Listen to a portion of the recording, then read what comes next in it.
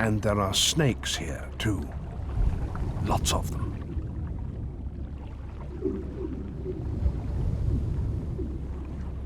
These are banded sea kraits. They lay their eggs on land, but they hunt here in the water.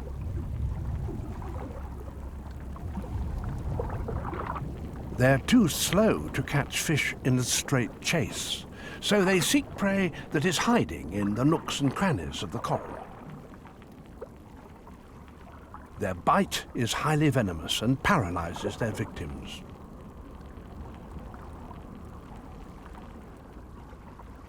And on this reef, the snakes do not hunt alone.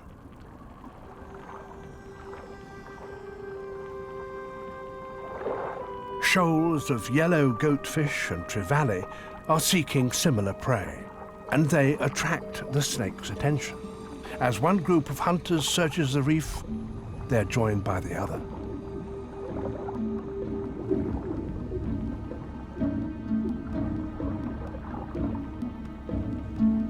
At least 30 snakes have now joined the caravan.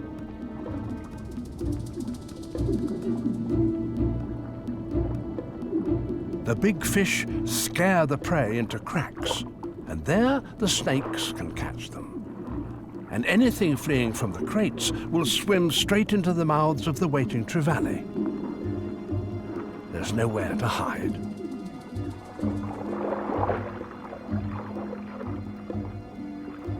As the raiders scour the reef, more and more snakes join the hunt.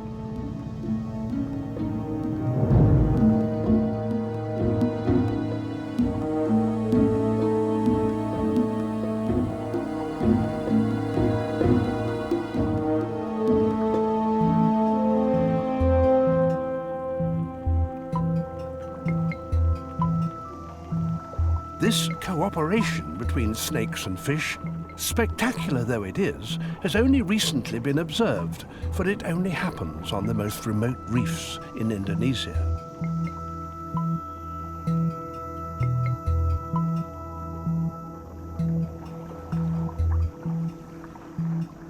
Perhaps such hunting alliances were once a common sight, but today no more than 6% of Indonesia's reefs are in their pristine state.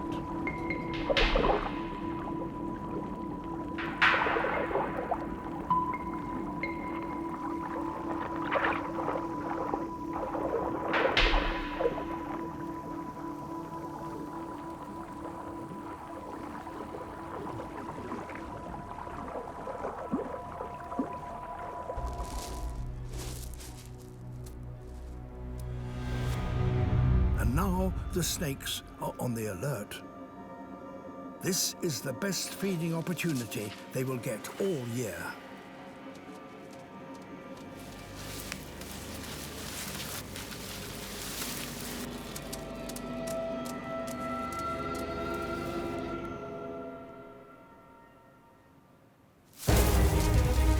On flat ground, a baby iguana can outrun a racer snake. But others are waiting in ambush.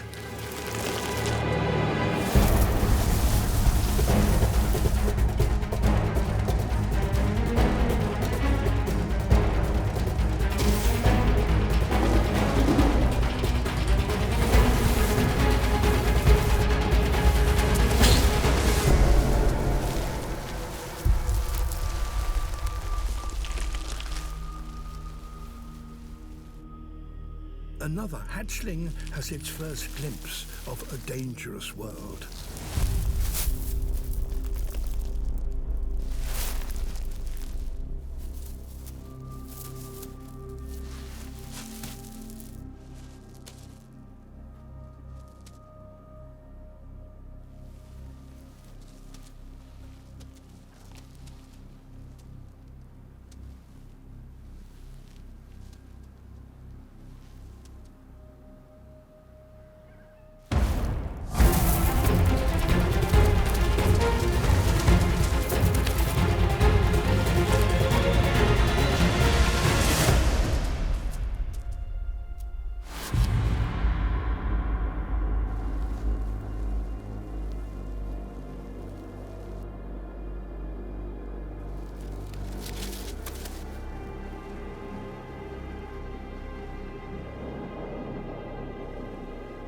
A snake's eyes aren't very good, but they can detect movement.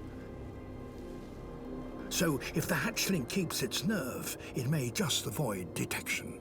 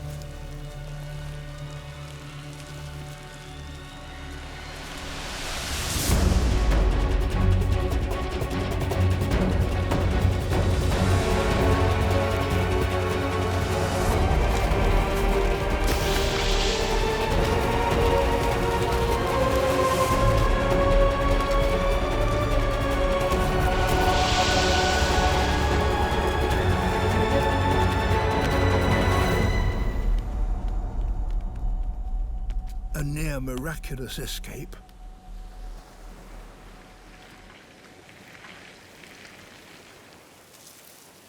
The lucky survivors could begin learning the unique way of life demanded by this hostile island. Wolves. These in northern Canada are the largest and most powerful in the world, and they're setting out to hunt. The pack is 25 strong, a sign that the prey they're seeking is formidable.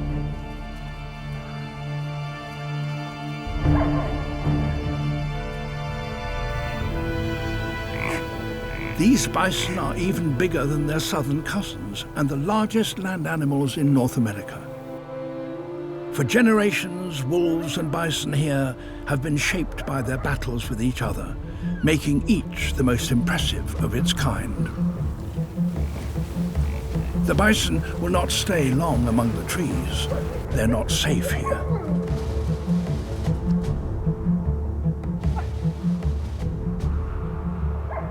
The wolves are closing in, but their chance of ambushing the bison in the woods has passed. Their prey are now in the open and grouped together for safety. The wolves will need to work as a team if they're to make a kill. They circle the herd, trying to unsettle it and split it up. But the bison are armed and dangerous. They will be safe as long as they stick together.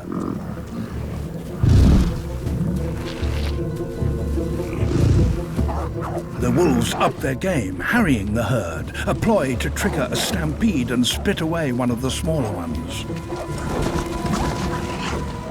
The bison form a defensive circle around their young, horns pointing outwards.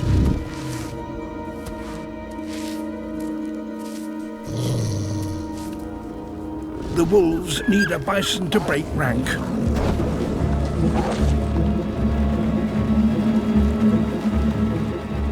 But the tables are turning, and now the wolves have to retreat.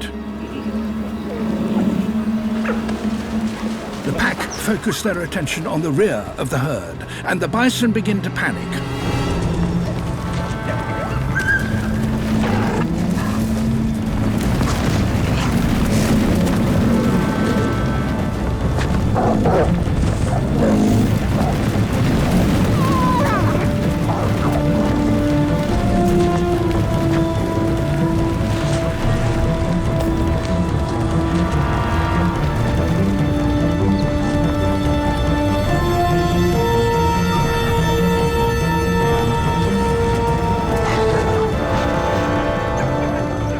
A young bison falls behind.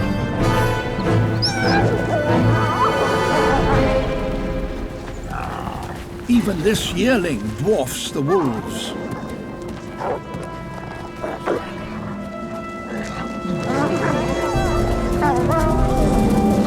Running head down, the herd's only thought is escape.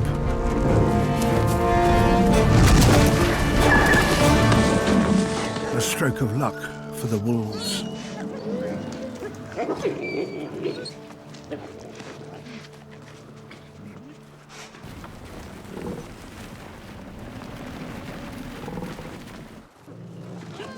The kill will feed the pack for several days, but then they will have to resume the chase. Their cover blown, escape seems impossible.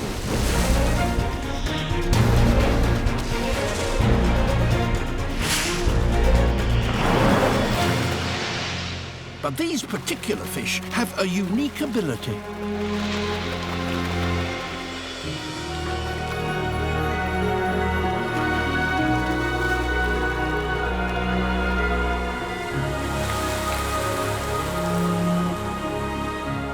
They're flying fish.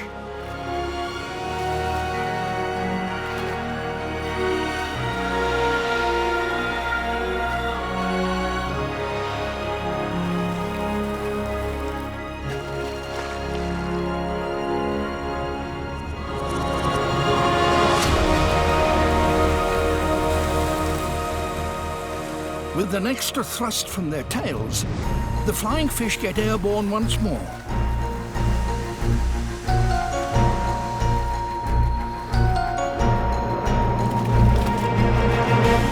With a good wind, they can glide for hundreds of meters.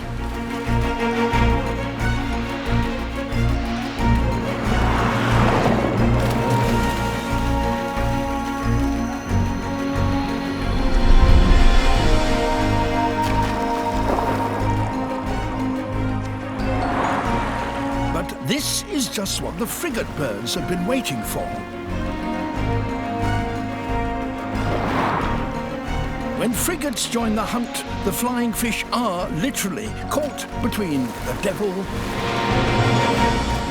and the deep blue sea.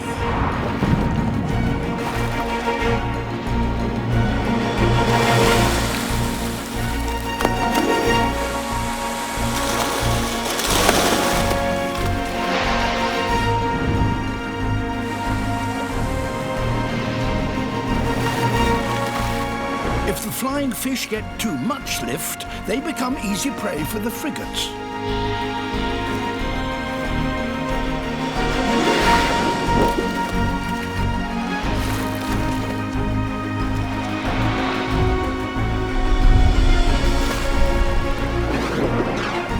If they dive to evade attack from above,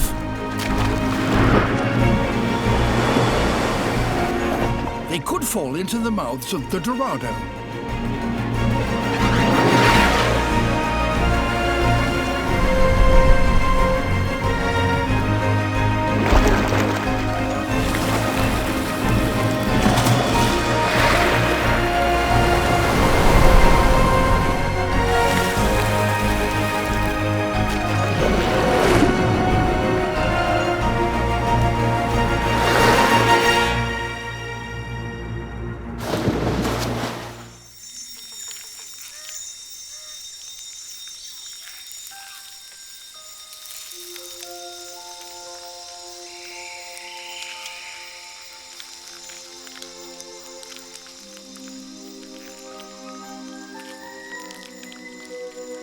This peculiar, almost alien scene is in fact the emergence of a brood of orchid mantids from their egg case.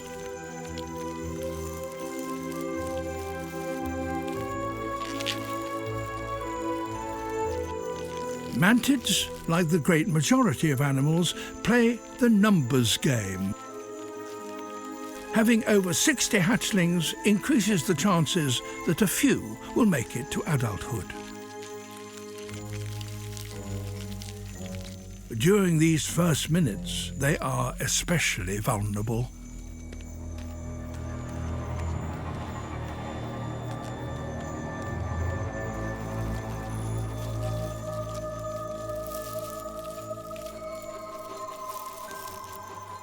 They must quickly hide away and wait for their soft bodies to harden.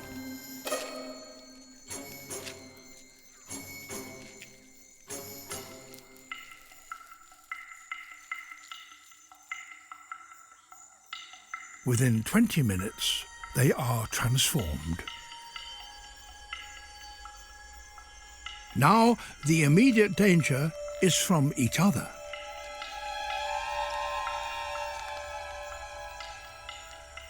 Mantids will eat anything that moves, including other mantids.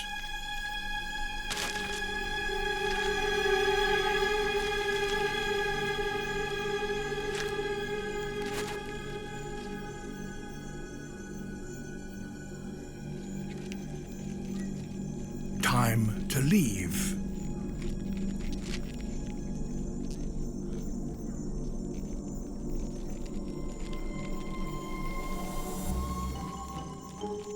This tiny insect is now open to attack from predators lurking in the undergrowth.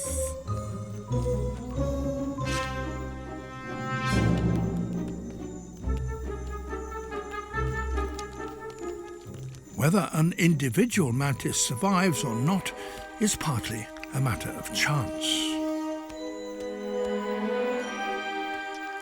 Whether it's spotted by a predator,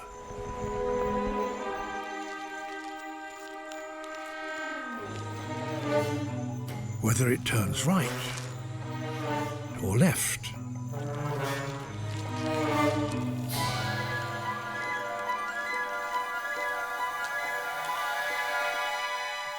So far, its luck has held. But this hungry jumping spider is still in pursuit.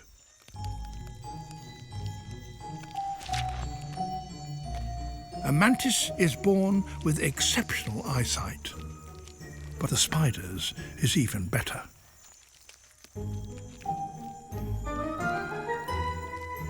Although this young mantis can't yet fly, its long forelegs, evolved to catch prey, give it reach.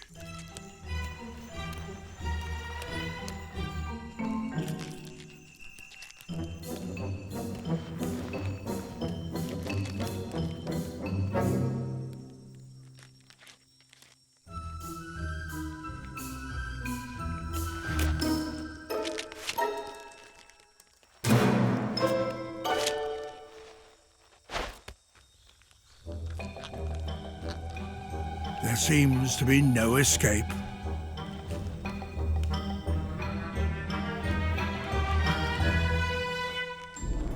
But this mantis has a surprising line in self-defense. Kung Fu, praying mantis style.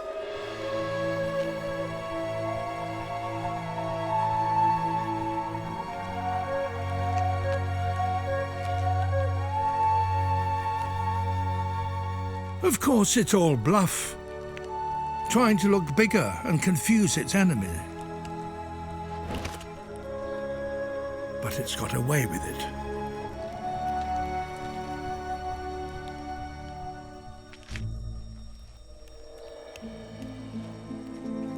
Just staying alive for its first few hours is a significant accomplishment for a newly hatched insect. But there's still a long way to go. With a bit of luck, in 2 months' time, it will be as big and beautiful as this orchid mantid.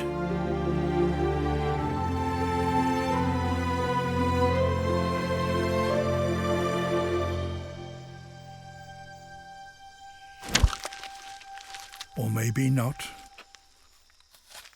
After all, mantids are cannibals.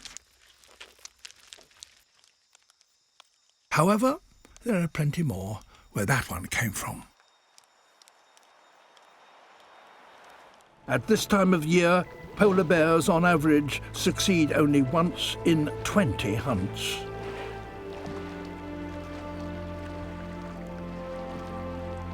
If the hunter is skinny, like this one, that may not be often enough.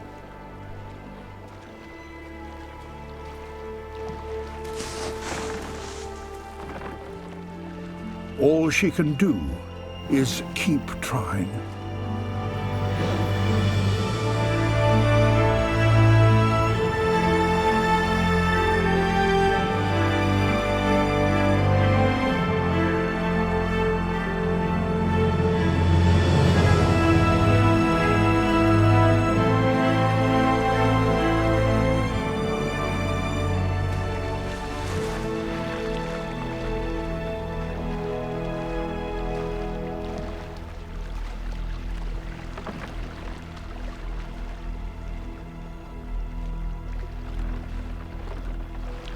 To prevent her scent betraying her, she makes a wide sweep to get downwind of the seal.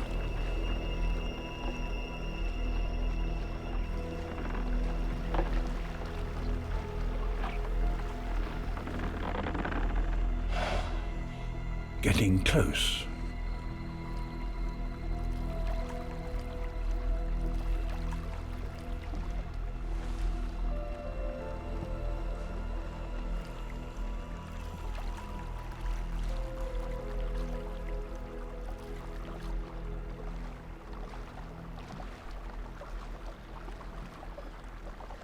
She's now right behind the seal.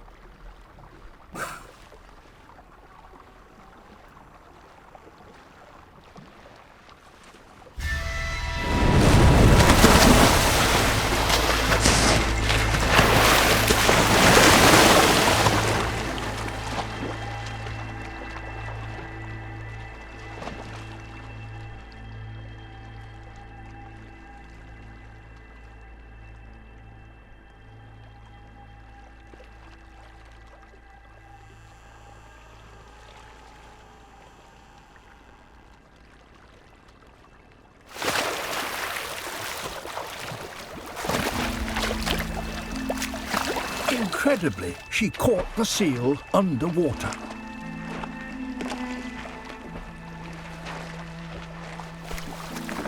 It's only small, but even so, its blubber alone will contain 100,000 calories, enough to sustain this bear for a week.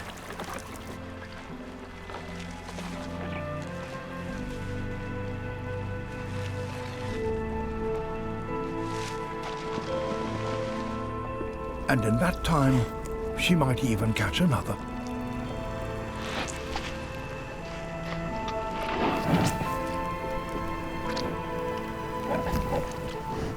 But this can't go on forever.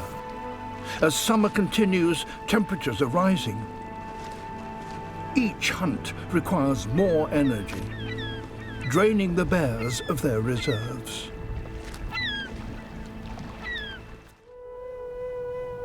Kenya, famous for its big cats, the supreme hunters.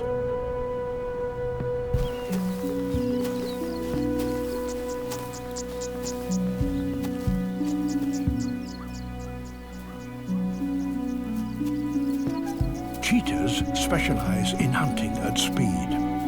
Though fast, they're fragile creatures built to sprint after small prey. They don't have the strength or weight of a lion to bring down larger animals.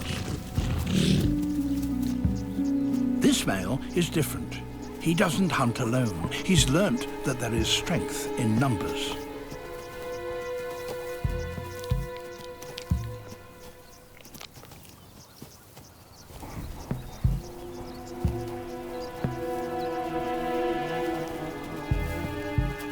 But here, there are not just 2, but 3 cheetahs.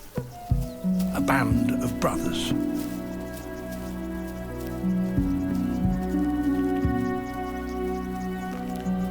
They have changed their tactics, and by doing so, have taken their prey by surprise. They have learnt that, working together, they can bring down large prey.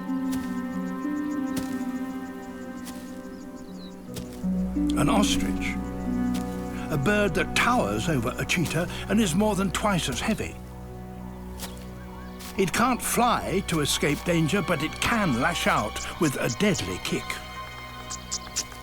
A female, unaware as yet of any danger.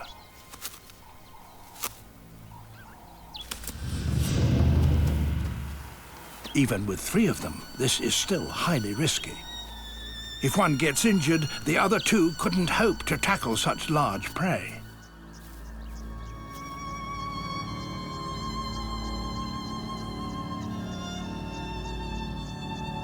On the other hand, if they get it right, the rewards are huge.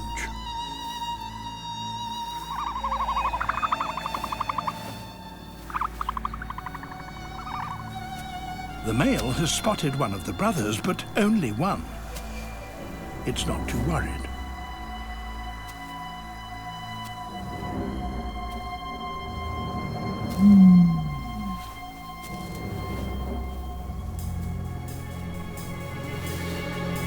Then suddenly there are 3.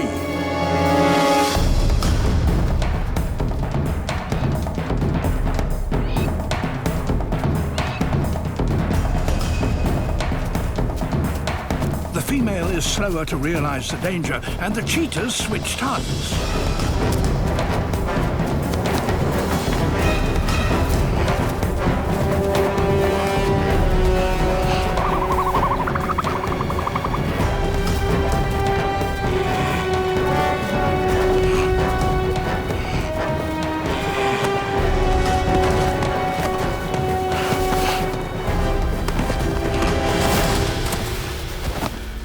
It takes the combined effort and weight of all 3 brothers to bring down this powerful bird. Even now, the ostrich could land a fatal kick.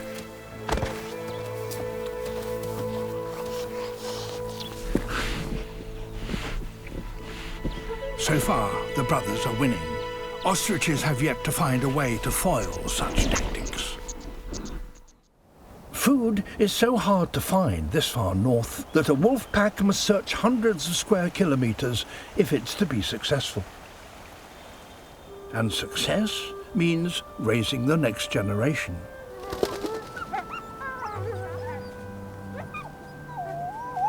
To do that here, the wolves must work together. So the young are raised not only by their parents, but by their aunts and uncles as well.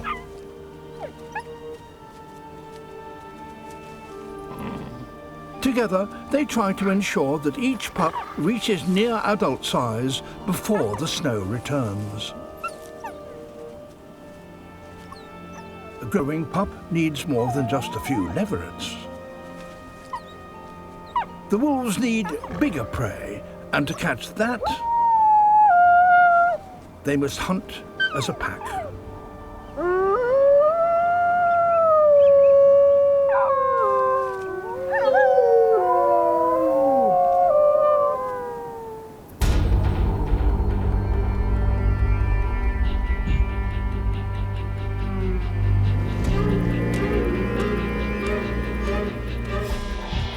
Adult hares may be easy to spot, but they're far from easy to catch. They run at 60 kilometers an hour.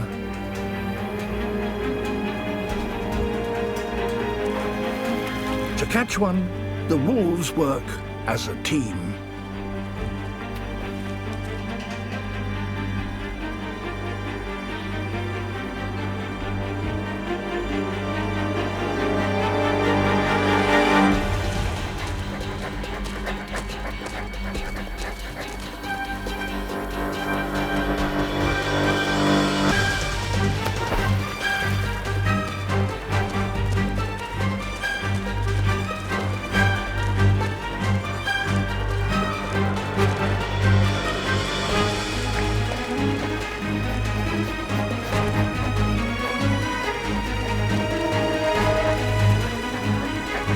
One of them gets close enough to bite the hare's tail. But a hare can change direction in an instant.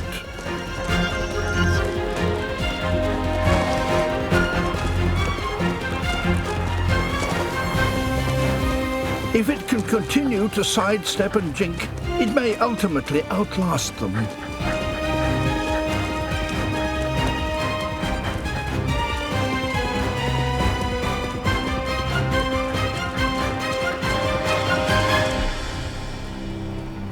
Finally, it gets away.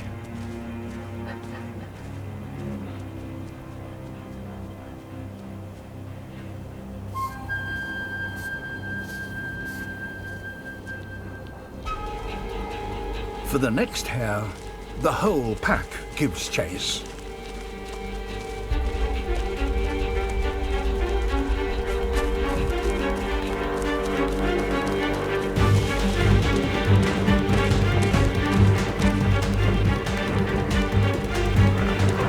Now numbers count.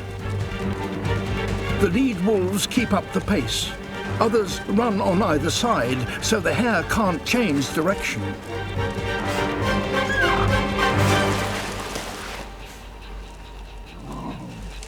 A tiny meal for the whole pack. Even when more sea lions arrive, they can't seem to break down the sardines' coordinated defenses.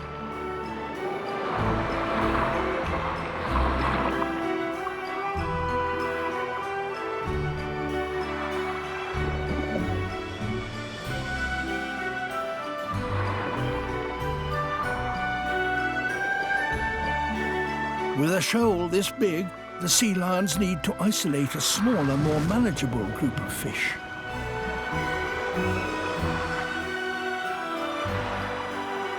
But with so few predators, the fish still have the advantage.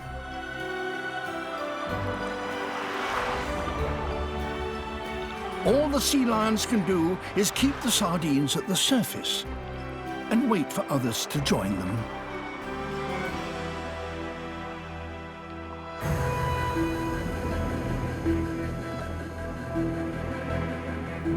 Tuna.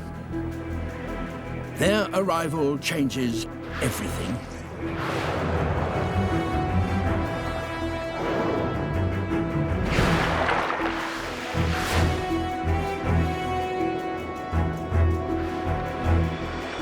Tuna attack from below, cutting off the sardines' escape route down to deeper water.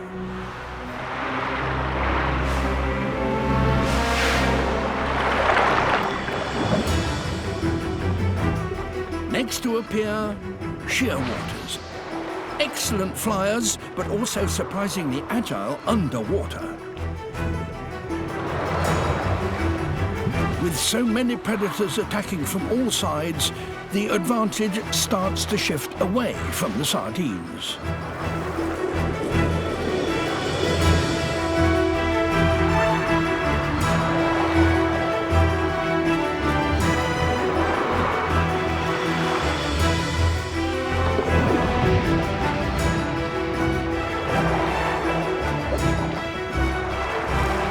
As the fish pack ever tighter, their shoaling strategy now makes it easier for the hunters.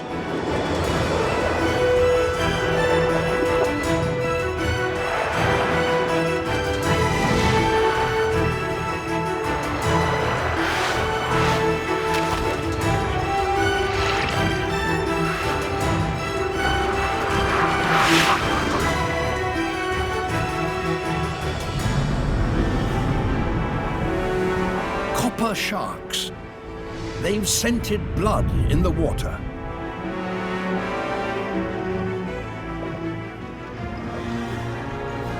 Surprisingly, perhaps, the predators never attack one another.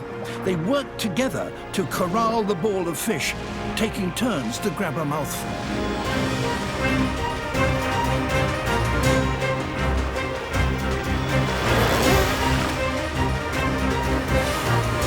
Common dolphins. As the shoal gets ever smaller, each sardine scrambles desperately to hide in the middle. But now there's no escape.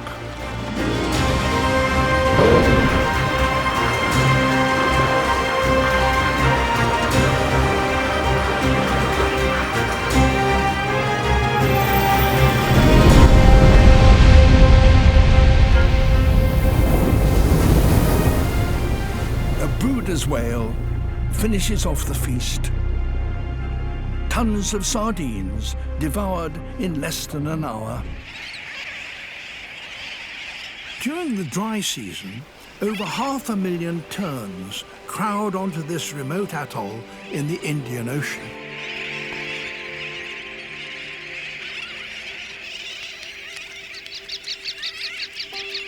Their chicks are still in their dark juvenile plumage.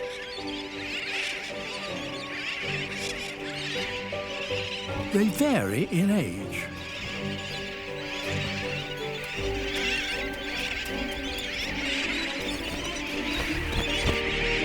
Whilst the more advanced chicks take to the air,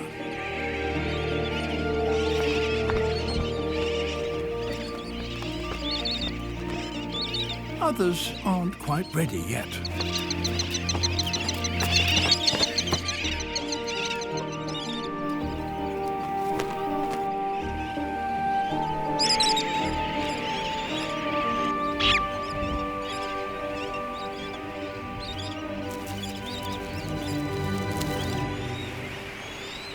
Those just starting to learn to fly use the shallow lagoon that occupies the center of the atoll as their training ground. It's difficult for some of them to stay aloft for long.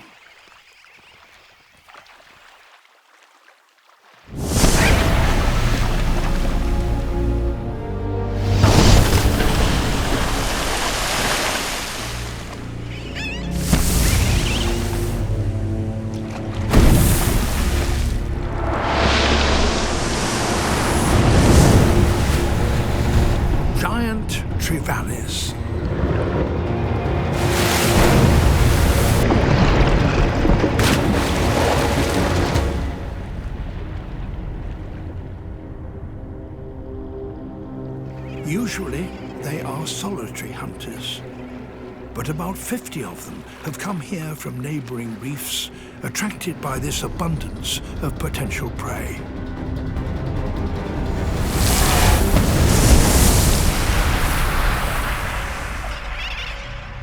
The fledglings stay out of the water if they can. They even drink on the wing.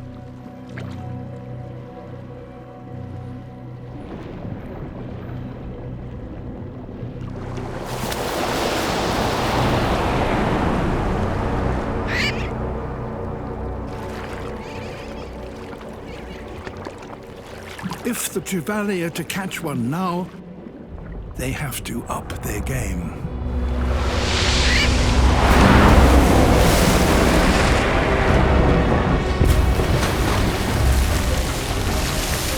So there is a fish here that, amazingly, has a brain capable of calculating the airspeed, altitude, and trajectory of a bird.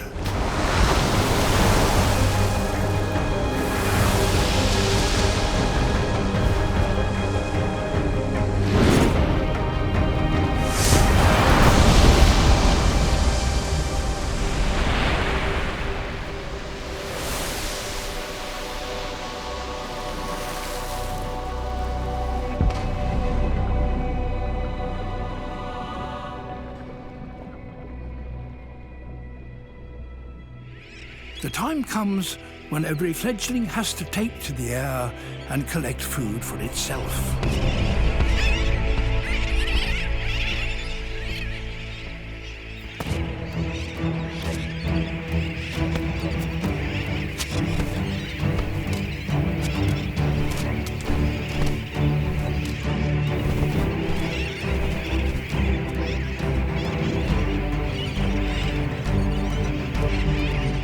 Their parents lead them to the training grounds.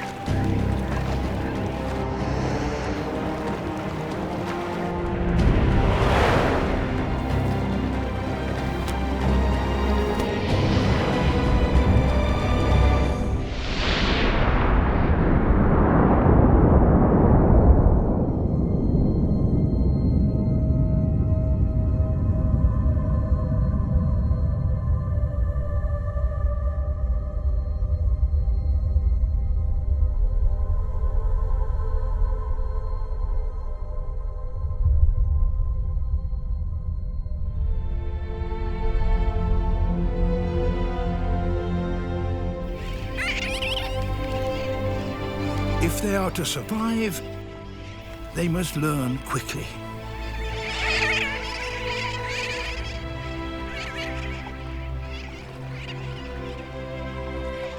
After a month of practicing over the lagoon, the youngsters start to leave and take their chances out over the open sea. But leopards are the most versatile of all the big cats, adept at finding cover in the most unpromising places.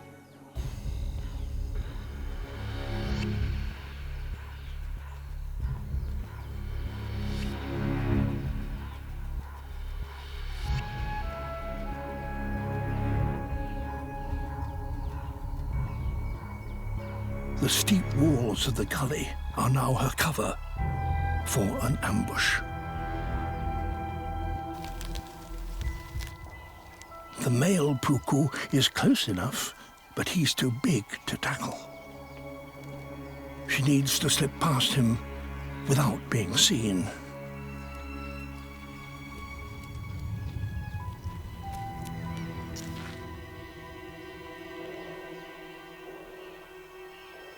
If he spots her, he'll blow her cover.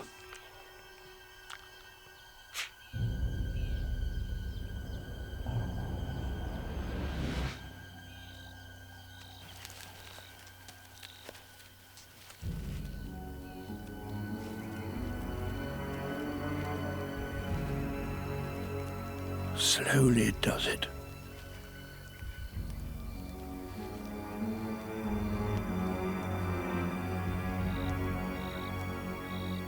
To succeed here, she needs to find prey grazing close to the edge, or better still, in the gully itself.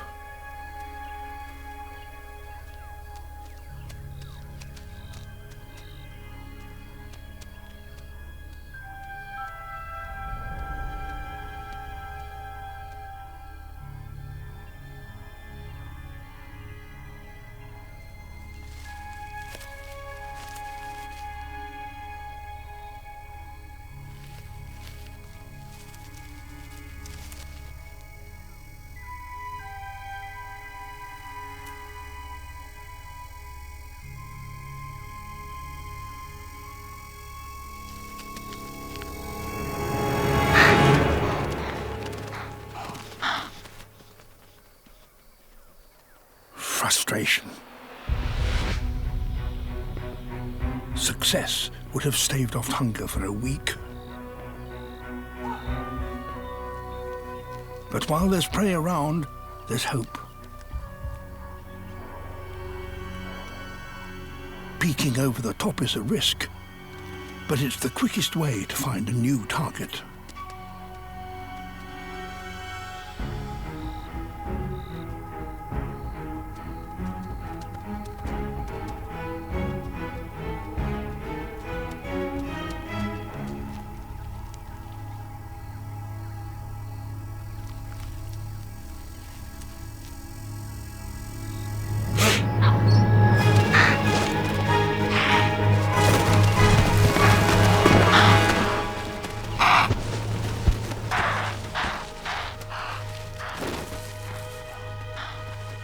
A burst of speed of 65 kilometers an hour, and it's all over in less than 6 seconds.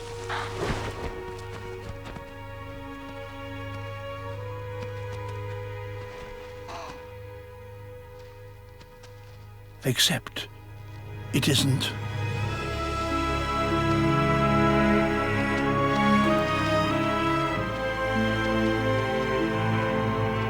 Dazed and disorientated, the impala makes a miraculous escape. The Namib Desert, one of the most exposed places on Earth.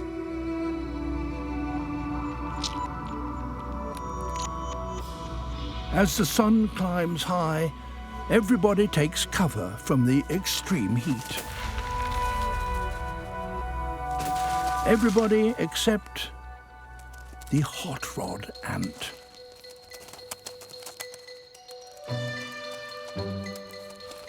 As others take refuge, their day is just beginning. Cleaning out the nest.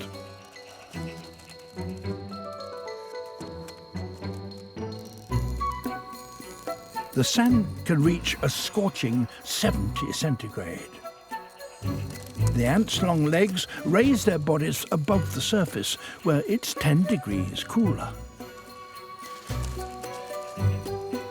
But if they stand still, they will fry.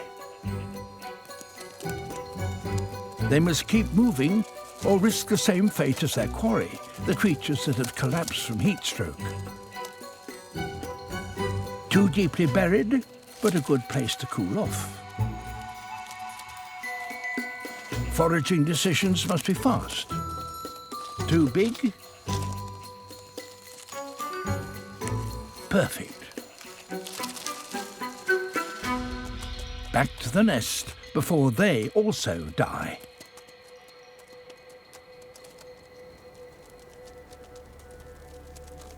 But they've strayed into a minefield.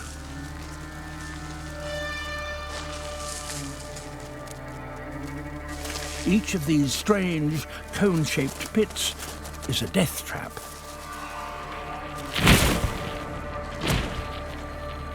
With a brutal predator at its center.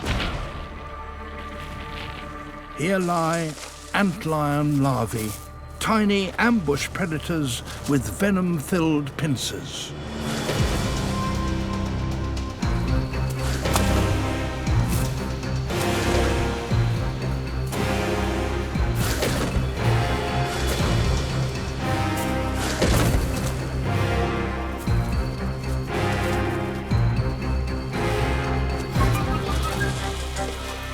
Some ants manage to escape, but the antlion has other tricks. Flinging sand into the air, it creates an avalanche.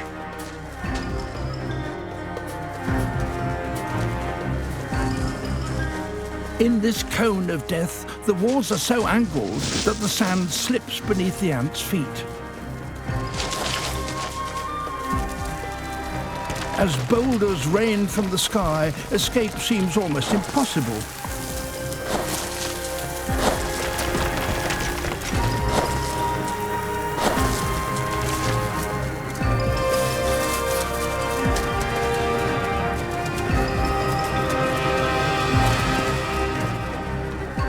Phew.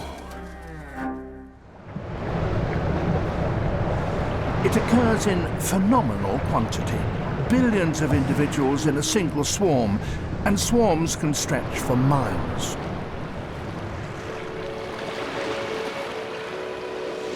Fur seals also collect this rich, superabundant food.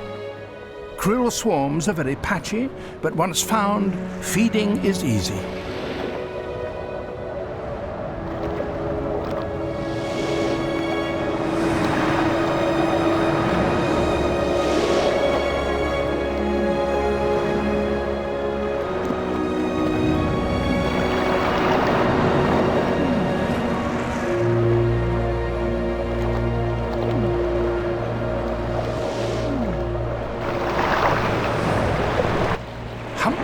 Engulf hundreds of thousands of them in a single gargantuan mouthful.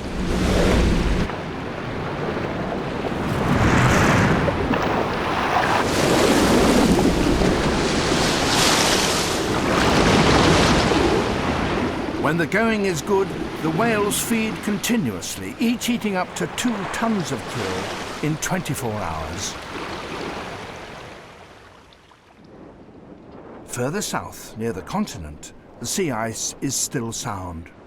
Here, where the ice remains for most of the summer, emperor penguins make their home. These have been feeding out at sea and are now ready to make their way back to the colony to feed their chicks.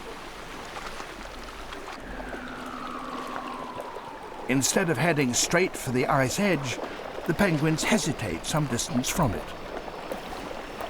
They're nervous.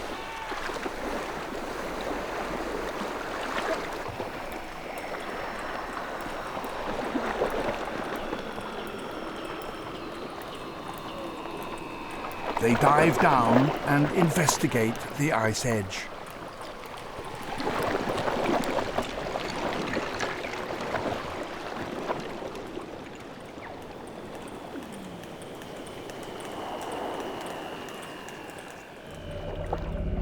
and for good reason.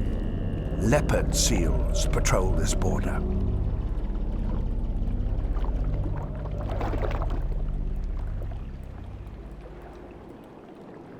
Leopard seals are the Antarctic's equivalent of polar bears.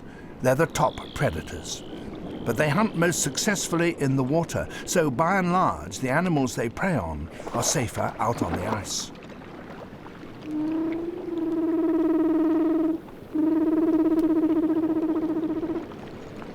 They have a lazy grace that belies their ferocious nature.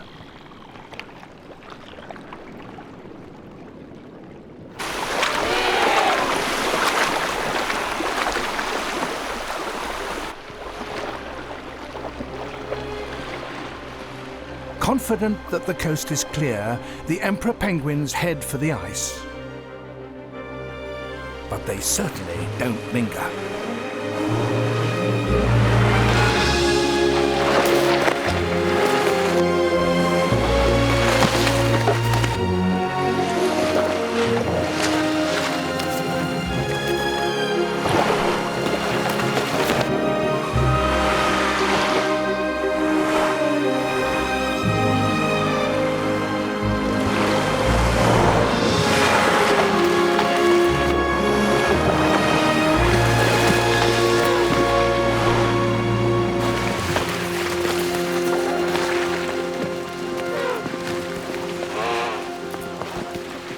Now they have a long walk back to the colony.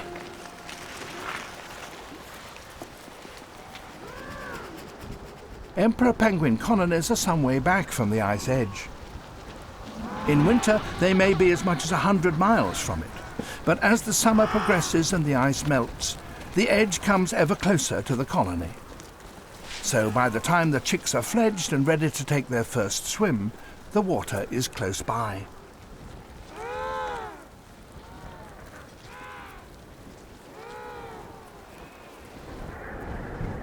This colony is in the lee of a headland, and that prevents the ice from being broken up by ocean currents.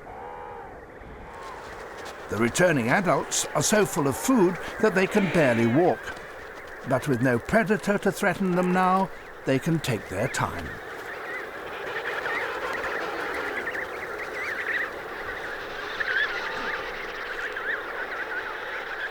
Somehow, in this melee of 60,000 or so penguins, a parent has to find its chick.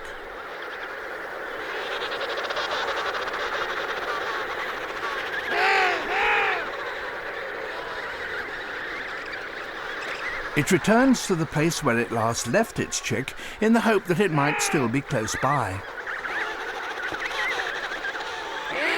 But chicks tend to wander, so the adult has to call to it.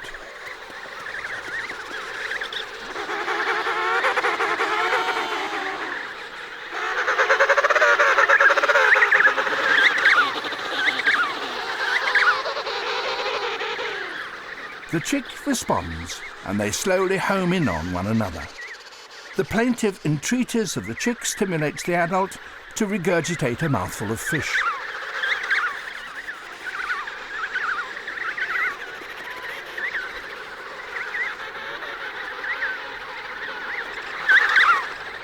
With the return of one parent, the other is free to go to sea to feed for itself.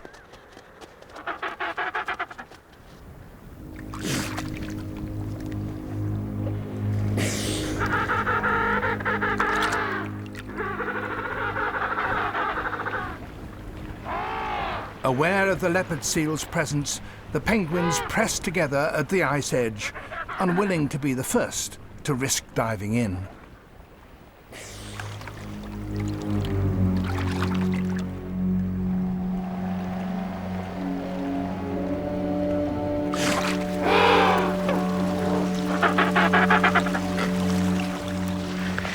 Occasionally, the seal comes out onto the ice and attempts to grab one.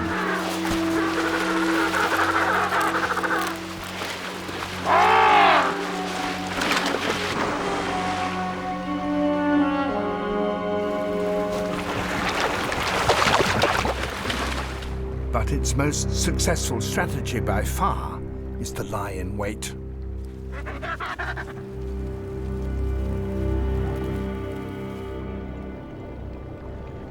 It hides behind a corner of ice.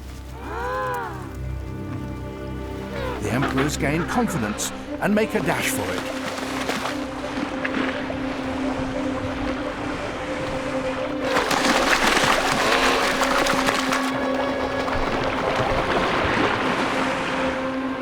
The first wave of penguins escape. Once in open water, they will be safe.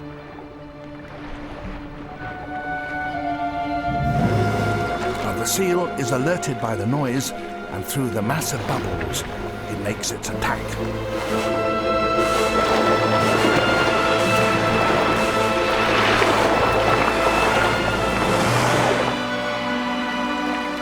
Almost invariably, it makes a kill.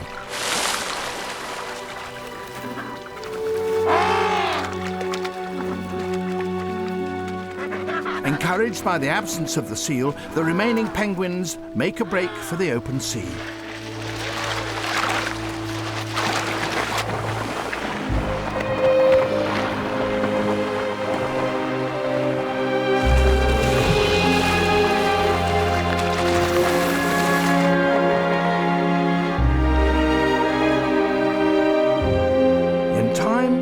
Chicks will fledge, and when the Antarctic autumn is near its end, these adults will walk across the newly formed ice to endure yet another winter on the frozen sea.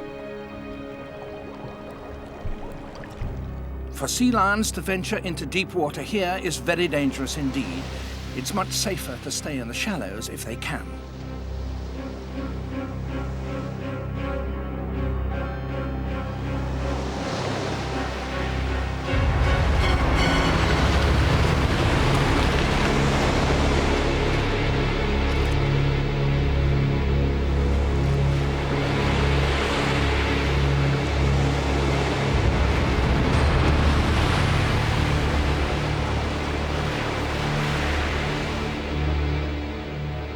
In one or two places, channels enable the whales to get really close to the beach.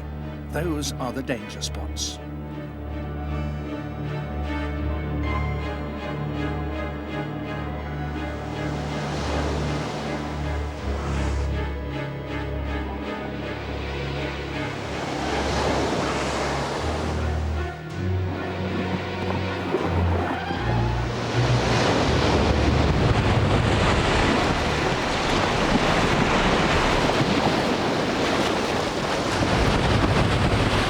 To get off the beach, the killer has to thrash its body.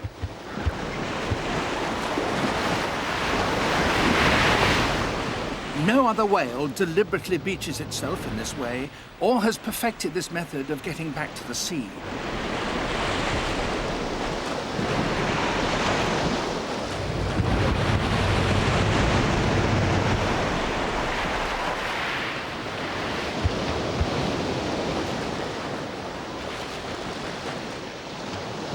As long as the sea lions stay well up the beach, you might think they would be safe. But the hungry whales are very daring.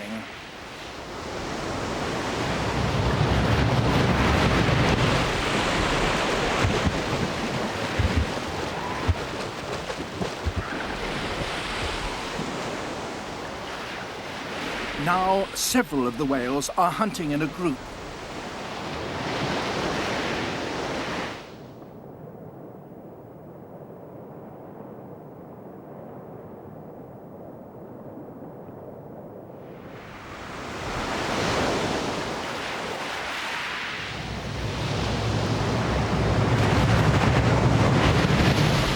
That sea lion was keeping just ahead of one of the whales, but was caught by another it probably hadn't seen.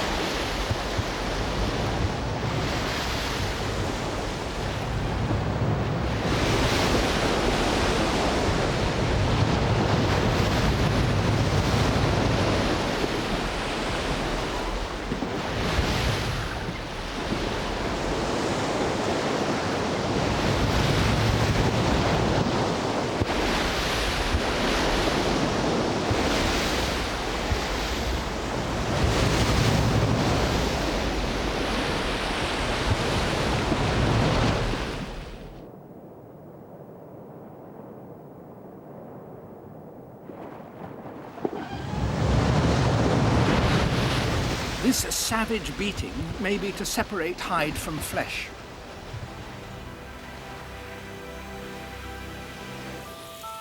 The army ant. This may look like a ball of 1 million individuals, but make no mistake, the colony acts as one. A superorganism with a sensory system of 2 million antennae. A skeleton made from the living bodies of workers. A defense system of soldier ants, ready to act at any sign of danger. A digestive system processing piles of food deep inside. Even a coordinated system for dealing with all the waste. These are insects that, by working together, transcend individual size.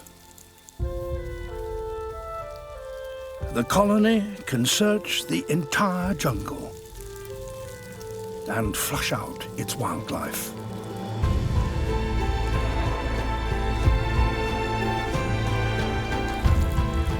Each day, it sends out a silent probe into the forest in quest of food.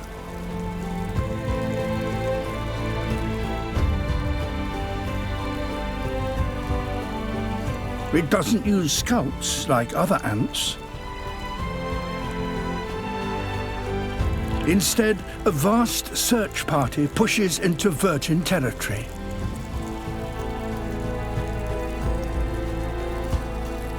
Seeking out the signs of anything alive.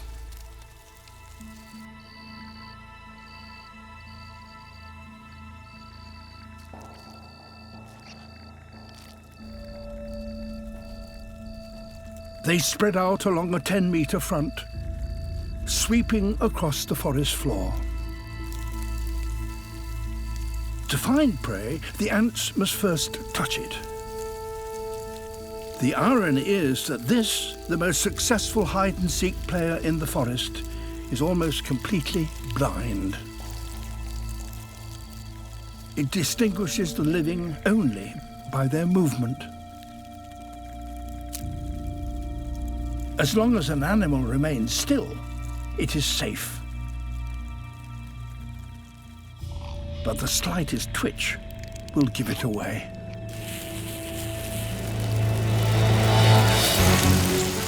Within seconds, the prey is pinned down. Within minutes, it's torn apart at its joints. The more the prey struggles, the more the ants engage.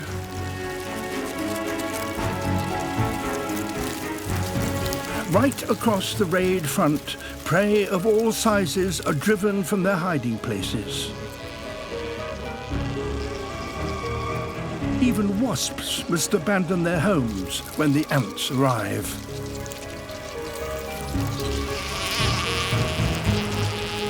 Everything alive in the path of the raiders, overwhelmed by sheer numbers.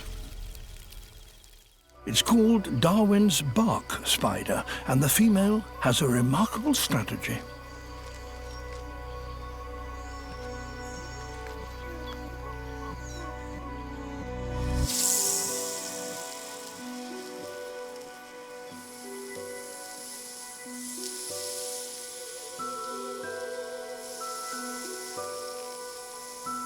Like a real-life spider woman, she sprays strands of silk in one long, continuous flow. The threads fan out like a sail and drift on air currents blowing across the water. Every few seconds, she crimps the strands together to stop them spreading too widely. The breeze will do the rest, blowing the threads into a single line and a 25-meter bridge. Now she must reinforce her bridge because her web will hang from it.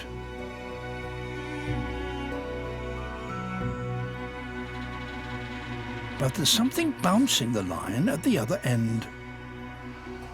Another Darwin spider is trying to take advantage of her hard work.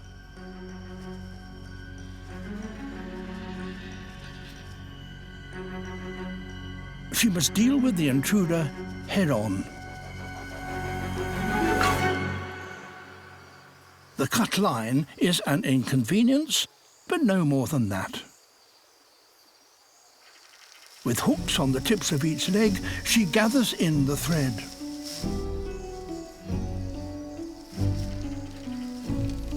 It won't go to waste, as she'll eat it later.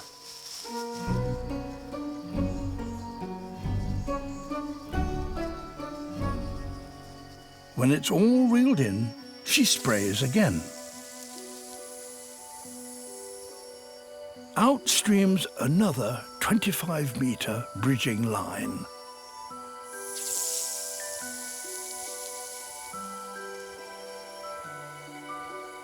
How a spider no bigger than a thumbnail can produce so much silk so quickly has baffled scientists. And it's no ordinary silk. It's the toughest natural fibre on the planet, tougher than steel. And it needs to be tough to span the wide river. With the bridge taut and the ground anchor in place, it's time to construct her trap.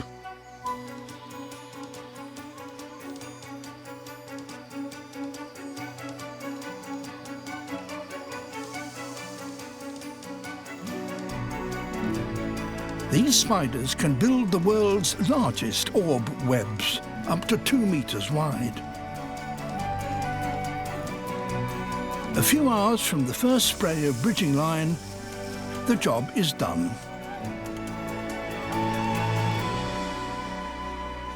Now her strategy is simple. Sit and wait.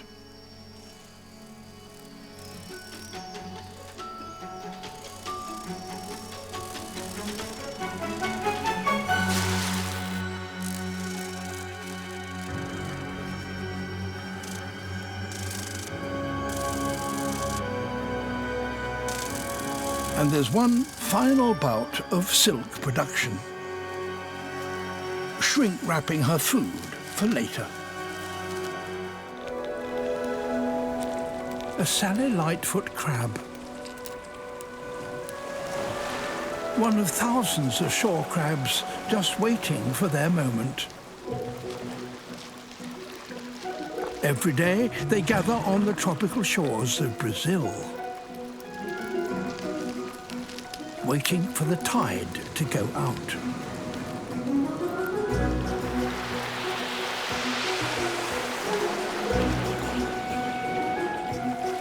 Which exposes their feeding grounds.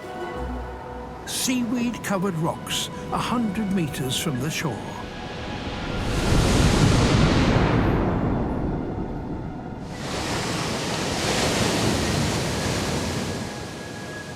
Getting there is a race against the tide.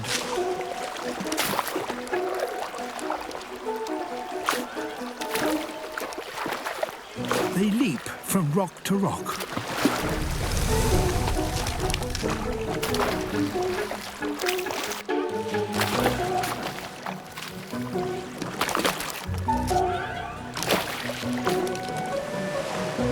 These crabs seem to be afraid of the water.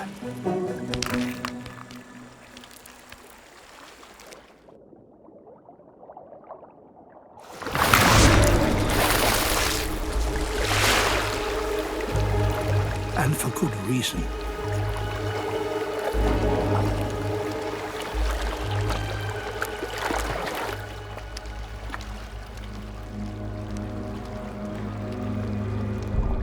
A moray eel.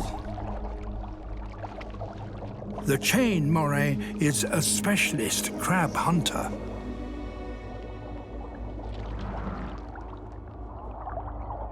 Its blunt teeth can easily grip and crush a crab's shell.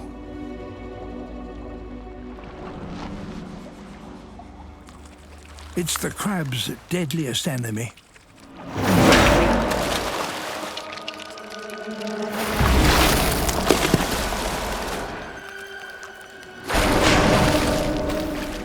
But the crab's feeding grounds are still a long way off.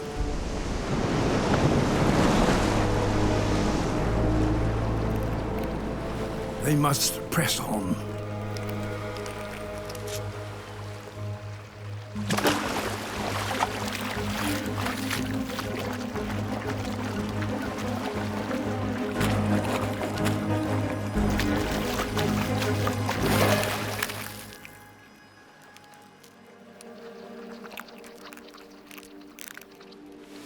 Halfway.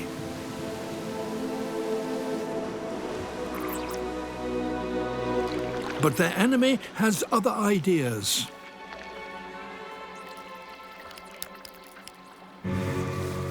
Crossing the land.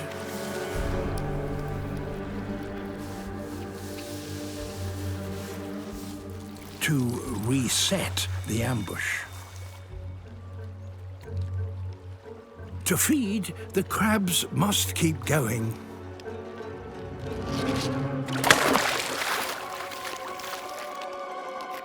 But nowhere is safe. An octopus, also a crab killer.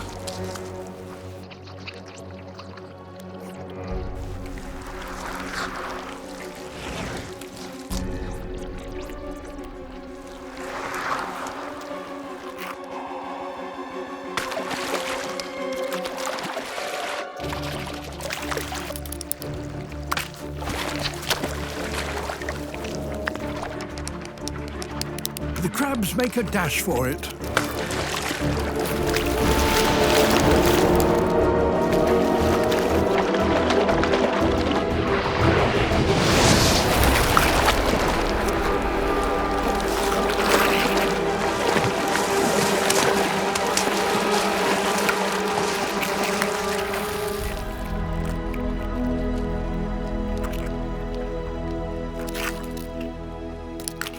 Made it.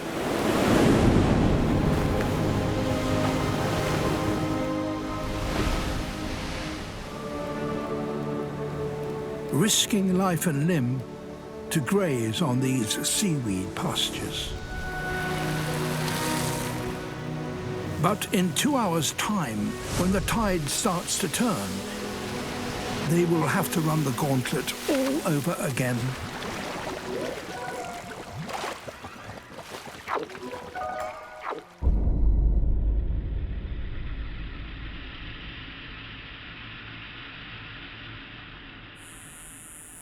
It's July in the deserts of Nevada in the western United States.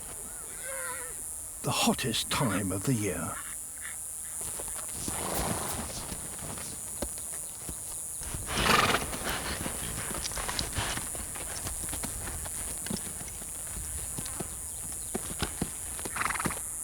Bands of wild horses, Mustang, are converging on one of the last remaining waterholes around.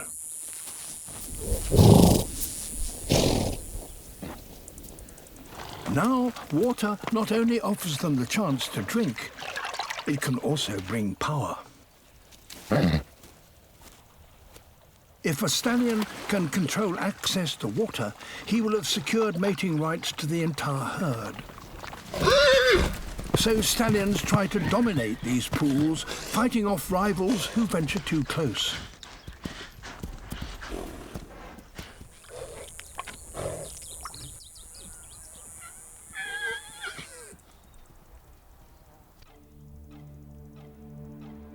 A stranger.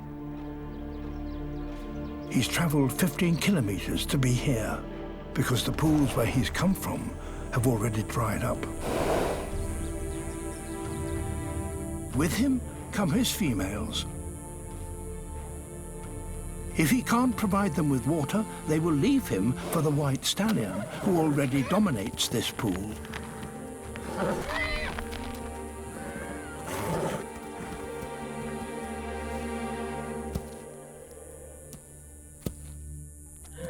So he will have to fight.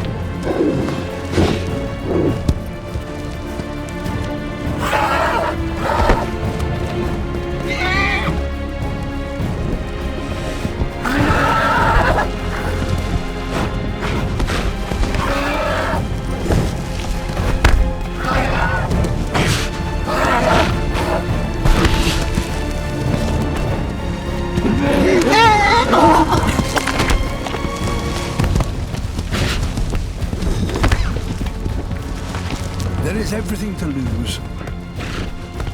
A broken leg or a shattered jaw would mean a slow and painful death.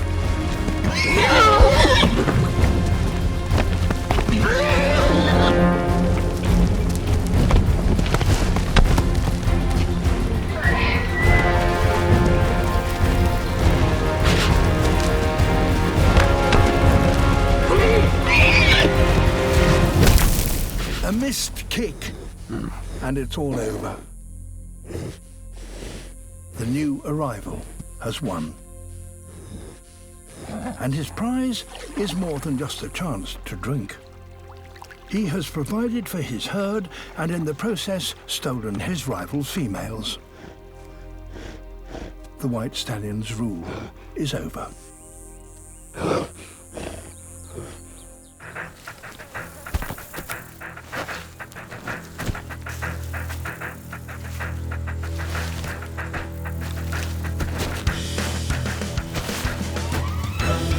These males are the troop leaders.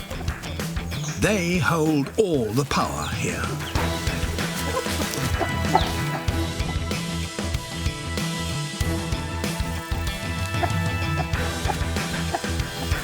Joining them is every young male's ambition. To be accepted into this elite is the path to privilege. But it's a dangerous journey.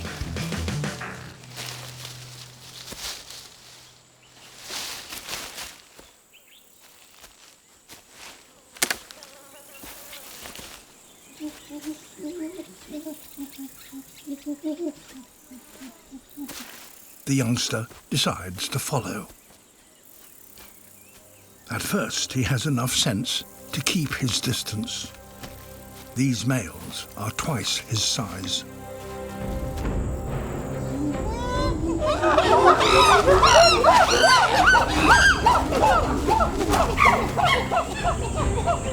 The low-ranking chimps retreat before the troop leaders arrive at the waterhole.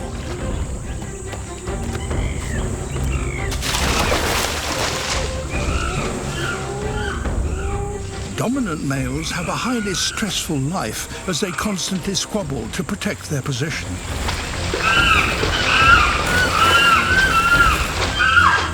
The youngster can't take his eyes off them.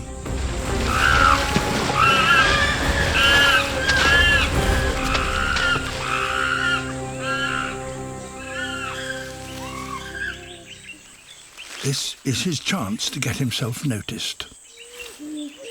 If he can impress even one of the big males with a show of strength, he might just be accepted into their ranks.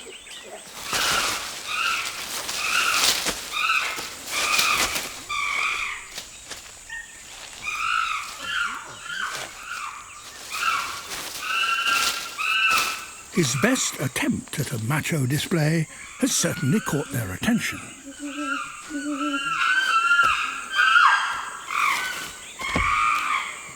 But they are not impressed.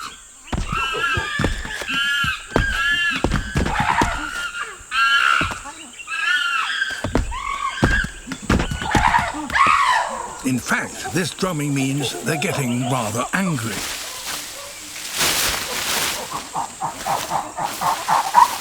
And they attack.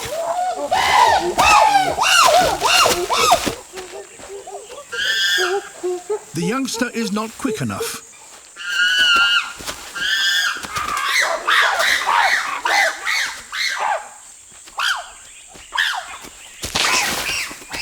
He gets a short, sharp lesson about how hard it can be to break into this close-knit gang.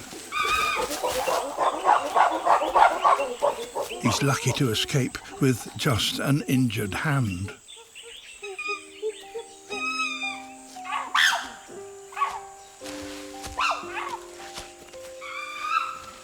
For the moment, he's neither big enough nor strong enough to be taken seriously by the troop leaders. Without status, he will never enjoy the privileges of the best food or the attention of females. Losing its fear of humans has enabled one animal to spread into cities everywhere and in huge numbers.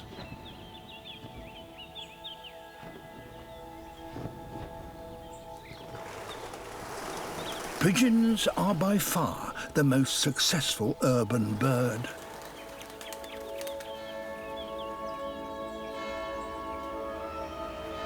Here in Albi in the south of France, the pigeons come to the river to bathe. They need to preen their flight feathers, clean off the city dust, and cool themselves down.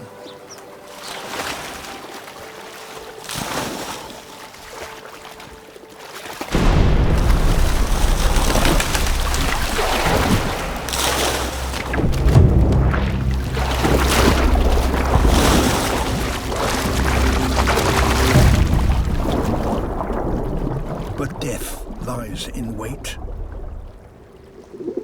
A predator that has taken advantage of the very thing that has led to the pigeon's success. Their lack of fear. As the pigeons bathe, oil from their plumage flows downstream and is detected.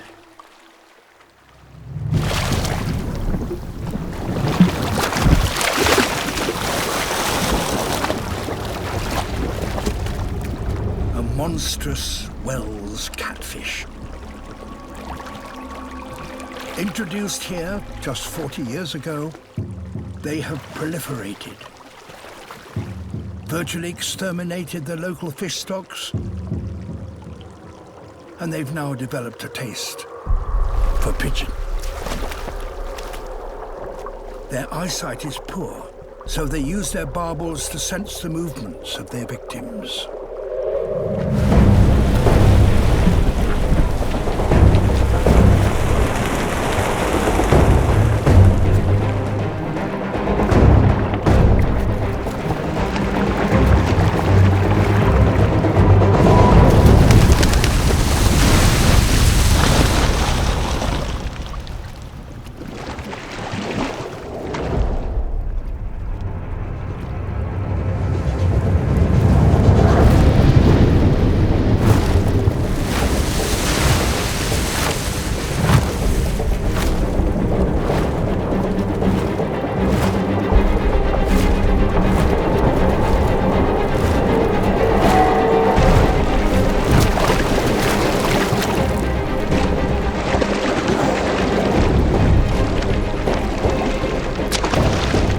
This is a radical new hunting strategy for what is normally a bottom-dwelling fish.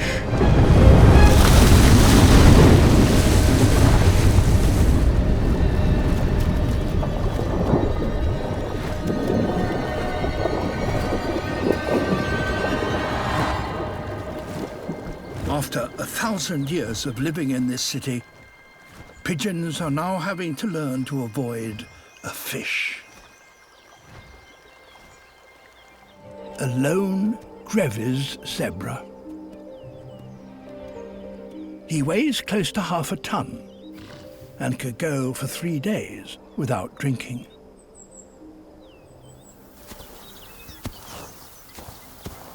Like the macaques, his forebears were refugees from the advancing Sahara.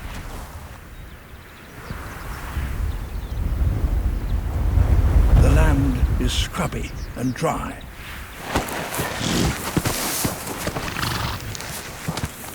But this stallion has claimed it as his own. He's been waiting months for visitors. Female visitors.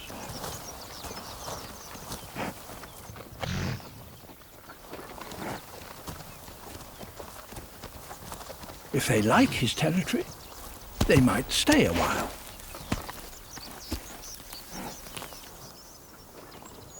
It's his first chance to mate for a very long time.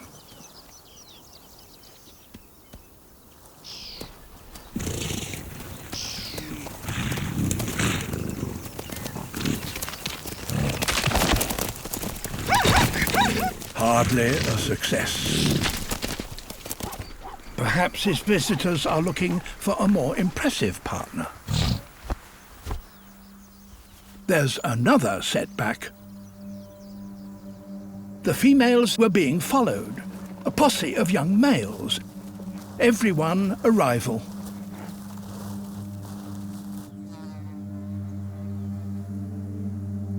It's time to separate the men from the boys.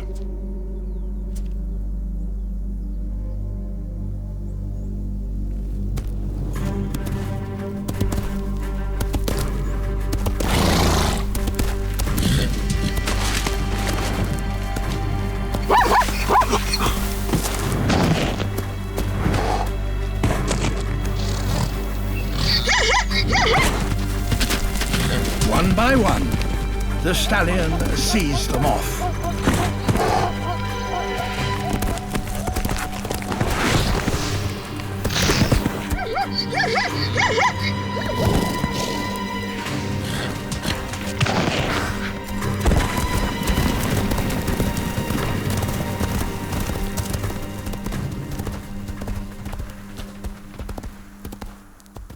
The females had ringside seats,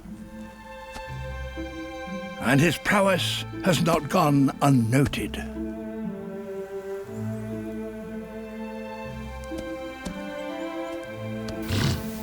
Machismo gives way to tenderness.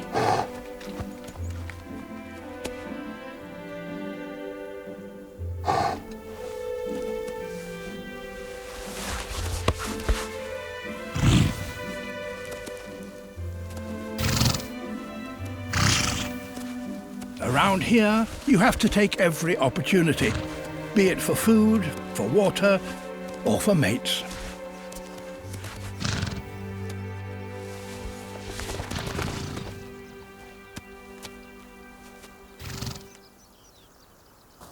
Female grevies are a fickle bunch. The herd have decided to move on. All of them.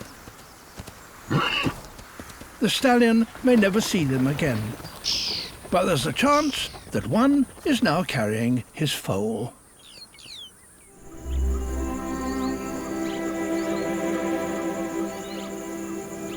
In a far corner of Southeast Asia lies the Coral Triangle, a cluster of the richest coral reefs in the world.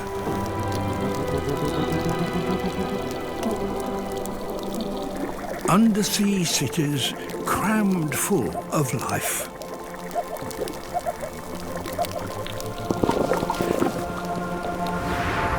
As in any crowded metropolis, there is fierce rivalry for space,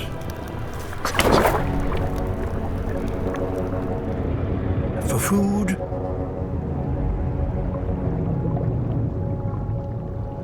and for a partner.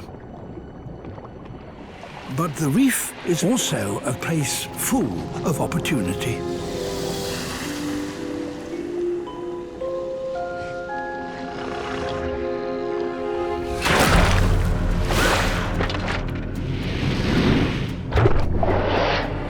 A cuttlefish.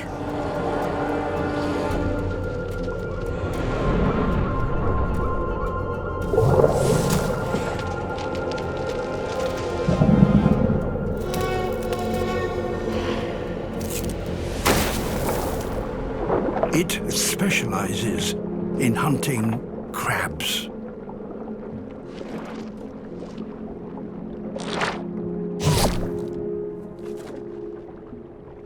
But a large crab is a dangerous quarry.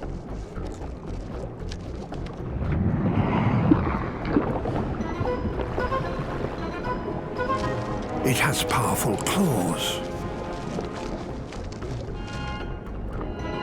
The cuttlefish, however, has a remarkable talent.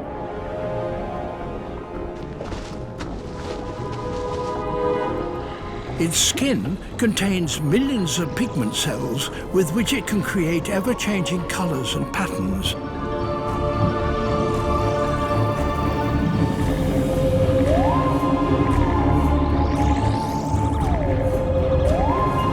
And that, apparently, hypnotizes the crab.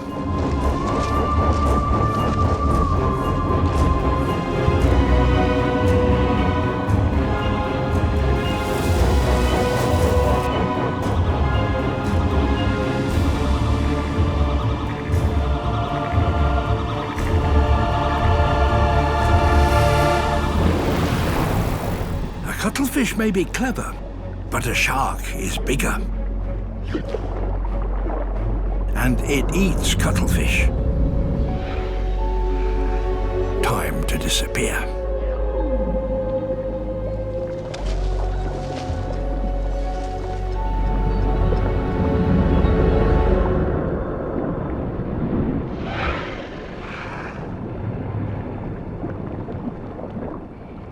Back to the hunt. A new target, but the same mesmerizing technique.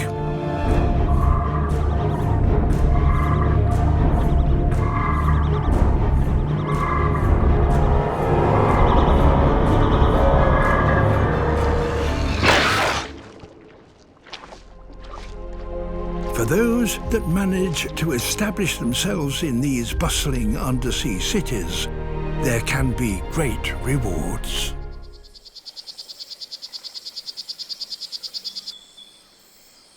This is a poison dart frog. Males raise their young in a very special way. A father will place each one of his tadpoles in its own tiny pool of water. This is one. Nice and safe. He might have up to 5 other tadpoles. But he needs to remember where he put each one of them. This one isn't doing so well. Its tiny puddle has all but dried out. The tadpole will die unless its father can find a better place for it. If dads are good for one thing, it's piggyback rides.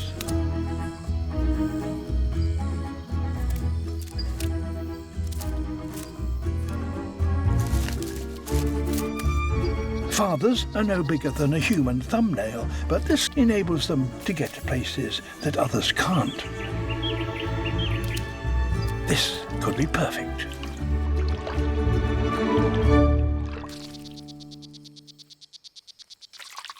The only problem is that there's no food here. Fathers need help.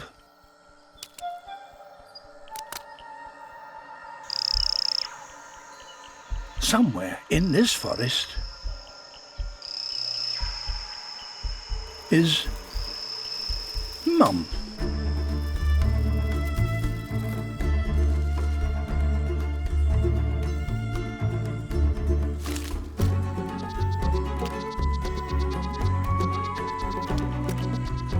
A female could do something a male cannot. But first, Dad must lead his partner to their hungry tadpole.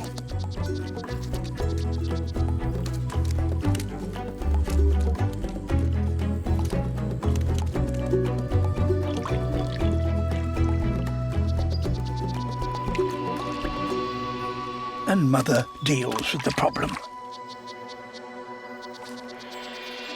She lays a single, unfertilized egg.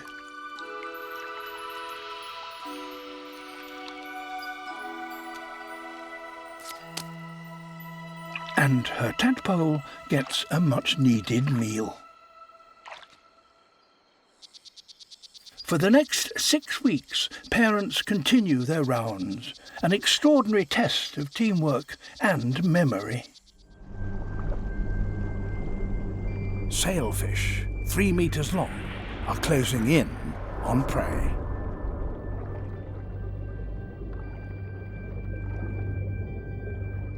They will only use just enough energy to make their kill, never wasting a fin stroke.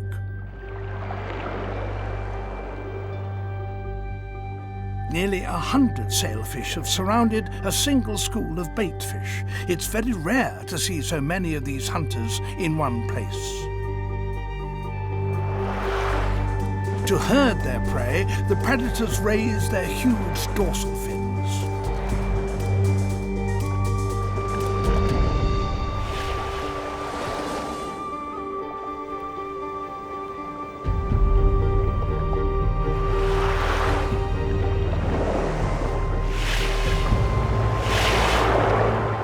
A mistimed strike by one sailfish could fatally damage another, but each continually changes its colour from blue to striped to black.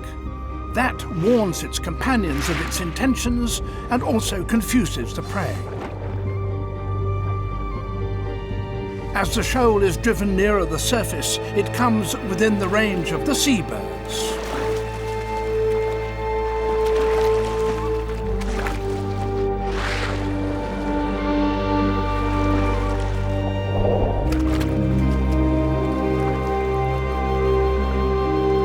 Out here in the open ocean, there is nowhere for the baitfish to hide.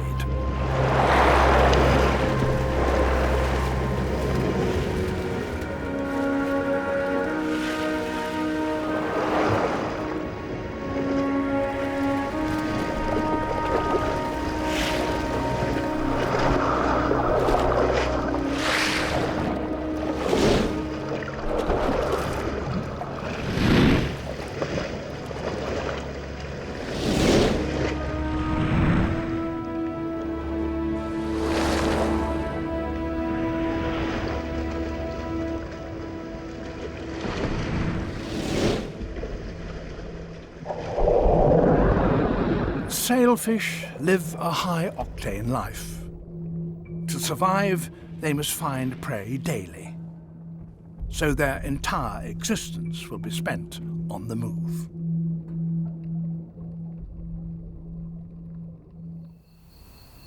And many animals here choose the simplest option of all. Staying hidden all day and only venturing out in the cool of the night.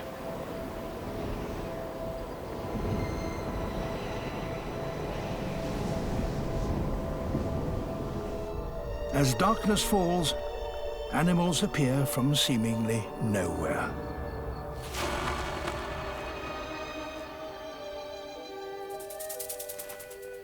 And among them, inevitably, are hunters.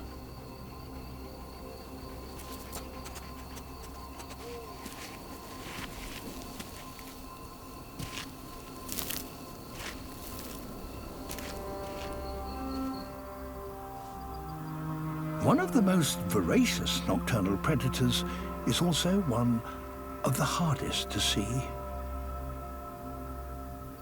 This mysterious creature hardly ever appears on the surface of the dunes.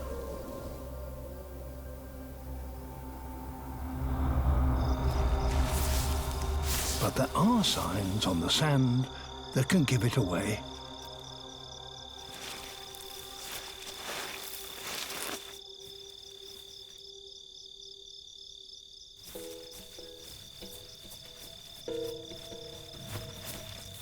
It lives only here, where the sand grains are so perfectly dry and polished that they flow almost like water. It's no bigger than a ping-pong ball. A golden mole. It's totally blind, but there's nothing to see underground anyway.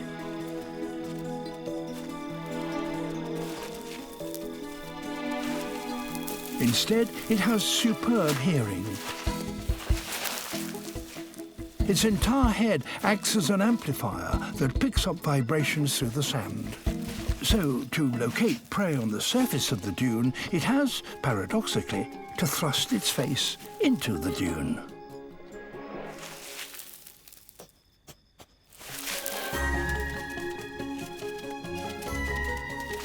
Termites. Not easy to catch when you're blind. Far better to go into stealth mode. Once below the sand, it can detect the slightest movement, allowing it to strike with pinpoint accuracy.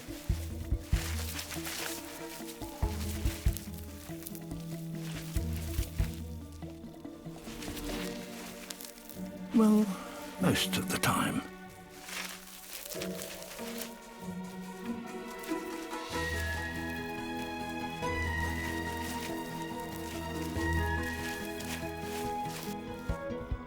It can travel 1 kilometre a night in search of its dinner.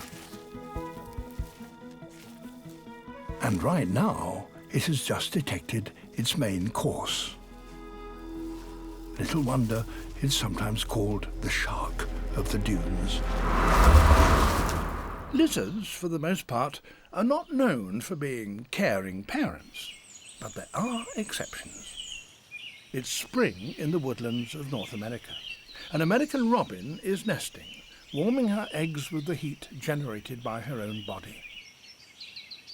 And below, on the forest floor, a 5-lined skink is warming her cold-blooded body by basking in the sunshine, so that she can do the same thing.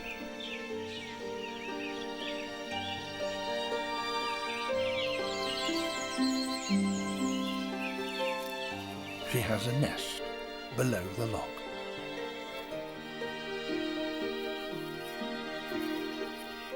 It can get quite chilly in these woodlands, and she warms her eggs by transferring to them the heat that she's collected from the sun.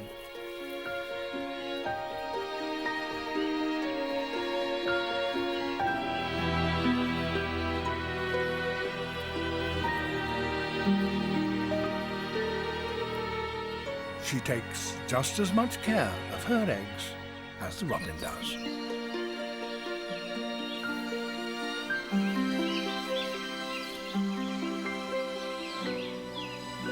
A month later, and her eggs are hatching.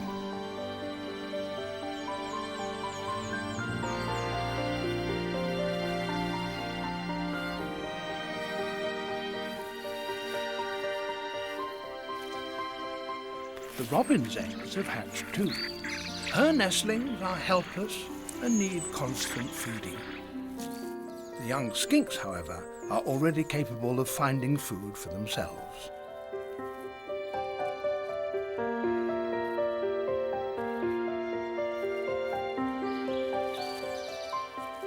Within a day or so, they've left their mother and are independently exploring the woodland floor for themselves.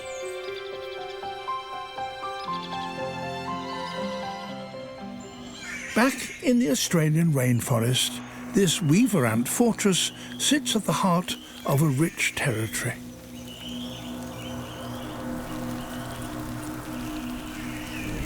Hunting parties go out to gather food to fuel their growing numbers.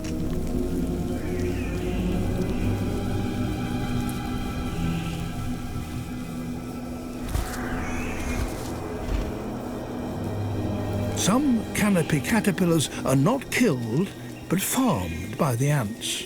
They exude a sugary secretion that the ants collect. In return, the ants mount a guard to protect the caterpillar wherever it goes.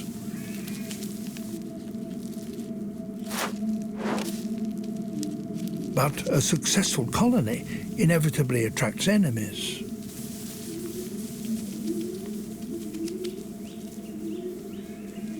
This jumping spider's body shape resembles that of an ant.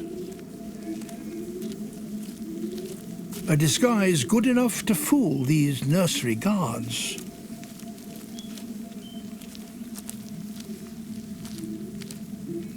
It's after one of the colony's most valuable assets, the grubs. In a colony numbering tens of thousands, a single grub is an insignificant loss.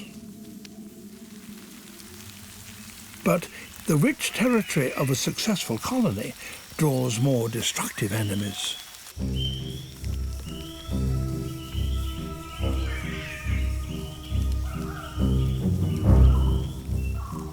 Raiders from a neighbouring weaver ant colony looking to expand their own empire.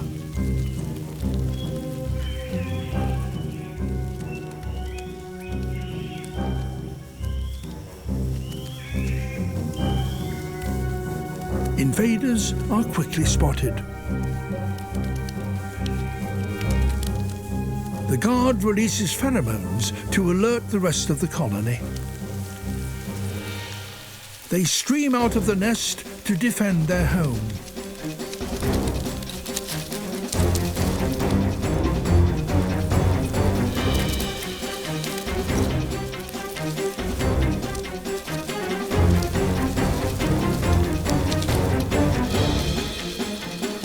If the home defences fail, the colony will be wiped out. Some of the defenders deploy their most potent weapon. They squirt formic acid.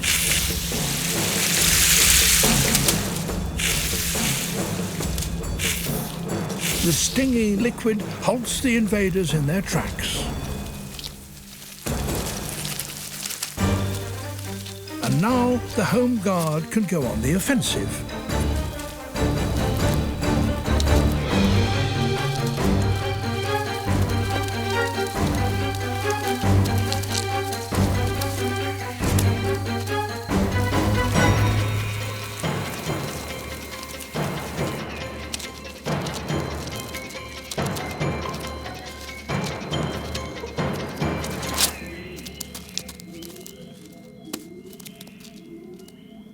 Home and territory are secure once again. A colony may lose many workers in defence of its home, but their sacrifice helps safeguard the next generation. It's now midsummer, and the sun is shining at full strength. The increasing warmth is the cue for an Atlantic lobster to start on a long journey. She spent the winter 250 meters down, far beyond the reach of the storms. But it was cold down there, and now she needs to find warmer water, so she's marching towards the shallows. They, however, are 150 kilometers away.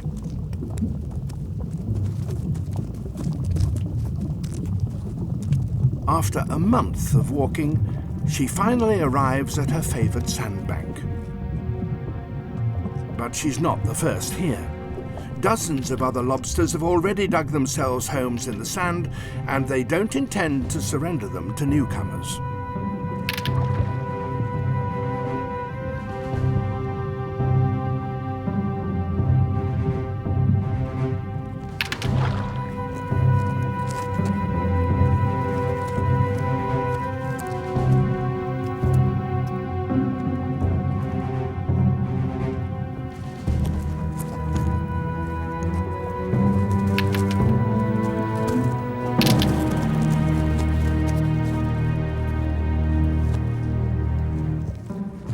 Size counts for everything in these battles.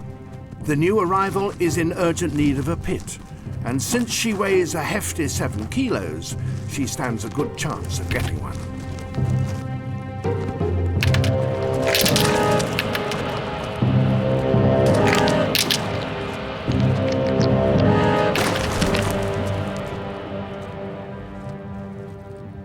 She's won.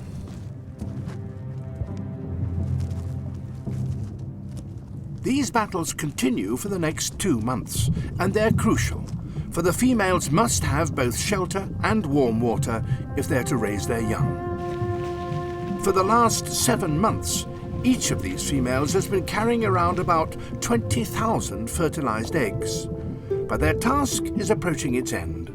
The warmth of the shallows is speeding the eggs' development. 2 more months, and the eggs are ready to hatch.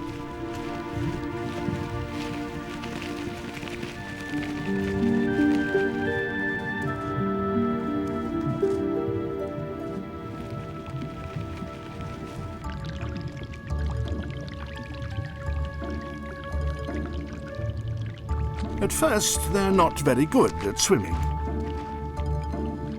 But within a few minutes, the babies are able to set off in a purposeful way.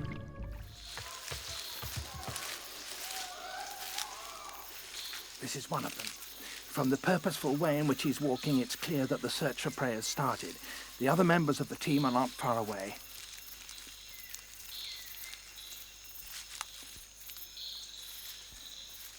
They've been steadily following the monkeys for about 20 minutes, looking for an opportunity.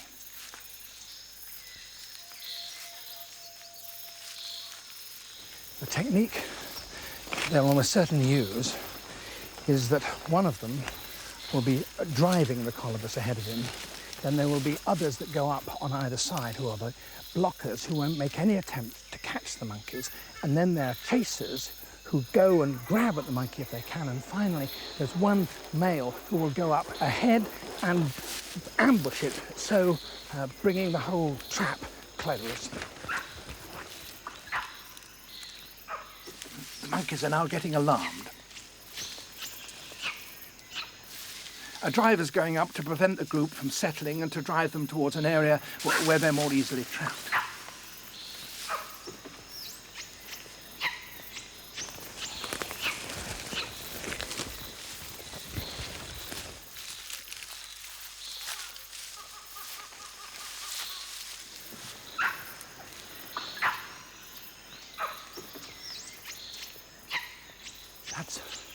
That's one of the blockers that's now quietly come ahead of the colobus. He's halfway up the tree now. He's deliberately making himself conspicuous.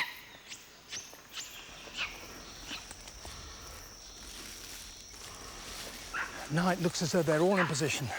The driver's gone up, the blockers have gone up, and now the one who's going to make the ambush and close the ring, he's gone up too. The colobus will be very lucky if they escape now.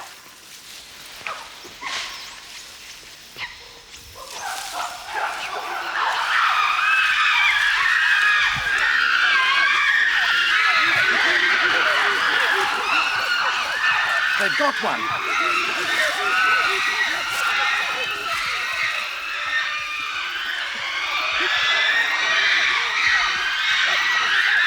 The hunters are tearing it apart. Everyone, the hunters in the trees and the spectators on the ground, are screaming with excitement.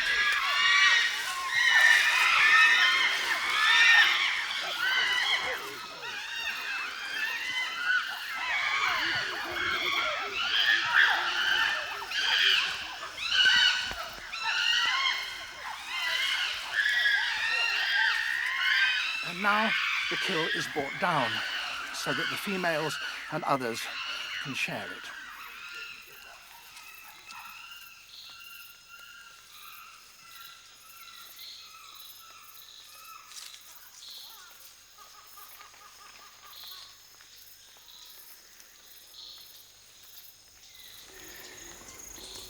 And there's the reward for that long chase. The divided body of a colobus monkey. These blood-stained faces may well horrify us, but we might also see in them the face of our long-distant hunting ancestors. And if we are appalled by that mob violence and bloodlust, we might also see in that too, perhaps, the origins of the teamwork that have, in the end, brought human beings many of their greatest triumphs. This is the South African dwarf chameleon, a male in full courtship costume.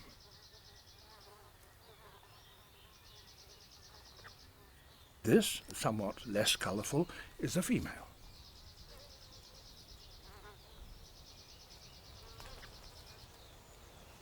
She is not welcoming his advances.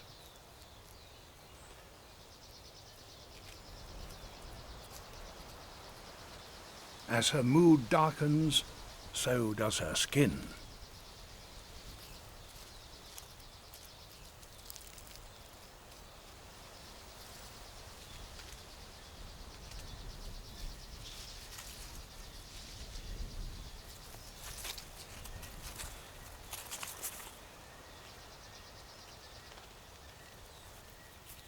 She's driven him away. But why?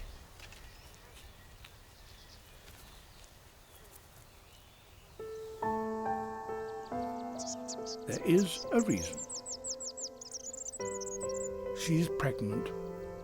Her home, the South African Cape, can get quite cold. So instead of laying her eggs on the ground, as most chameleons do, she retains them within her body and warms them by seeking out the sunniest places and sunbathing. Now they're ready to emerge, alive.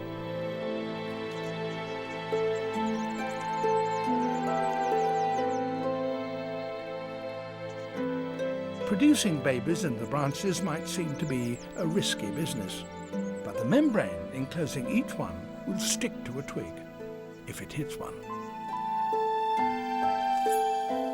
And when at last the babies disentangle themselves, they immediately deploy their formidable chameleon grip.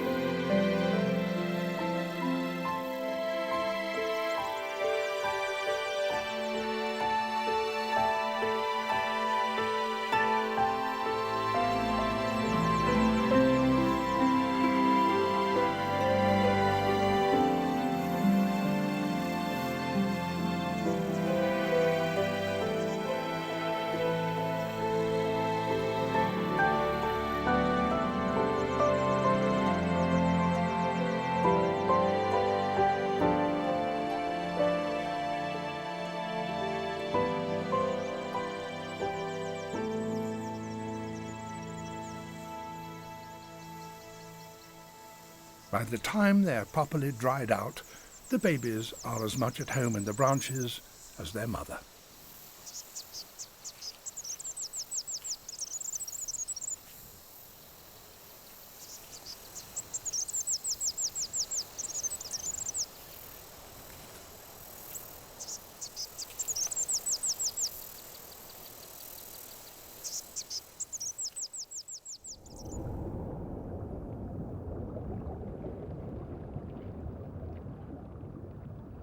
Out here on the sand flats, there is safe accommodation for some.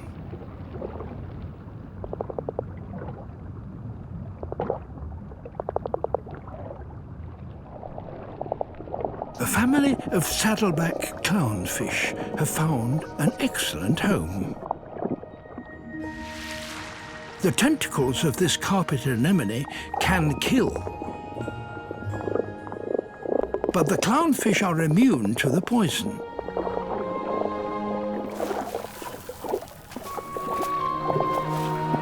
So they can shelter from danger.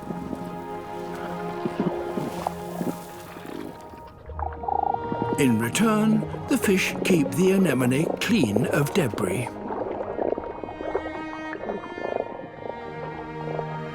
As with all clownfish, the family is ruled by a big female.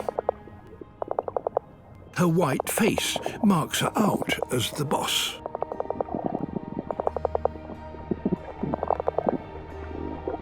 The diminutive male has to prove his worth, so he works tirelessly, removing debris and generally keeping on top of the housework.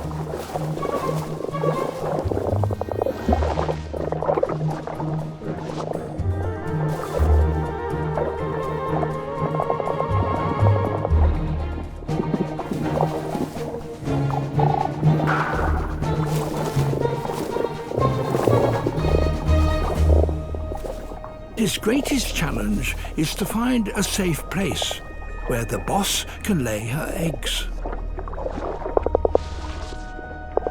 But there's nothing solid here for the female to lay them on.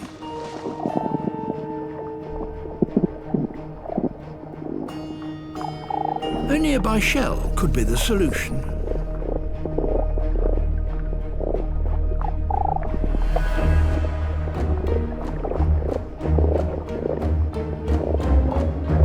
If only he can move it to the protection of the anemone.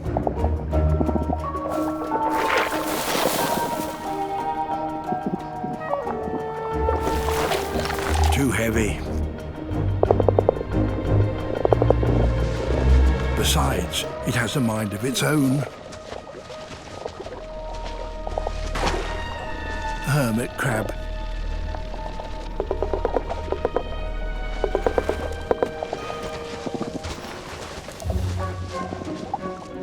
But out here, twice a day, the anemone is swept by tidal currents, and they bring in new opportunities. An old plastic bottle. Perhaps this will do.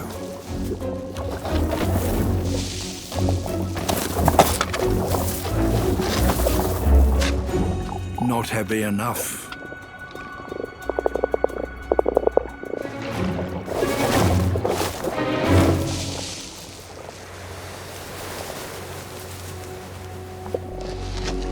A coconut shell.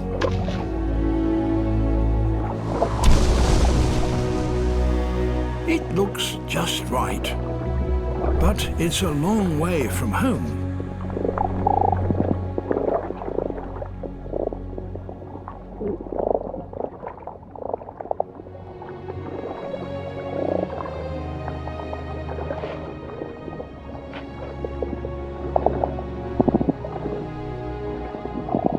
And he can't move it by himself.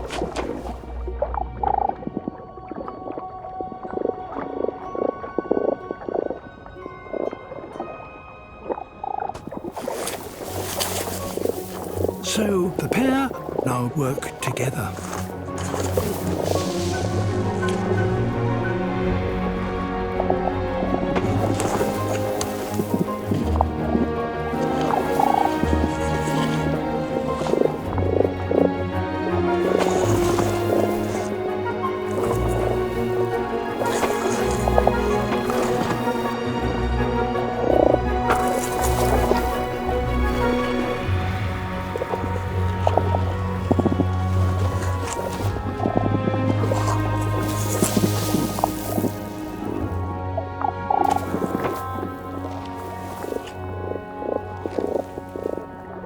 A little adjustment to the anemone's tentacles in order to clear a space for it.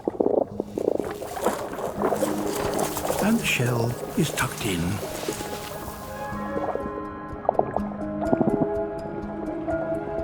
The female lays. A safe nursery at last.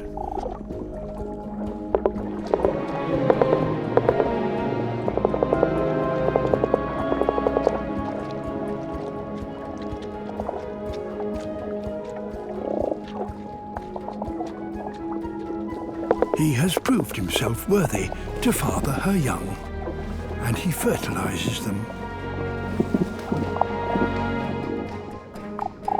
Now he will meticulously tend the eggs,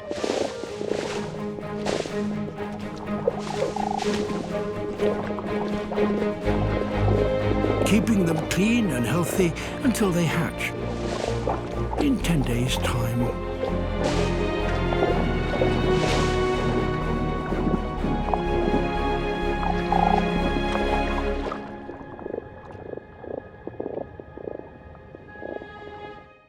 $60 million tons of snow now blanket this herd's territory.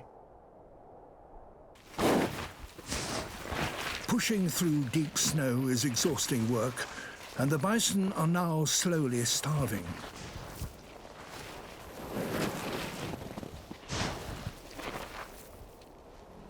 Just keeping warm saps huge amounts of energy.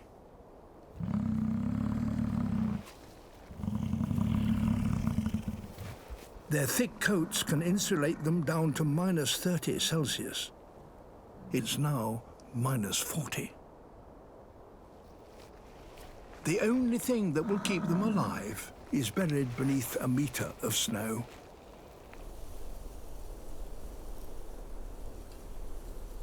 And that's a problem shared with a surprising neighbor.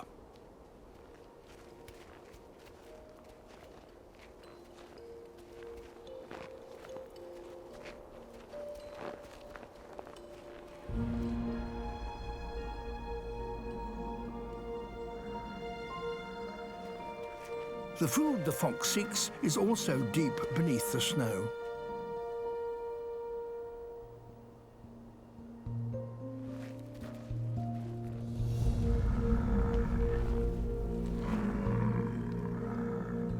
The survival of both creatures depends on getting through to the ground.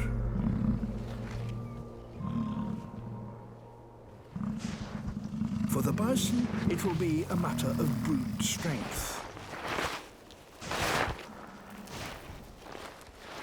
Massive neck muscles enable them to shovel 5 tons of snow a day.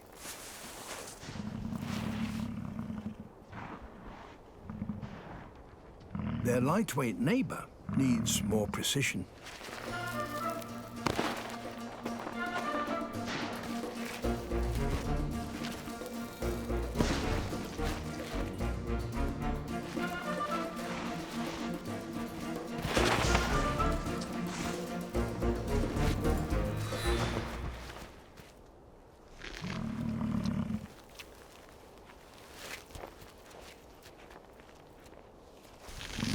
Bison have reached their goal, a mouthful of withered grass. And where the bison have dug, the fox now spots an opportunity.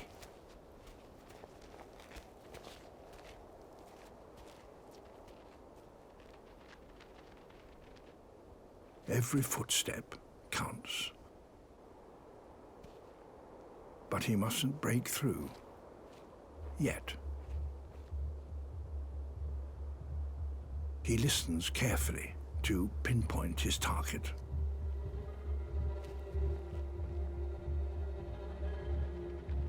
It's moving.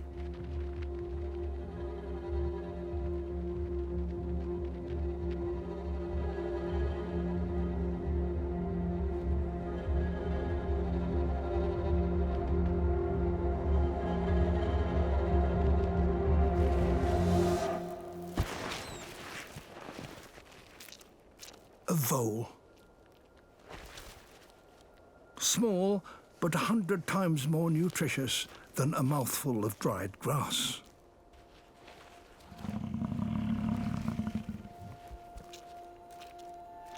To get through the winter on these prairies, sometimes brain beats brawn.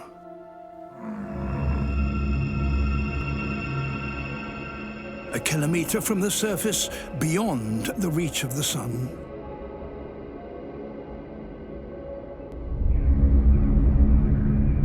A giant black void, larger than all the rest of the world's habitats combined.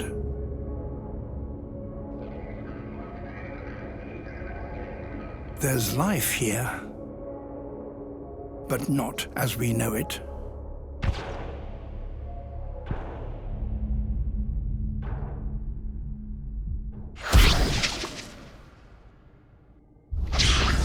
Alien-like creatures produce dazzling displays of light.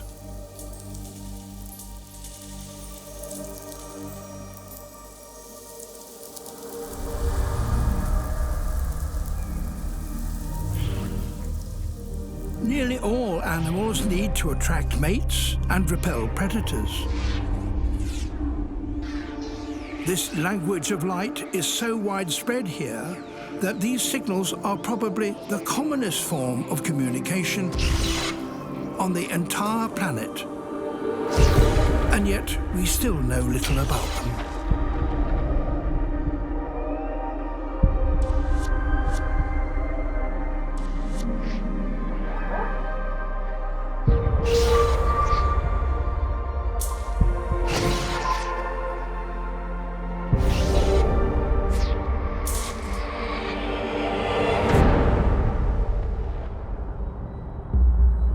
Hunters illuminate themselves and, by doing so, attract inquisitive prey.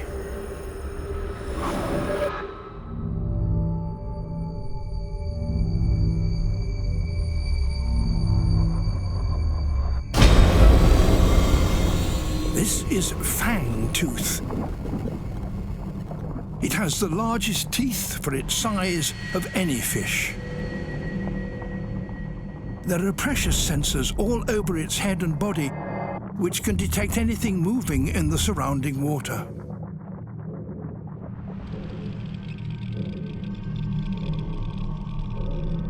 It's the midnight zone's most voracious fish. But prey use light as a distraction.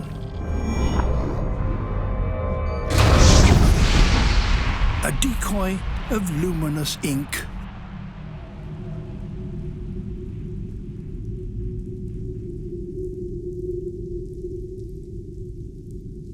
Down here, in this blackness, creatures live beyond the normal rules of time.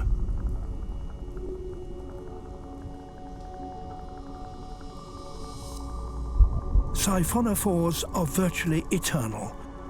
They repeatedly clone themselves, some eventually growing longer than a blue whale.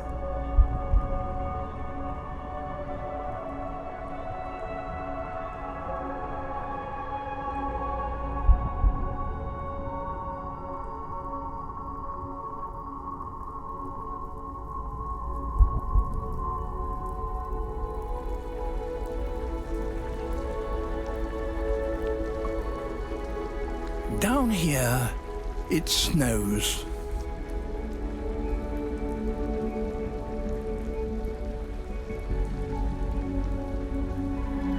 Continuous clouds of organic debris drift slowly down from above.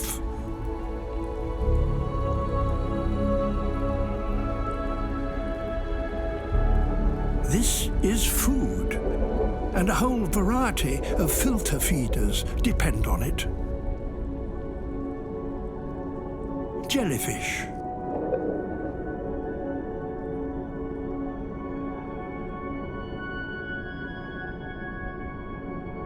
and delicate sea cucumbers.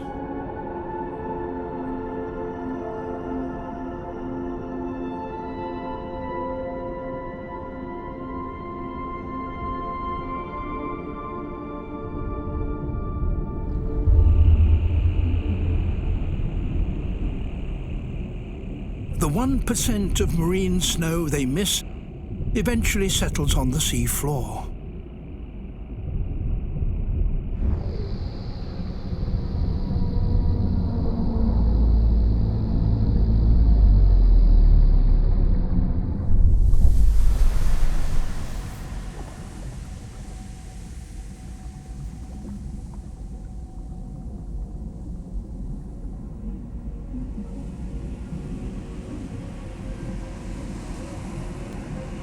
Over millions of years, it forms a layer of mud up to 1 kilometer thick.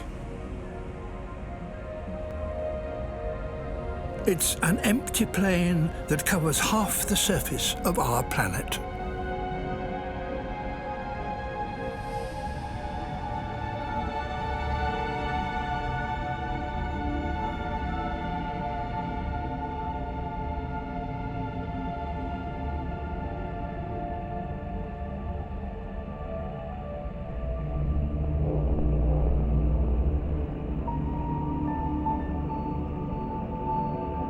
The deep seabed may at first appear lifeless, but it's home to a unique caste of mud dwellers. The sea toad. It is an ambush predator with an enormous mouth and infinite patience.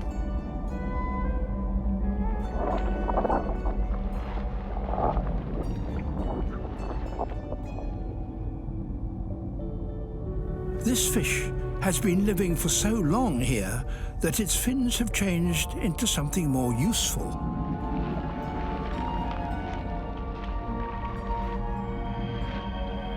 Feet.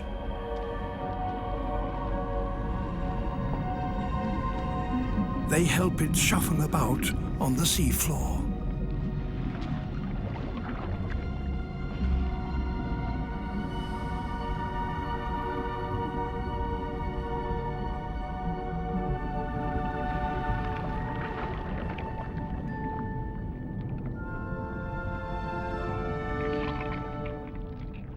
The flapjack octopus.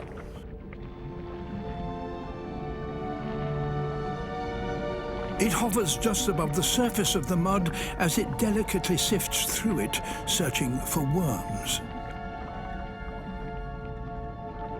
But it can jet away at the first sign of danger.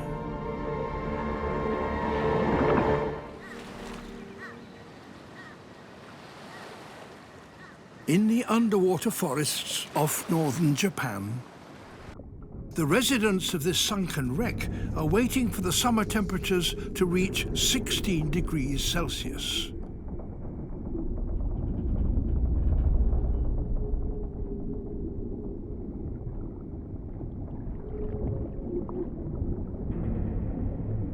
That, for some, is the time for mating.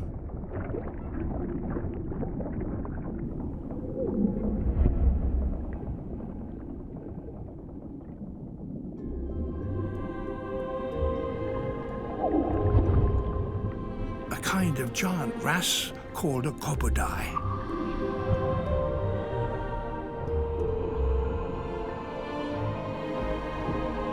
This is a male.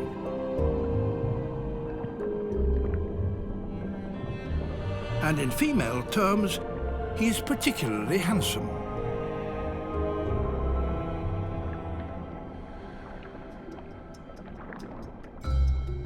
He's a meter long and weighs 15 kilos. Much larger than the diminutive female. And he is ready to breed.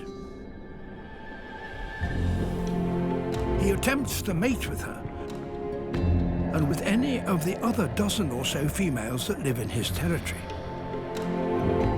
whenever he gets the chance.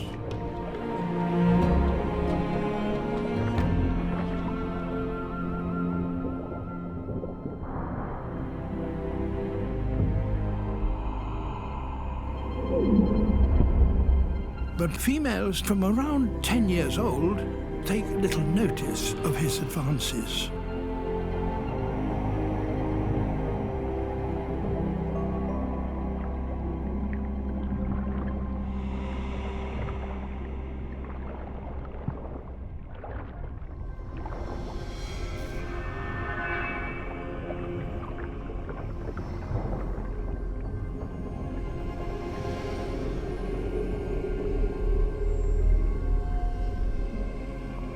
This is because when any large female reaches a critical body size, she can begin a dramatic transformation.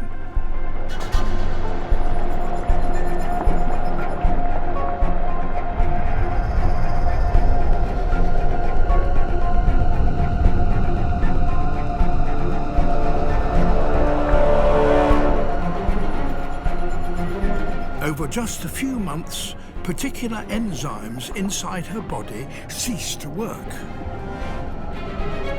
And male hormones start to circulate. As time passes, her head expands and her chin gets longer. A she has changed into a he.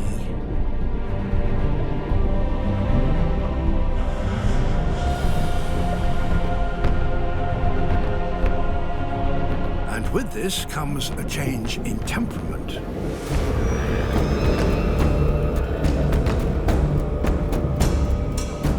The old male who ruled all the females here is challenged to a face-off.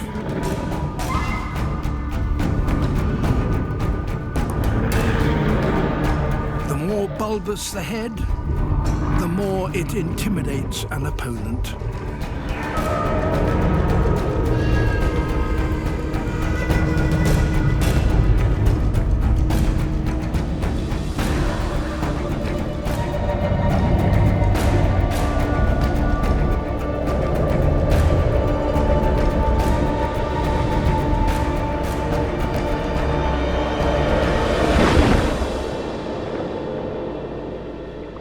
The territory has a new ruler.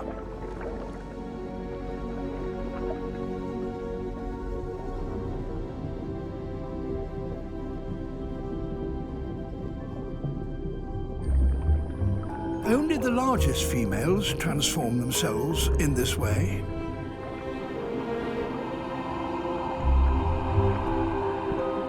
But the change enables them to have more mates, so they will have many more offspring carrying their genes.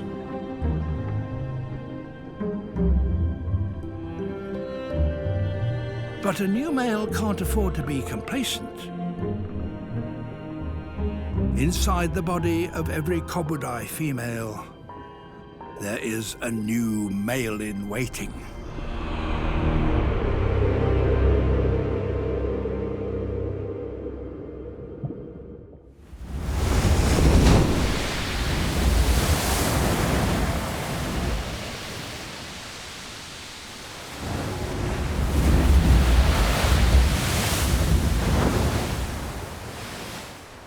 Christmas island in the Indian Ocean. For millions of years, this remote speck of land has been ruled by crabs.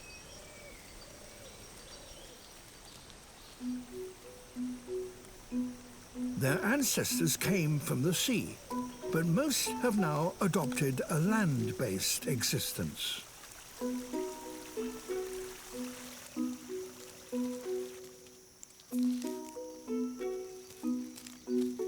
Given there are so many of them, they get along relatively harmoniously. They're the gardeners and caretakers of a tiny crab utopia. Once a year, they must all return to the sea to breed, and the march of the red crabs is one of the greatest natural spectacles on Earth.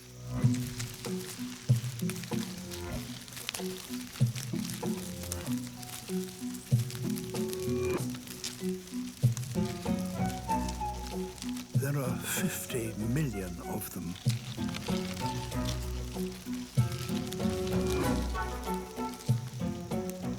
It's an event that has brought the island worldwide fame.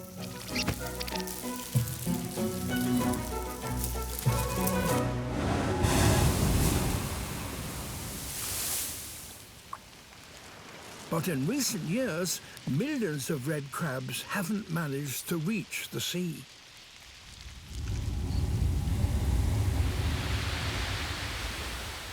An invader has occupied this island. Yellow crazy ants. They escaped from visiting ships, and with no predators to control them, they have now created vast super colonies in the forest.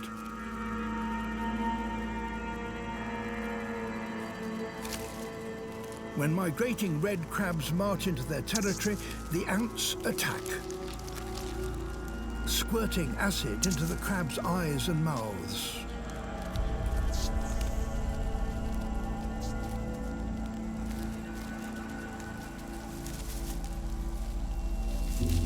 The crabs have no defense.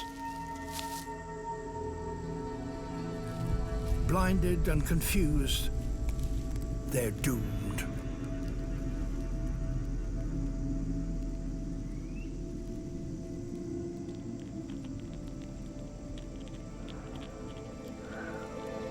Humans brought these ant invaders here, and now humans are having to control them. Isolated communities may evolve for millions of years in relative peace. But when new challenges arrive, they can struggle to cope. Of all the species that have become extinct in recent years, around 80% have been islanders. This tiny poison arrow frog is carrying his tadpole piggerback. It hatched on a leaf, and now he's taking it to a pool in a bromeliad, high up in the branches. The tadpole wriggles off. He may have half a dozen babies, each of which he puts into its own tiny pool.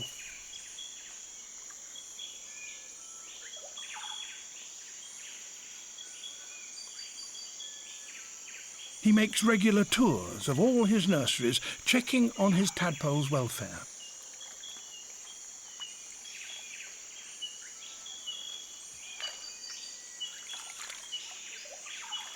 This youngster is hungry and tells him so by nibbling his legs and vibrating against his body.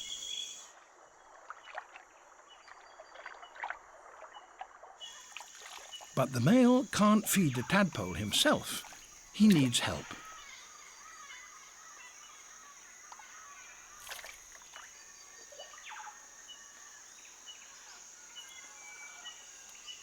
He has to find a female.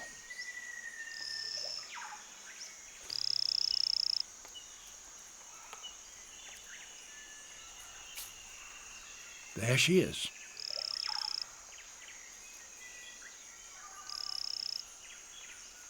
He calls.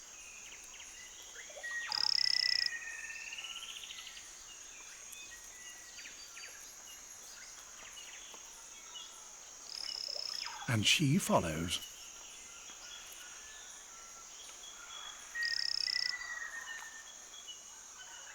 He has to lead, for only he knows exactly where he deposited each tadpole. This one is now very hungry indeed.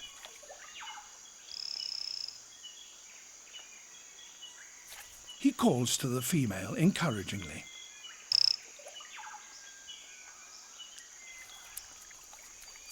She jumps in, perhaps to assess the situation.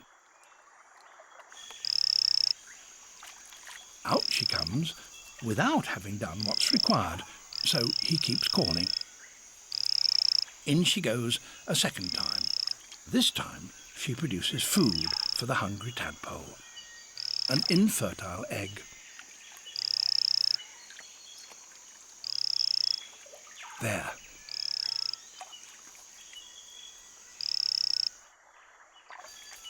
Out she comes, and mother and father embrace.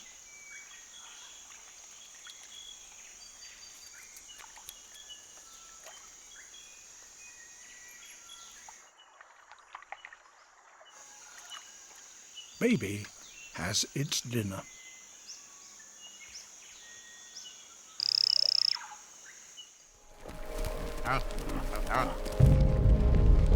They're setting off on the greatest overland trek made by any animal.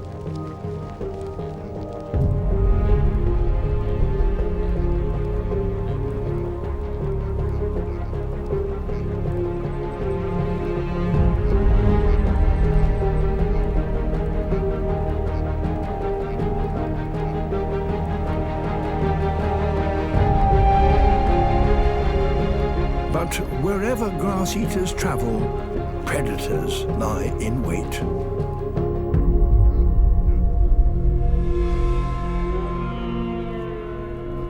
Here they are, Arctic wolves.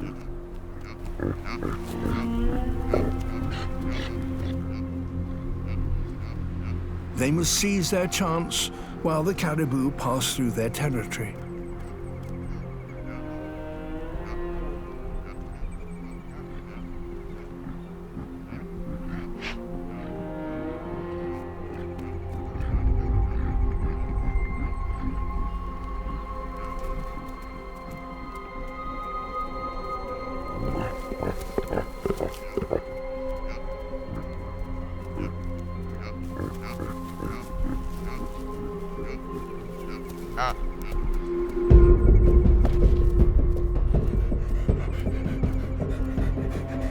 The wolf runs at the herd, trying to flash out the weak or the slow.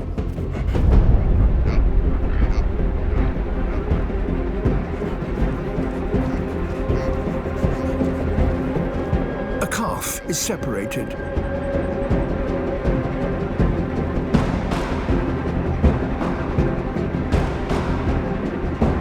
At full tilt, 60 kilometers an hour, the wolf is just faster.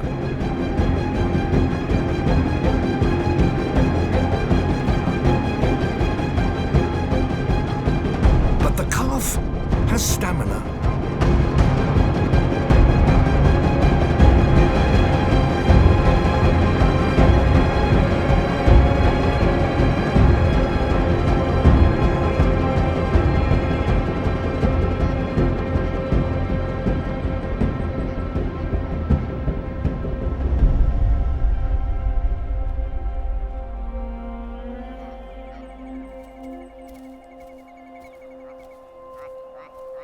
Only a few weeks old, and this calf's will to survive is remarkable.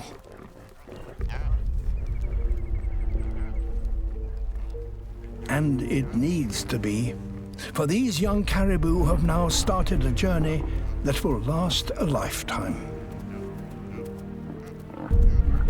Forever chasing the seasonal growth of the grass on which they depend.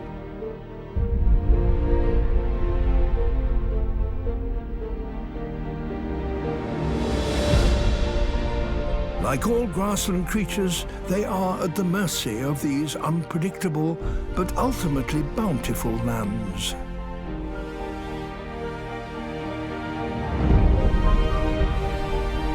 Grass can survive some of the harshest conditions on Earth. Flood, fire and frost, and still flourish.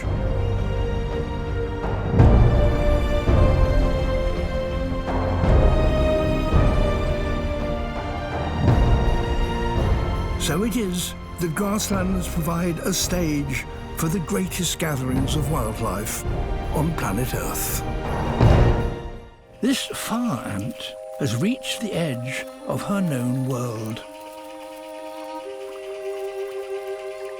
Her way forward has now become blocked by the rising waters.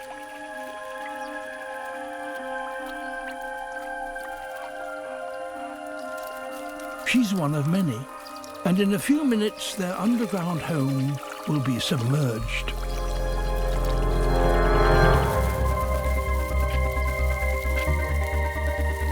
Forced to evacuate, workers and soldiers try to save the larval young. As their nest floods, the colony seems to be doomed.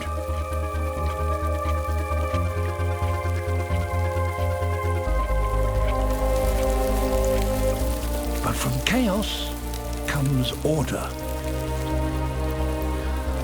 The fire ants band together, each locking legs with its neighbours. They're building a living raft. Each ant is covered in fine hairs that trap air against its body. As the raft forms, this air creates a cushion for them all to float on.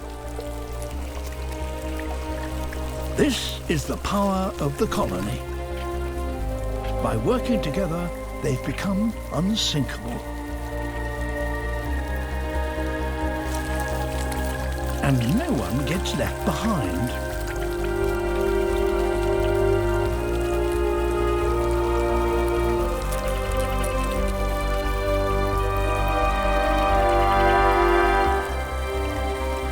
Pulled from the shallows, the colony is now at the mercy of the flood.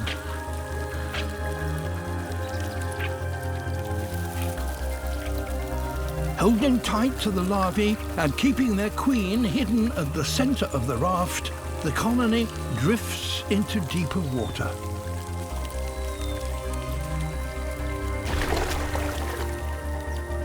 Where they're vulnerable to fish that now swim through the flooded forest.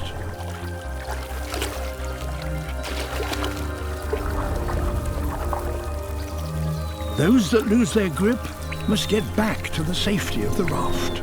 Now a few females appear.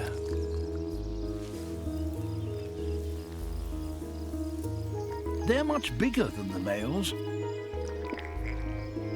and warming will take them longer. She releases a scent, a pheromone, that attracts the males. They outnumber her 100 to 1. To speed her own return to activity, she will absorb heat from them.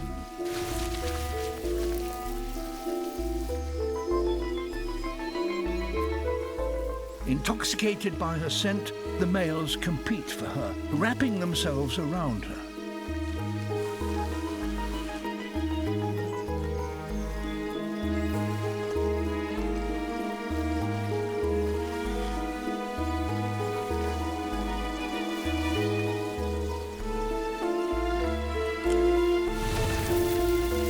She now has hundreds of males on top of her, making mating near impossible. But she has a way of weeding out the men from the boys. She'll make a daring ascent of the nearby cliff. She barges her way through the crowd to get to the rock face.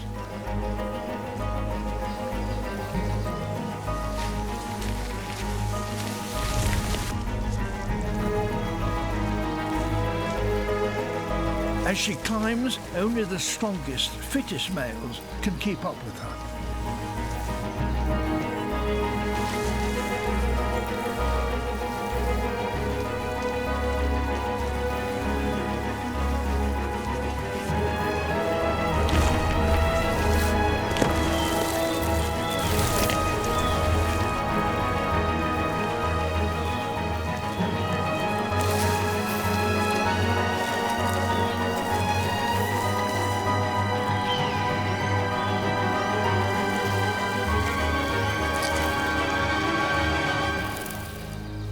She's made it to the top. Only a few of her suitors have managed to rise to the occasion, and she may reward them all. The rare and wonderful golden frog. It does have a voice, but it's not loud.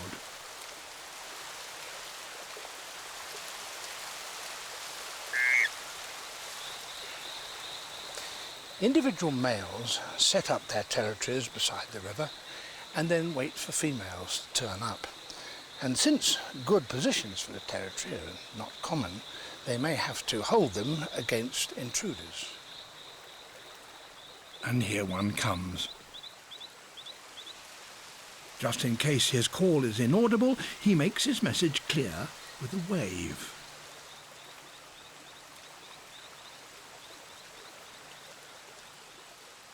And his rival waves back. He repeats his message so there's no misunderstanding.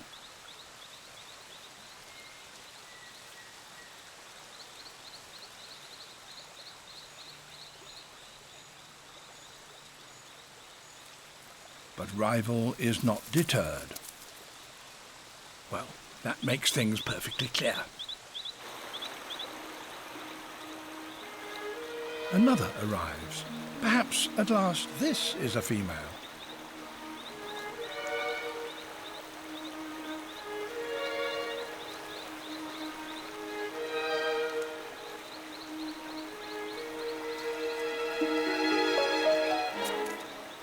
No, it's another male, so there will have to be a wrestling match.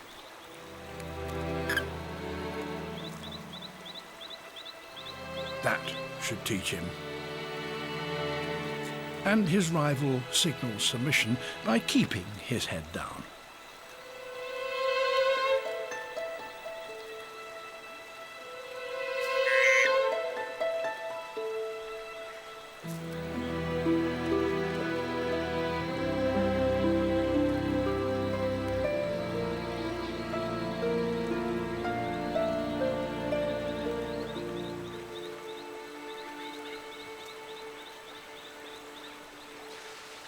Now, where are those females?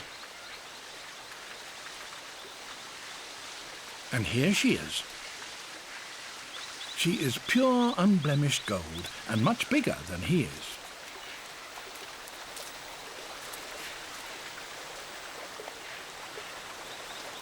A finch. A female. Its ancestors doubtless were blown here by storms many centuries ago. Like most finches, they feed on seeds, nectar, and insects. But there's little food of any kind on wolf.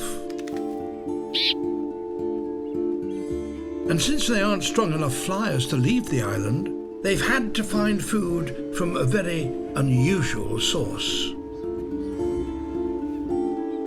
They depend on another of the island's inhabitants.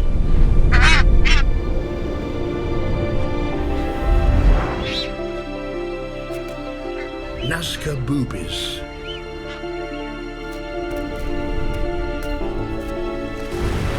Every day, these seabirds commute between the island and their fishing grounds out in the open ocean. Each time a pair meet, they renew their bond and then catch up with the neighbours.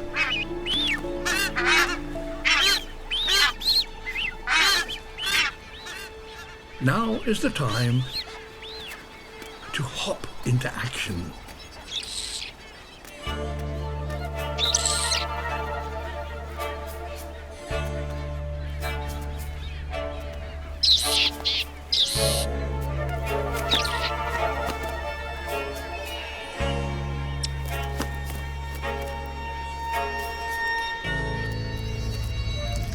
Blood. They are vampire finches. These little birds have become one of the world's newest species.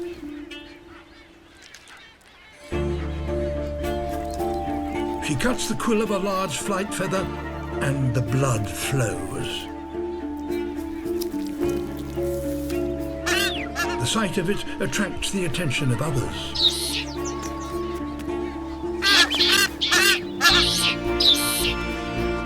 Blood is very nutritious, worth fighting for.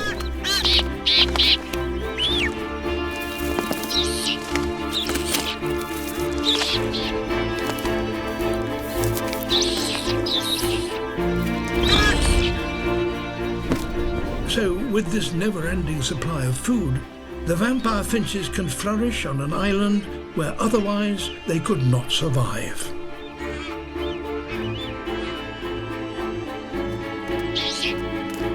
Why the boobies don't object, nobody knows. Perhaps the finches' behaviour started when they helped the boobies to remove parasites from their plumage. Maybe the boobies think that the little vampires are still providing a service. Who can tell? In just 3 weeks, 500,000 calves are born on these ash-rich plains. That's 24,000 a day, 1,000 an hour. Calves stand up within a few minutes of being born, though some need a little more time to find their feet.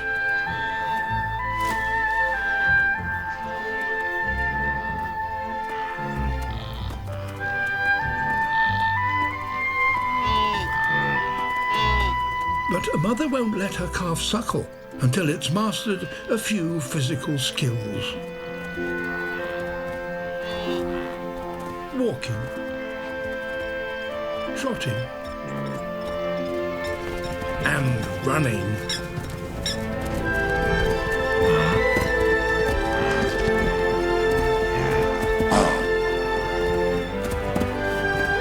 Wildebeest calves must run if they're to stay alive.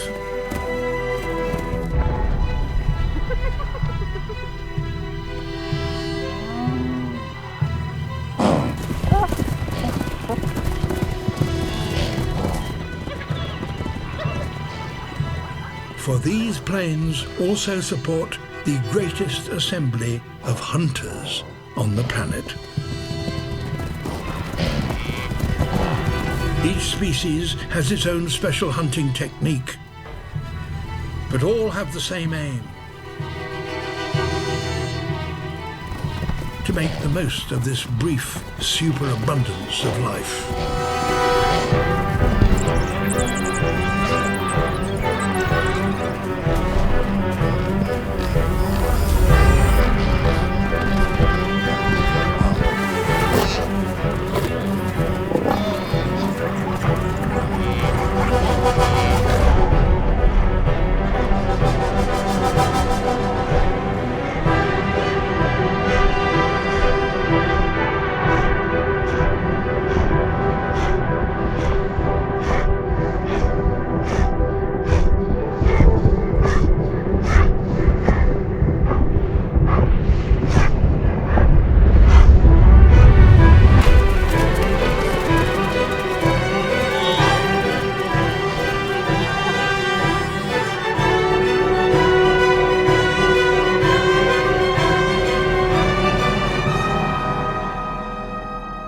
Only 1 in 10 wildebeest calves will survive to adulthood. But that is enough to maintain the million-strong herd of wildebeest and the planet's highest density of predators. A little red flying fox. Their ancestors flew here, travelling along the chain of volcanic islands that links Asia to Australia. But their huge wings, which stretch from their fingers to their toes, make it difficult for them to walk or take off from the ground. So when they want to rest, they hang upside down in trees.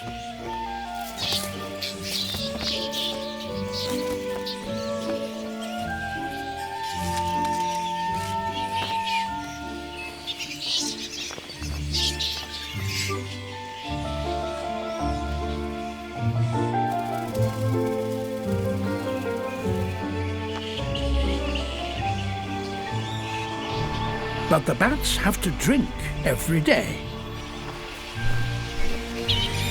And they do so on the wing.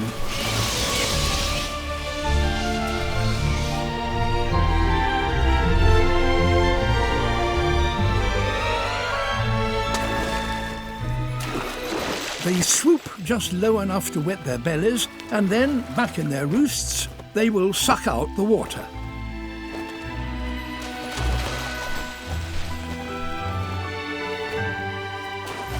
Each evening, 10,000 of them come here.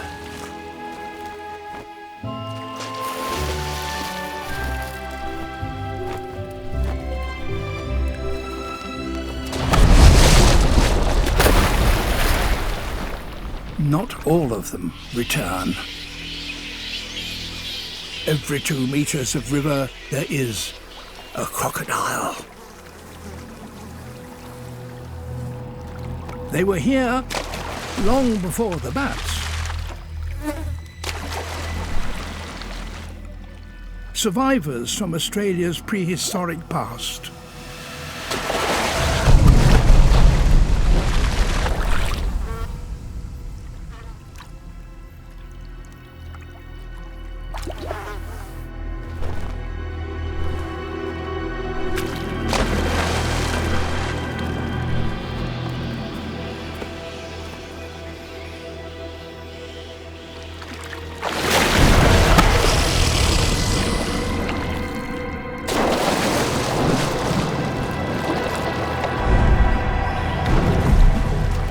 These dramas have been taking place for millions of years. Aerial agility versus patience and deadly speed.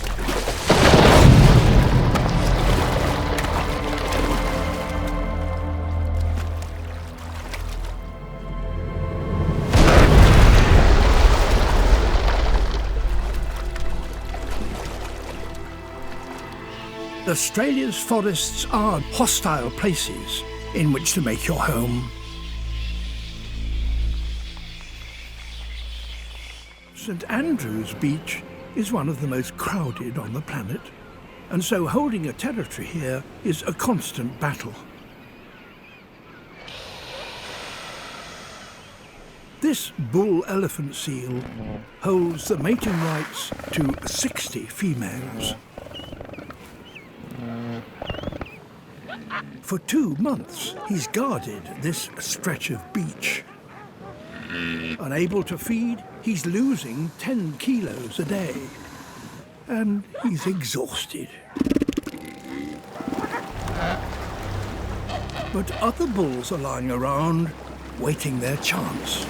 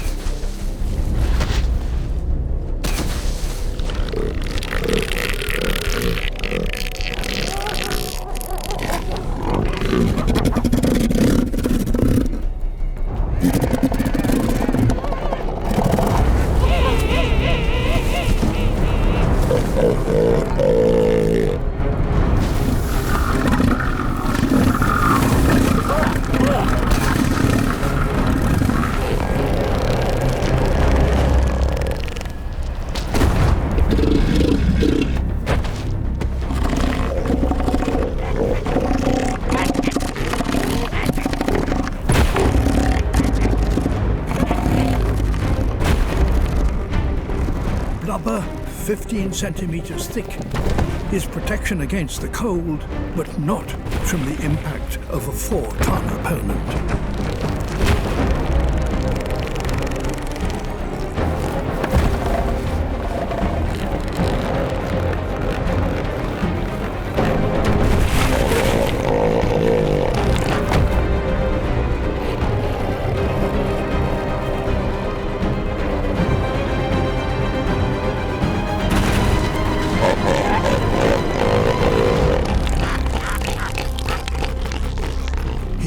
cleanses ground and forces the intruder back out to sea.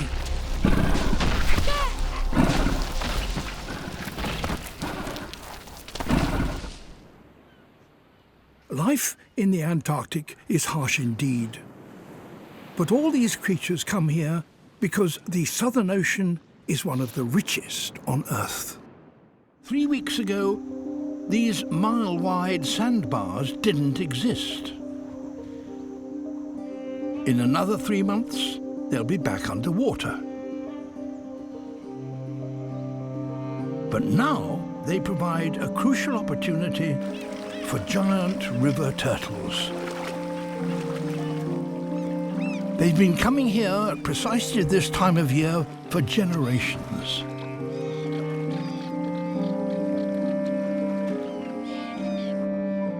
"50,000 of them, a quarter of the world's population. They're all here for one reason. But their window of opportunity is short, so timing is everything.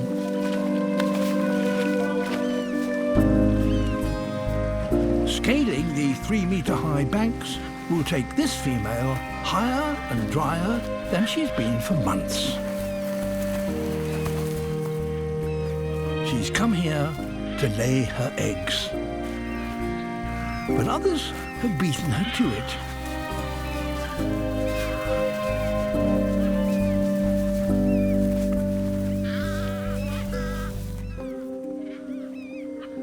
The early arrivals have already claimed nearly every inch of the beach. And there are still many more turtles to come.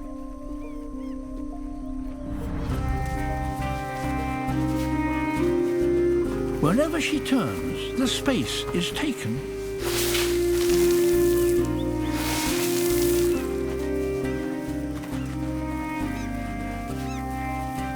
But being fashionably late does have an advantage. Had she arrived earlier, her eggs might have been dug up by those searching for somewhere to lay.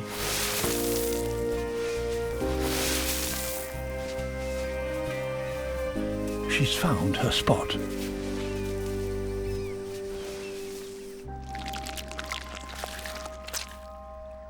Settling down, she lays nearly 100 eggs.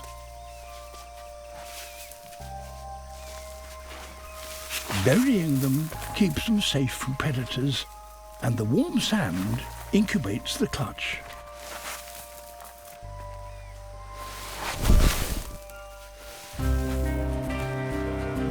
They must hatch before the river rises again and floods the sandbar. Any turtles that lay after her may have left it too late.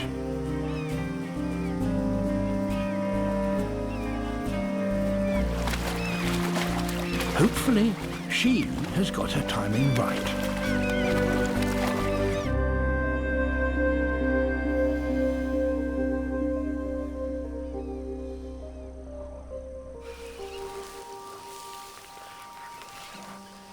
Two months on, and the hatchlings emerge into the world.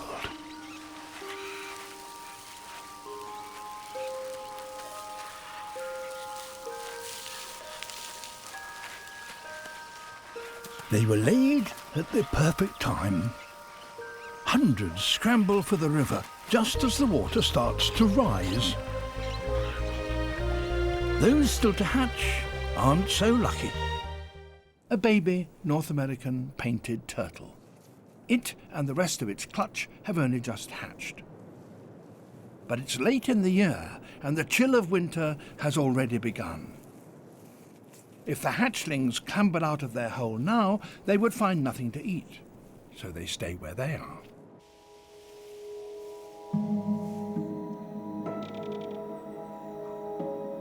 The temperature will fall to -10 degrees. Ice crystals grow around the babies and even inside their bodies, but their tissues are protected by a kind of antifreeze. This would kill any mammal or bird. They remain in this deep freeze for up to 6 months.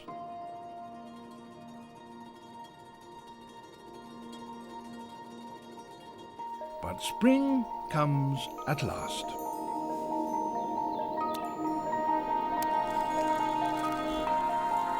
The ice melts around them and eventually within them.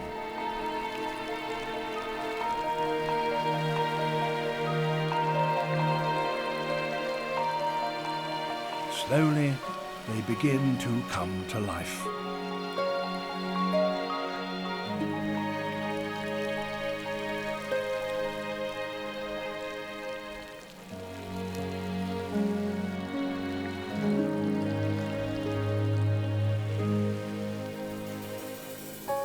It takes quite a time for them to become fully functional, but eventually they're ready to face the outside world.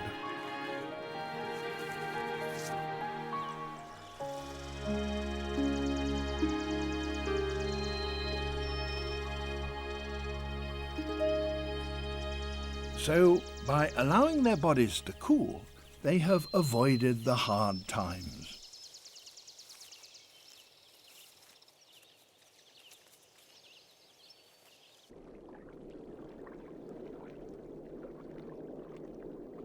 With the arrival of spring, their parents are now preparing to breed again.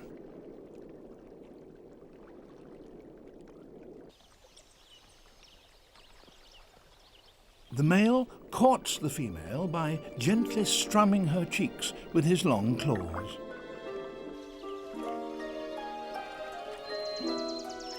And she responds.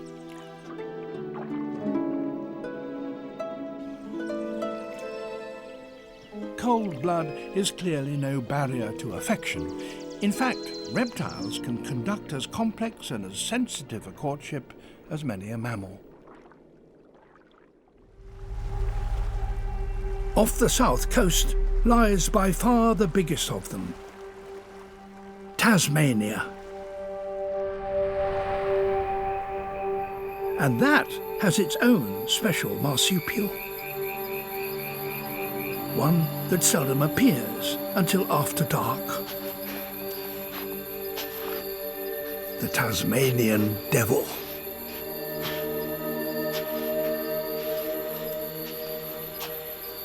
Many predators inhabit a territory packed with prey, but here there's nothing like that for them.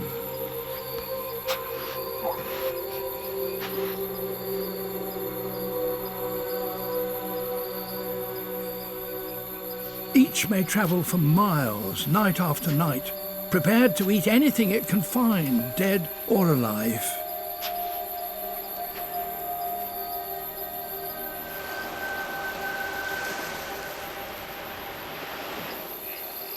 The shoreline is a good place to search. There might be some small creatures to catch here, or maybe something that the tide has brought in.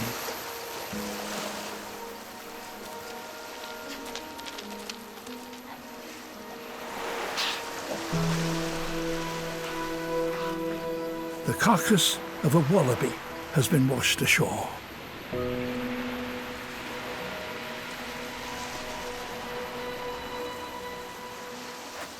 Tasmanian devils can eat 40% of their body weight in one session, and they have hugely powerful jaws. They tackle everything, even bones.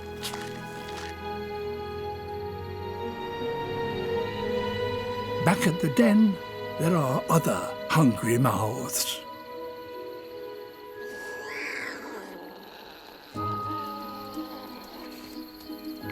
Her two youngsters are 6 months old. They still rely on their mother's milk, but they're feeling peckish.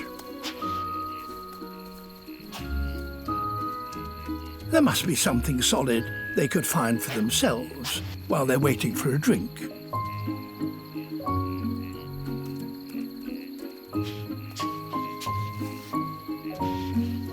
Is this food?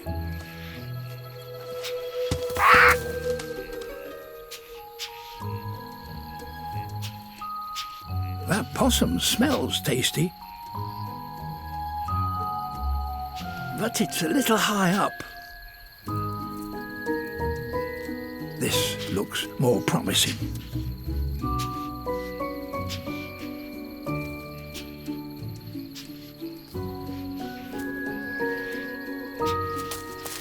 At last, a giant stick. Not bad for a first go.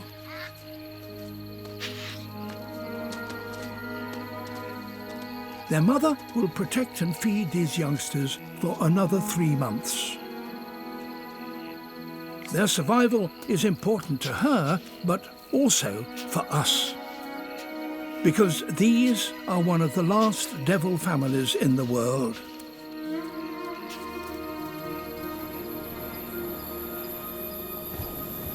Tasmanian devils are now endangered. Found in only a few places, such as this remote islet off the coast of Tasmania.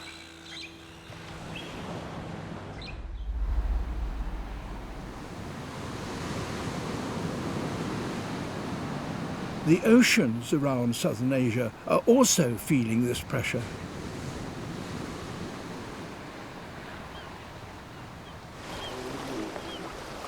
These seas feed billions of people around the world.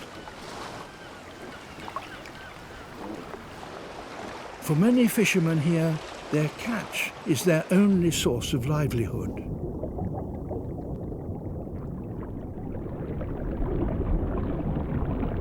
And there is one fish here that they prize above all others.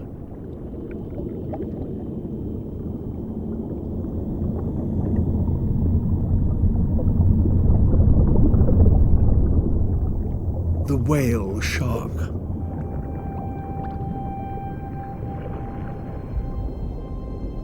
It swims slowly, gently harvesting the plankton.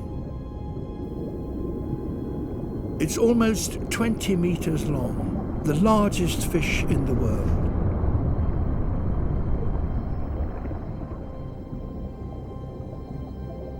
They are also under threat. Like many shark species in Asia, populations have declined by more than half in recent years.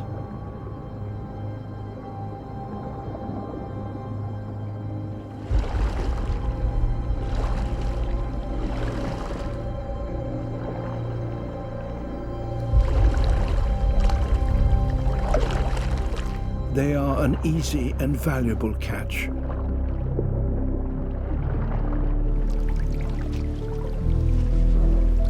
But here, there is a respect for the seas and their inhabitants. Whale shark hunting has now been banned across Indonesia's waters.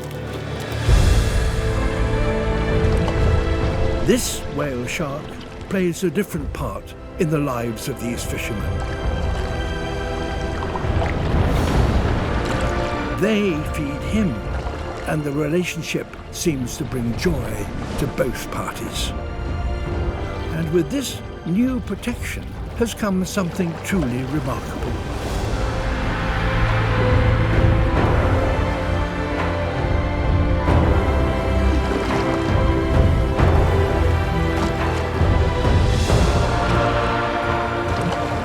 Whale sharks from far away are seeking out these fishermen, and in these safe waters there is a chance for their numbers to increase. And maybe one day other shark species will be protected too.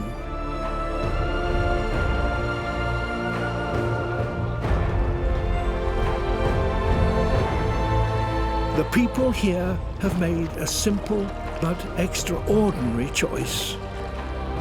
Fishing in a way that is sustainable for themselves and the animals.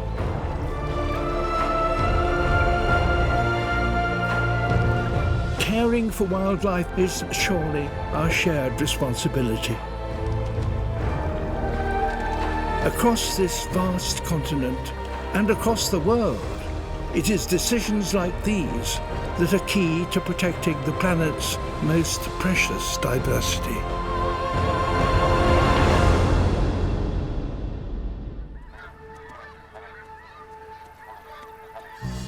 Mother is after eggs. But getting them is not going to be easy.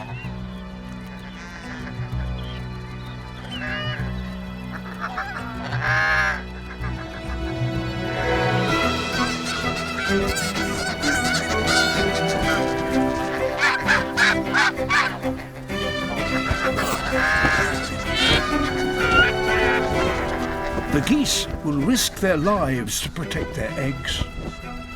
If they lose them, they can't produce another clutch this season.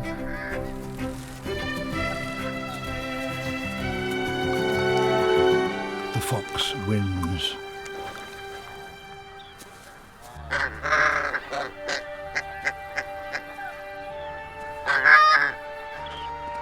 She gives the first eggs to her young pups.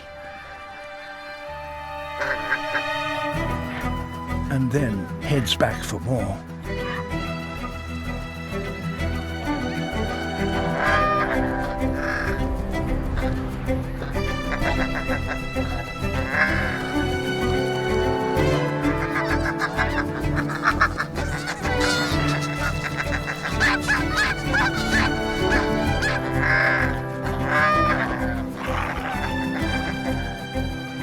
Some of the eggs she stashes away. They will be food to help her through the coming winter.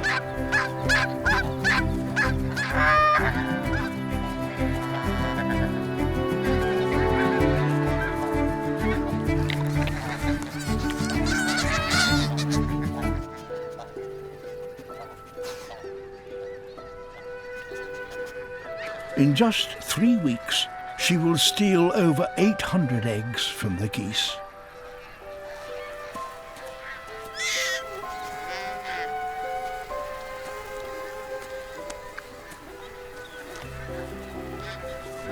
But eating a big egg is not easy if one is rather small. It's a technique the pups haven't quite yet cracked. Mum shows how it's done.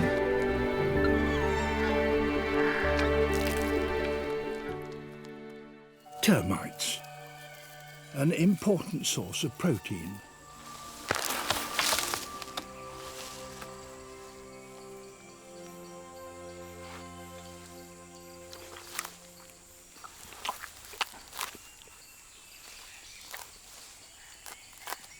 But perhaps they are an acquired taste.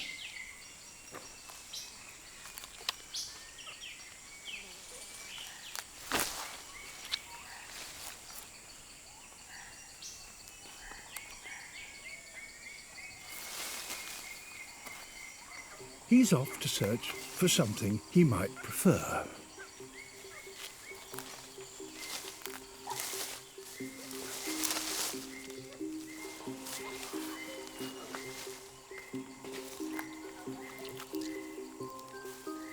It's hard to know where to look.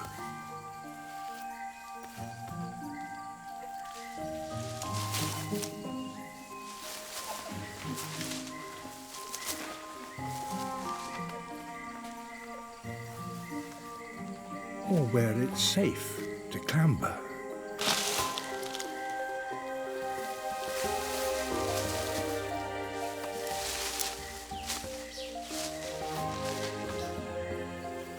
Different levels in the forest contain different foods, and some of the most delicious are in the very highest parts of the canopy, 50 meters above the ground.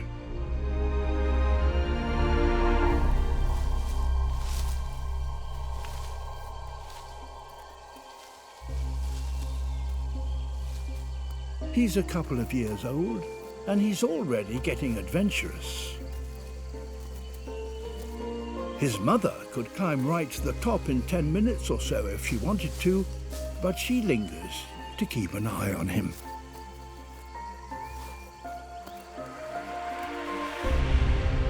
A fall from this height could be fatal.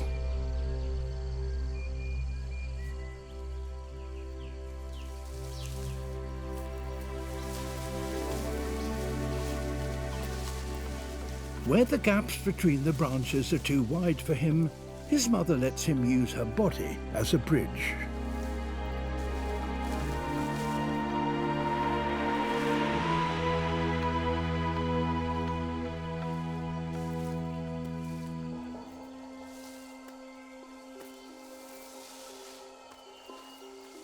Only 10 meters to go before the top.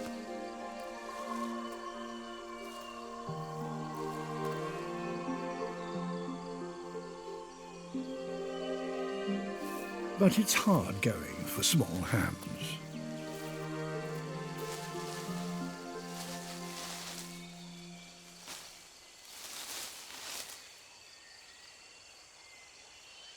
He's had enough.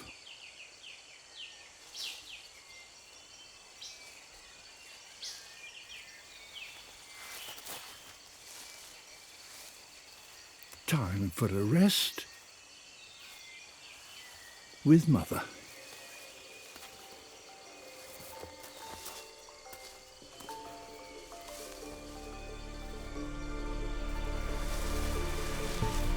And this is his reward. Ripe mangoes, sweet and juicy.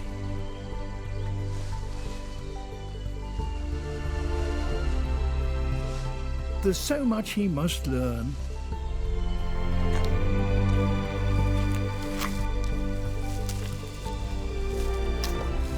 He will depend entirely on his mother until he's 7. It's the longest of all childhoods, except ours.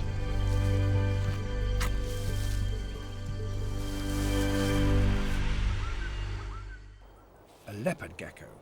It, like most geckos, is nocturnal, and it manages to get all the heat it needs from the rocks, which retain something of their warmth for several hours after the sun has set. This male is in search of a mate. She is less brightly coloured.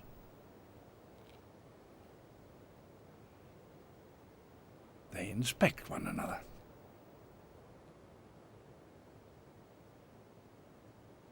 He collects her scent with his tongue and discovers that not only is she female, but she's sexually available.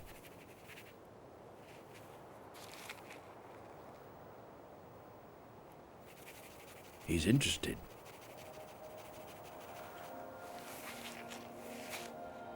He nibbles her neck and strokes her flanks, all part of his elaborate courtship routine.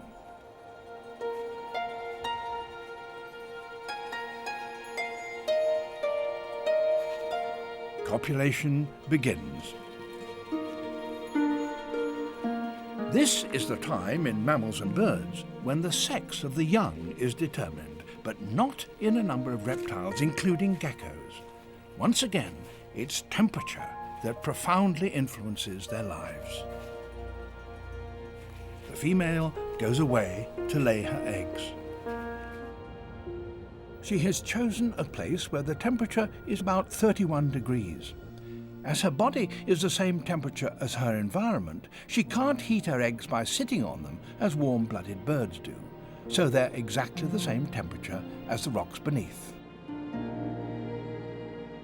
After a couple of months, both eggs begin to hatch.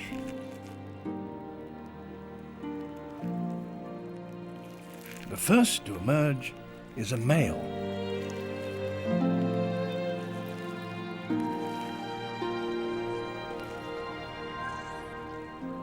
And the second will be too.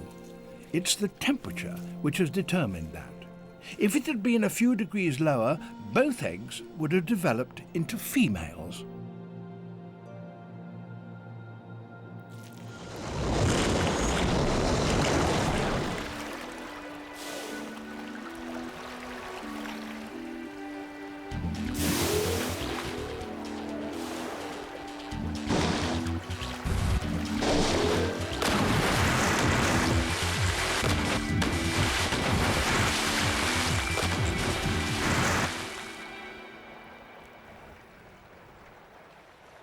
Not much remains of the porpoise after the whales are through with it.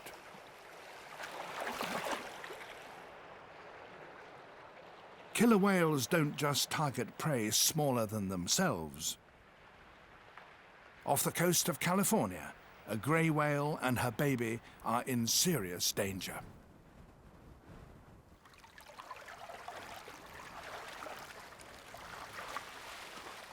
Once again, computer images give the underwater view of an extraordinary hunt. The grey whale calf is just a few weeks old. It's following its mother north towards the summer feeding grounds in Alaska. They've reached Monterey Bay, where a deep trench cuts in from the sea. As they move beyond the trench wall, the grey whales lose their cover.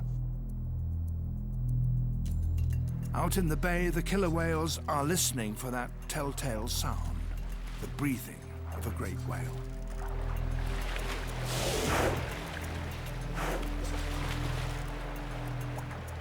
Immediately, their behavior changes.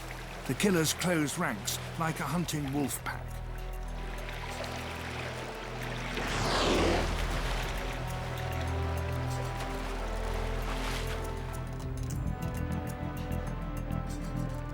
The killer whales have caught up with the mother and calf. And now the chase is on. The grey whales try to outswim their attackers. Fast swimming pushes up the grey whale's breathing rate. A breathless calf is easier to catch. The killers work as a team.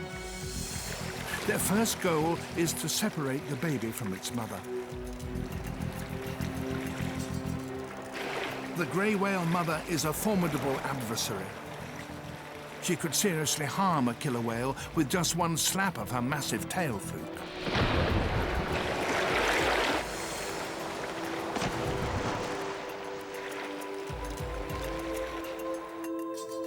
One of the attackers pushes between mother and calf.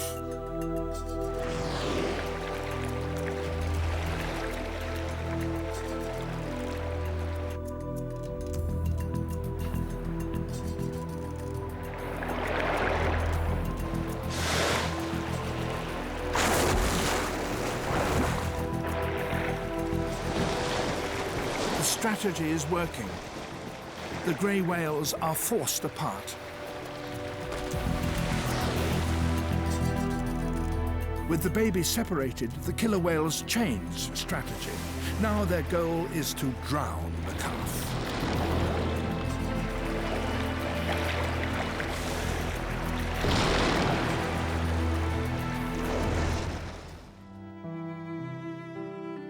A snow leopard, the rarest of Himalayan animals.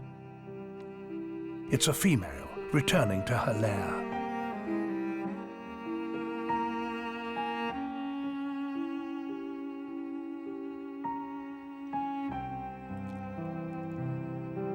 These are the first intimate images of snow leopard ever filmed in the wild.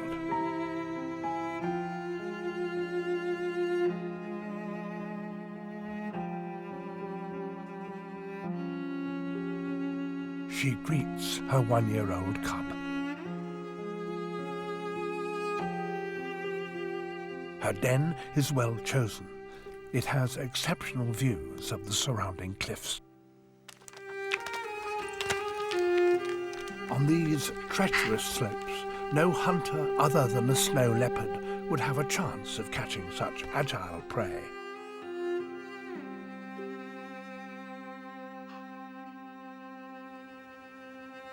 A female with young makes an easier target.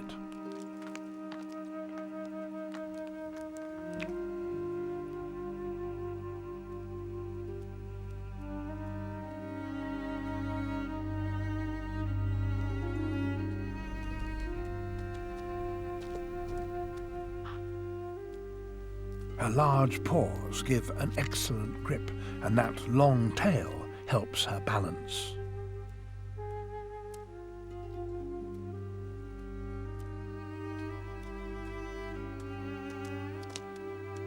silently, she positions herself above her prey.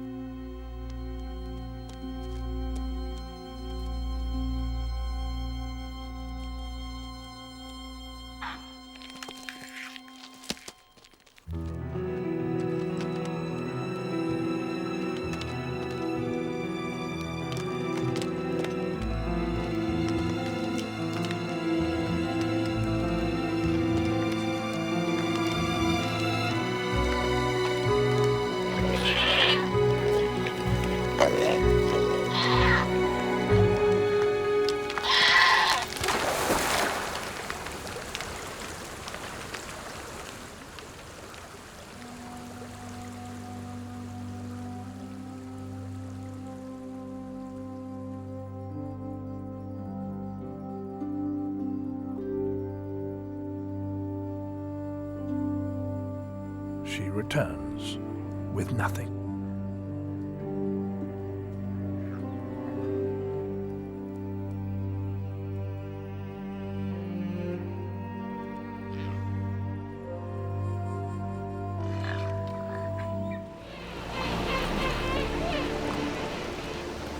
Here, there are other challenges.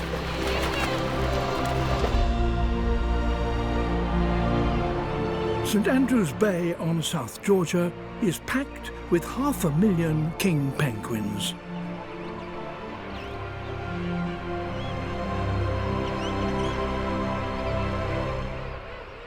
In spring, the chicks are left for days whilst their parents are away collecting food for them. There is a simple arrangement. The chicks must stay exactly where their parents left them to be sure of being found again.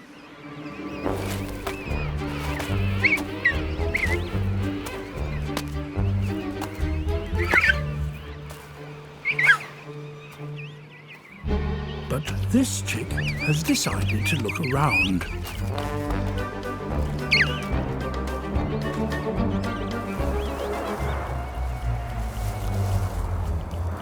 There is a lot to be investigated.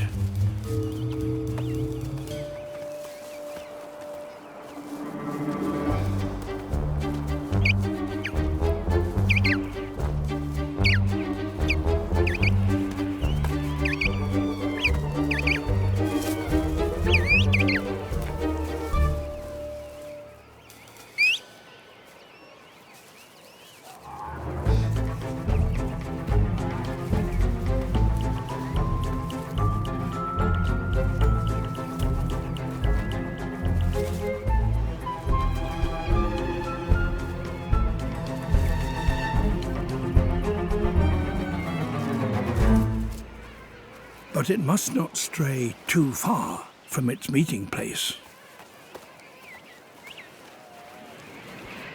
This parent has returned with food in its crop. But its chick isn't where it left it.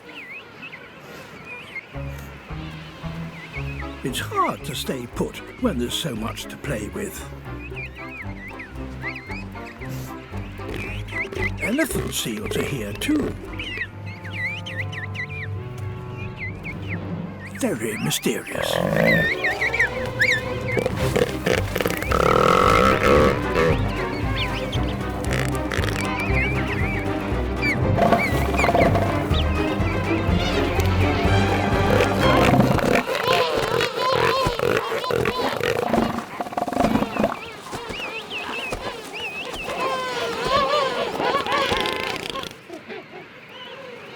Finding it in the crowd of youngsters is not going to be easy. They must recognize each other by their calls.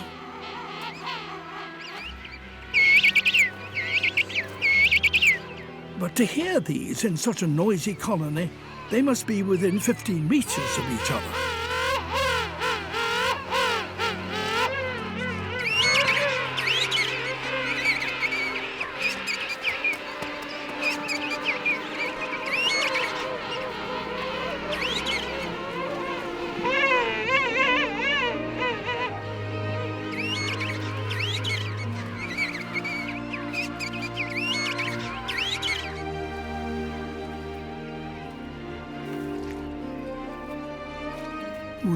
reunited.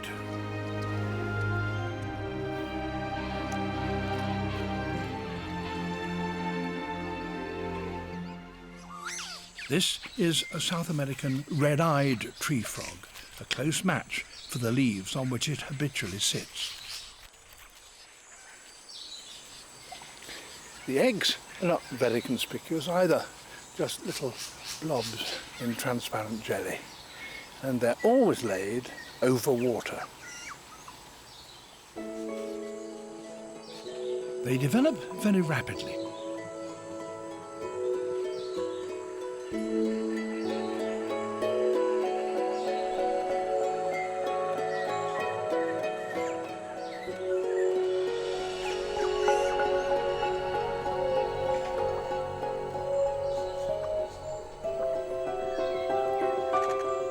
In less than a week, they've become recognizable tadpoles, almost ready for freedom. Then the jelly liquefies and they simply drop into the water beneath. But some don't survive long enough to do so.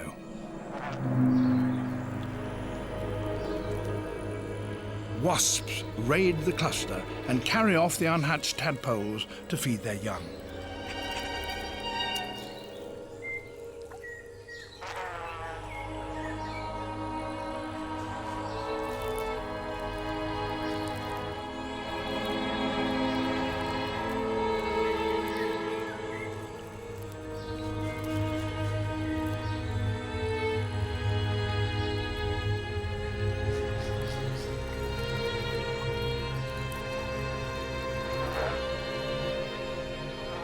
But the tadpoles are not entirely helpless. By the time they're 5 days old, they know when they're under attack, and what's more, they can do something about it. There. Quick wriggle, and the tadpole drops to safety.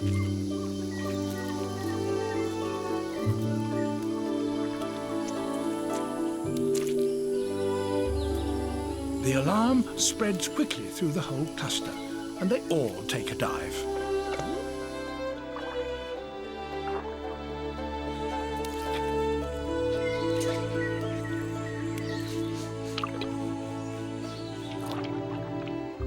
Their tails are not yet fully developed, but they can swim well enough to take refuge beneath the leaves of the water plants.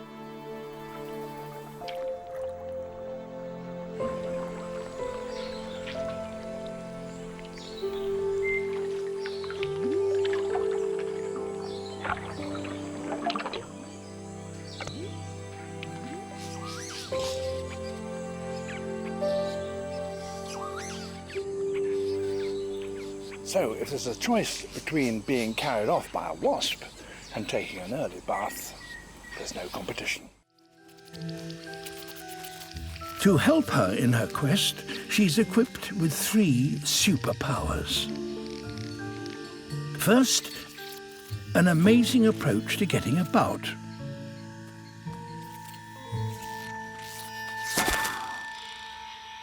Portia is a jumping spider,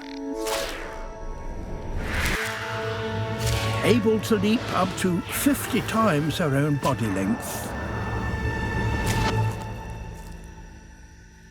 Nowhere seems beyond her reach.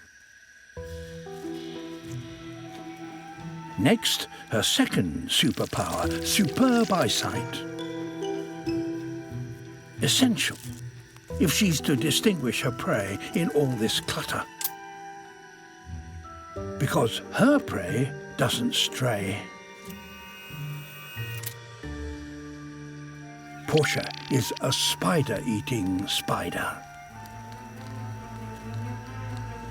This raises a few problems. Her lunch is 3 times her size, packed with venom and surrounded by a sticky trap. Mission impossible? Not at all, because of her third superpower. Portia is a genius. She can map her world in 3 dimensions. fangs and formulate a plan of attack. She can have an idea.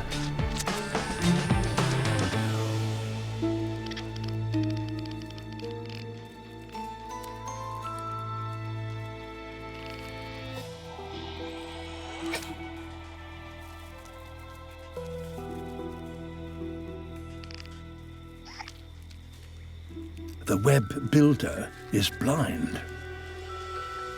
It won't have a clue that she's coming.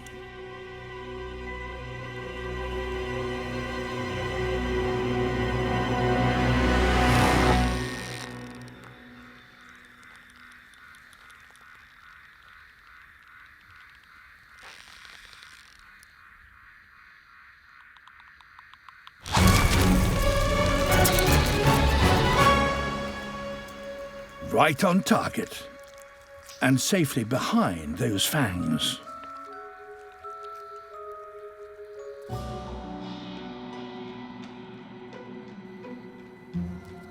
But a mind as active as Portia's can always do with more brain food. Here, there's no anchor point for the abseil. But Portia has another idea. Instead of going to the spider,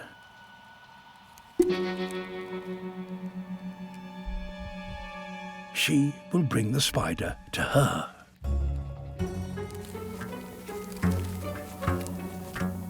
She plucks the strands to imitate struggling prey.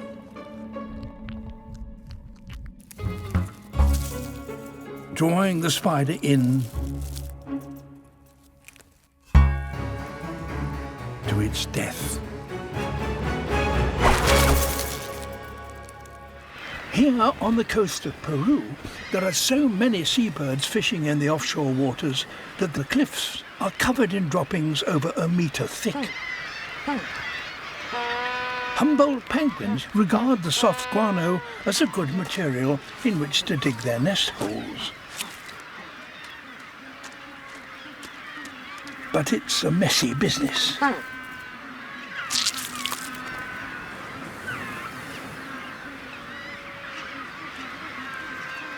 It's the breeding season, and more hopeful nesters arrive, spotless from swimming in the sea.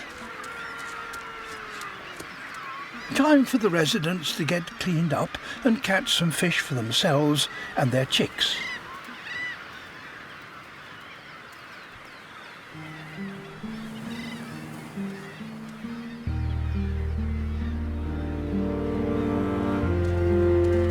To get to the sea, they cross the remains of an old nesting ground.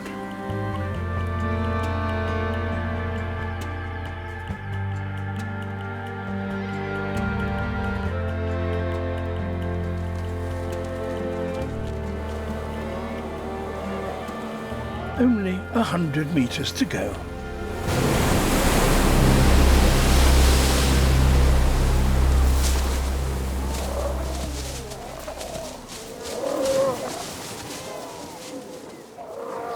But the beach is already crowded with sea lions.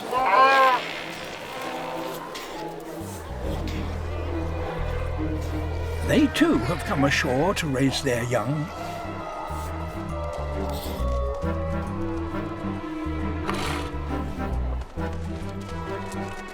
And they don't like being disturbed.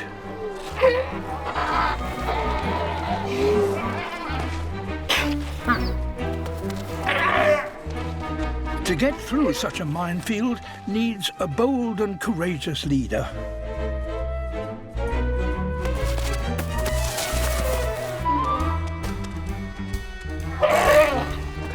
A brave start.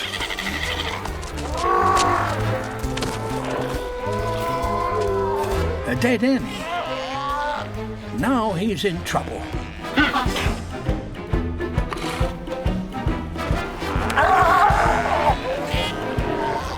This is going to need a bit of crowd surfing.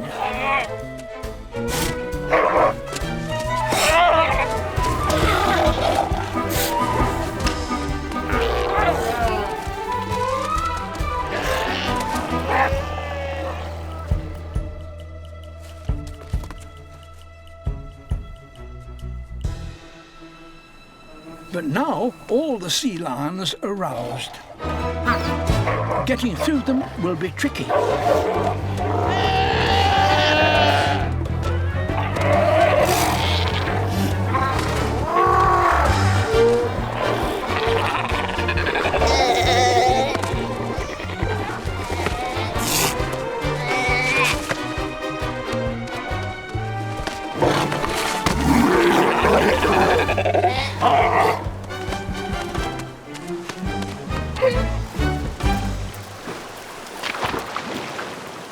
A cleansing bathe in the ocean. Well worth the effort.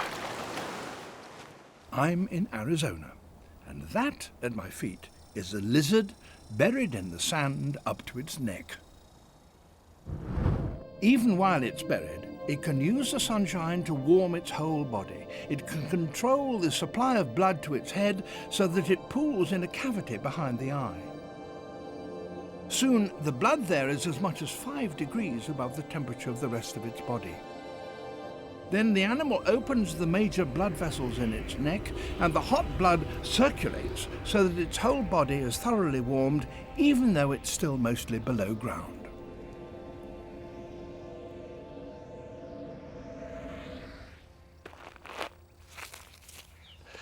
This is a horned lizard. And very beautiful too. This particular species is called the regal horned lizard because it has this splendid crown of spikes at the back of his neck. When he's hidden, they break up the outline of his head, and so you hardly see him at all. And now, in the warmth of my hand and in the sunshine, I guess he's warmed up quite a lot. And if I put him down, he now, at last, may be able to run for it. And indeed he does.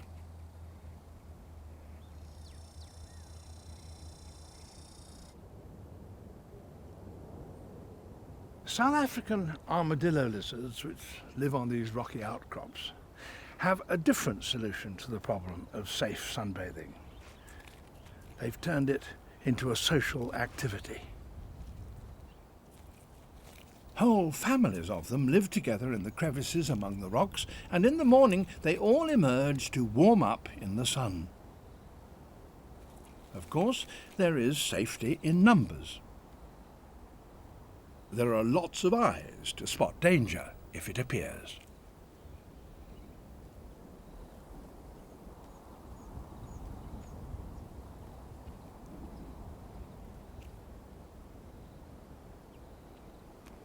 And when one sunbather takes fright, they all dive for safety.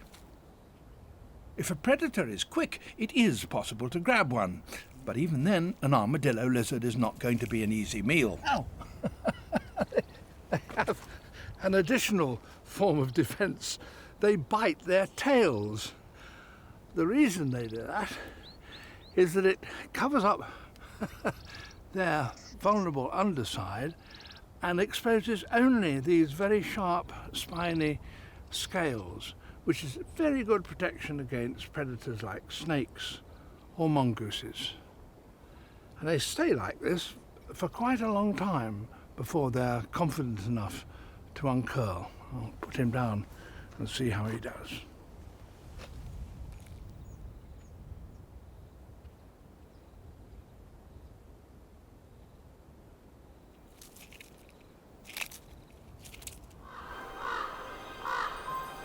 Forest once covered 80% of Europe.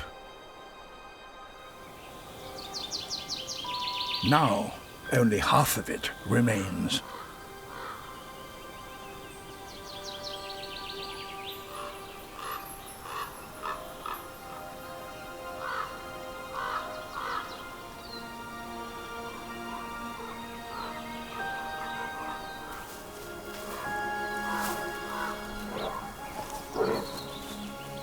A brown bear. One of only 1,500 that are left in Finland's forests.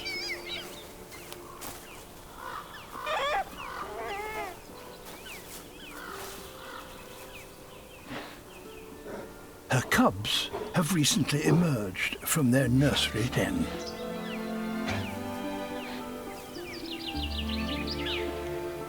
The long summer days means there's plenty of time for play.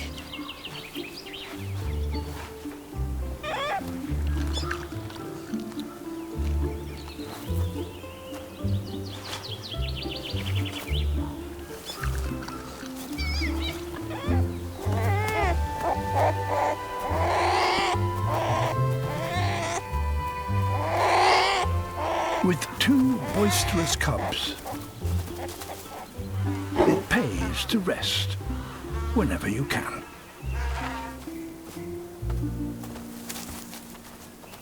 But their mother must be on her guard.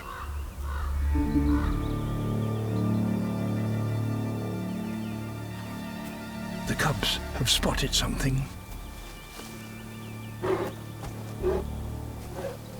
A large male looking for a mate.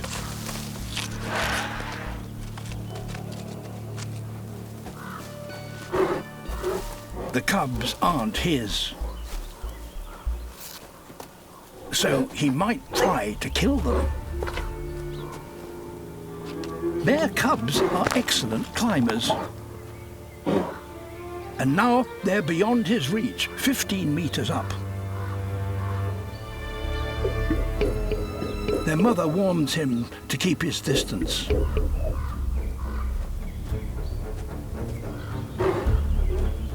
But the cubs are coming down too soon.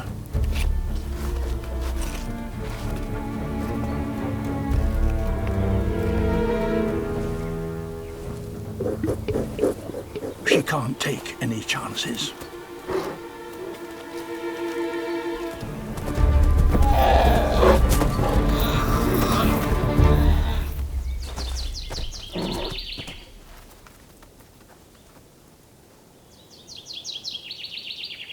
That was a close call.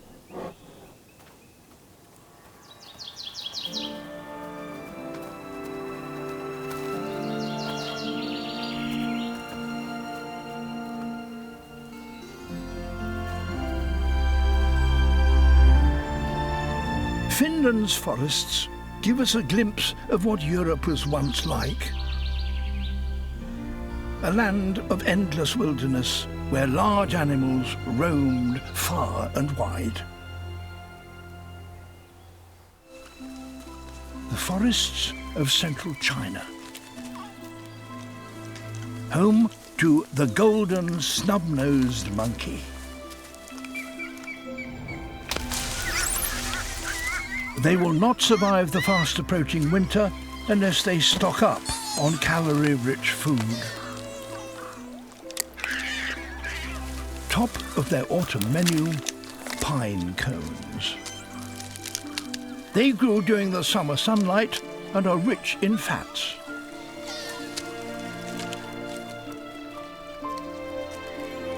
Few are now left, and time to gather them is running out.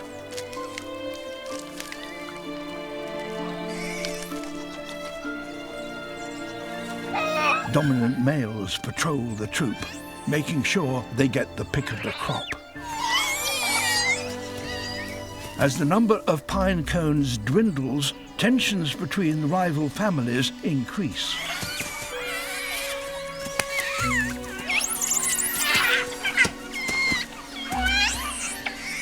Mere threats between two males may not be enough to settle disputes.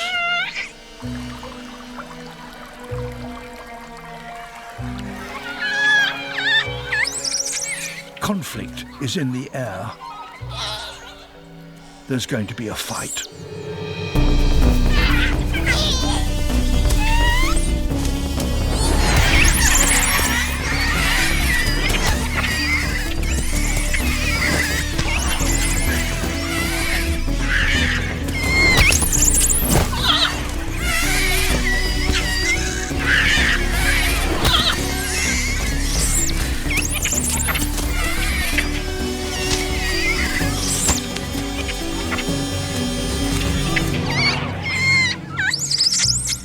parental food is at stake, so every pine cone is worth fighting for.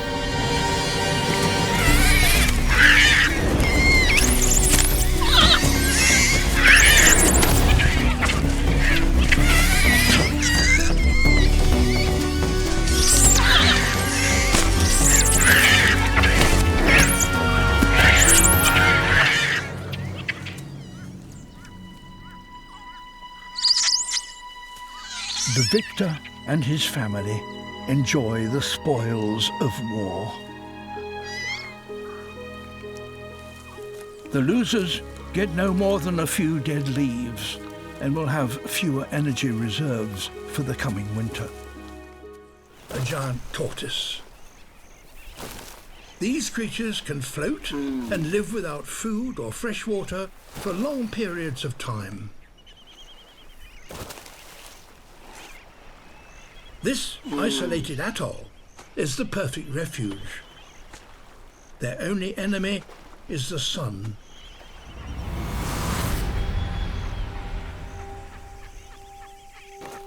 Without shade, a tortoise risks being boiled in his shell.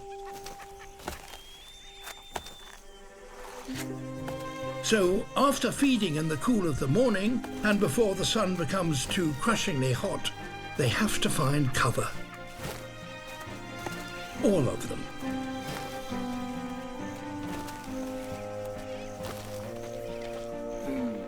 There is very little vegetation, but caves in the coral rock can provide the shade they so badly need.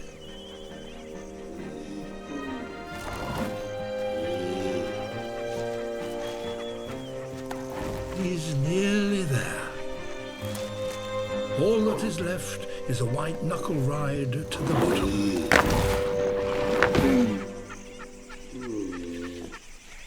And he's in.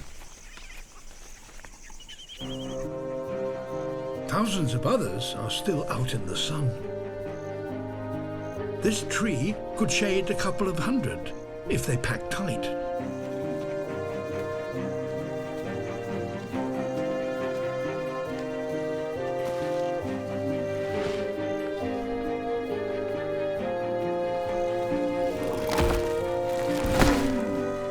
It's bumper-to-bumper parking.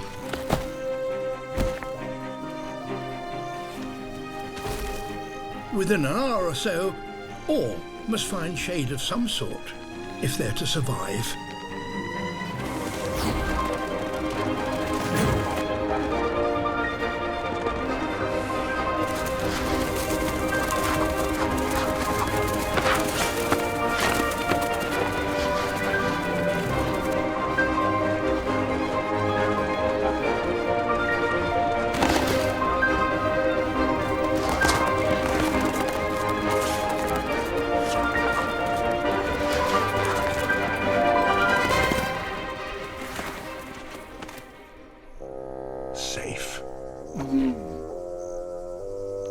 But the future for Aldabra's tortoises is far from certain. The climate is changing, sea levels are rising, and Aldabra's tortoises may soon have to find a new refuge or drown. The water that has kept them safe until now is beginning to dry up.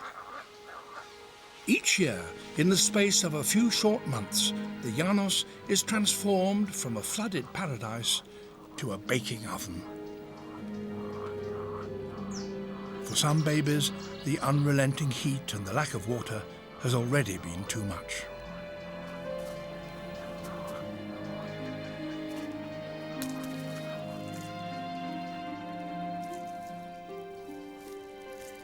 Any babies that are left alive will certainly die if they stay here. So the mother decides to leave.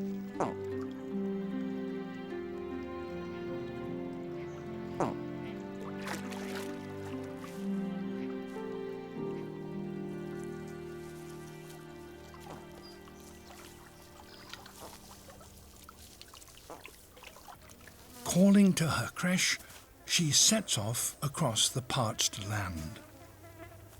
In one long cavalcade, they march onwards in search of permanent water.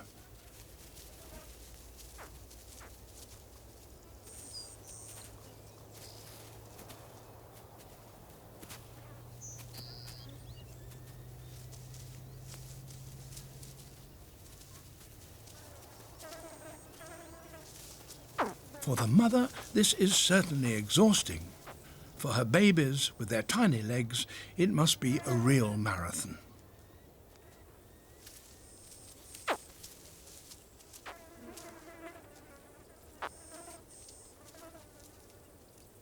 Some start to fall behind. But she stops. The babies call constantly. She knows exactly where they all are and waits until every single one of them has caught up.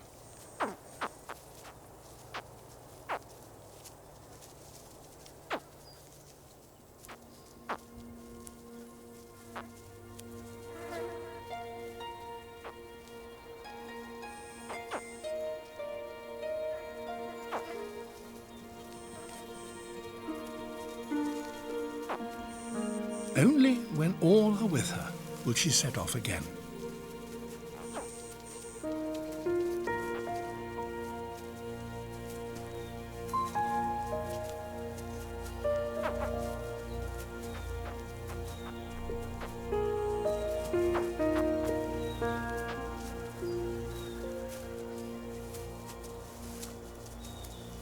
At last, safety.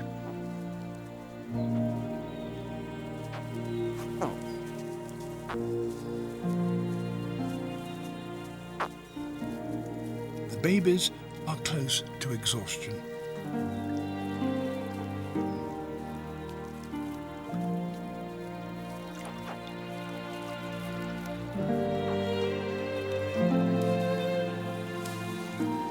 Without such devotion from the female, few, if any, of these baby caiman would have survived. And remarkably, most of them aren't even her own.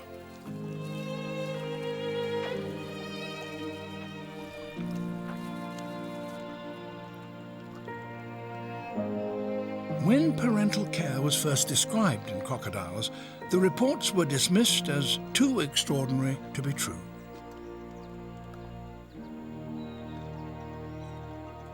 We may call reptiles cold-blooded, but they can show great tenderness.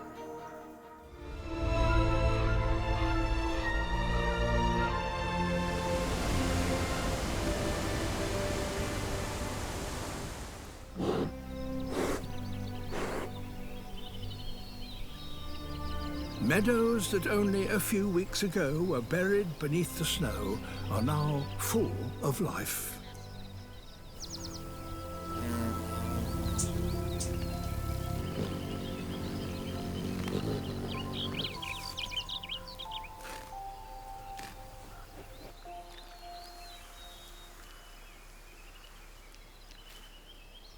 But in these mountains, the good times will not last long.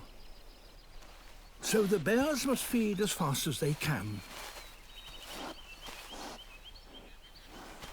During the summer months, an adult can put on 180 kilos, gorging on plants. And, if they can catch them, a marmot or two. But just now, the bears have something else on their minds. It's becoming warmer, and the bears are keen to shed their thick winter coats. Mothers show the cubs what to do about this.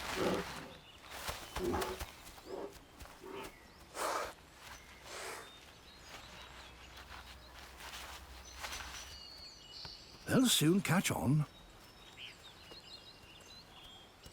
Some trees, it seems, are particularly suitable for rubbing. Bears have their favourites and will travel long distances to visit them. Some itches just have to be scratched.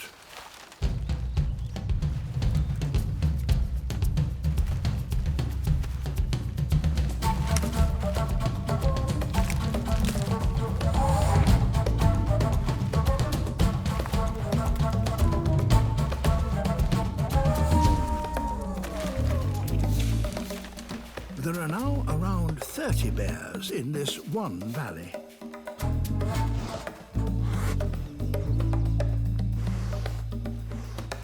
As they rub, each leaves an individual and recognizable scent. So the tree soon carries a list of who's around, which might help individuals to avoid a fight. To best spread their scent, they really have to put their back into it.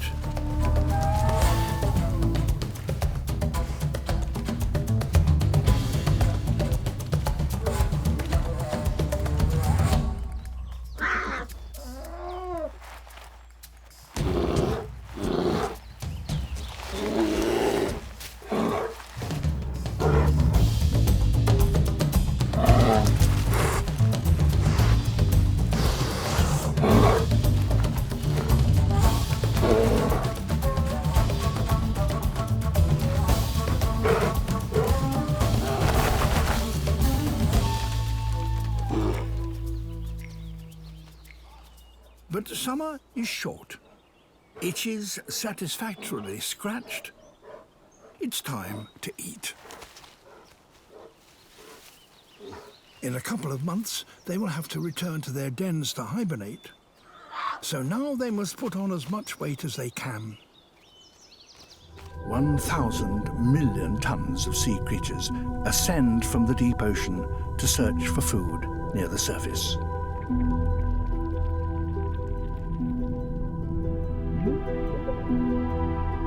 They graze on the phytoplankton under cover of darkness. Even so, they're far from safe. Other marine hunters follow them, some traveling up from hundreds of meters below.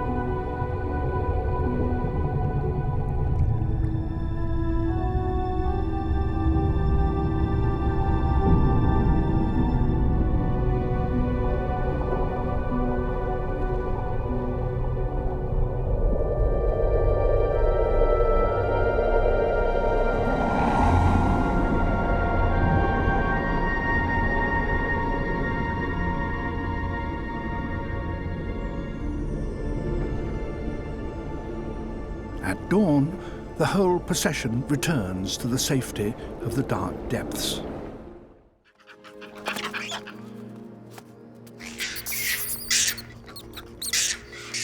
And forced to live on the fringes of the troop.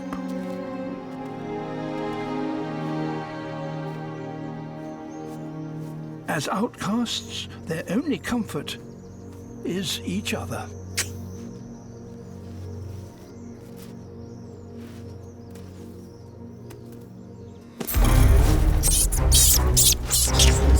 He's been snatched, stolen by a higher-ranking female.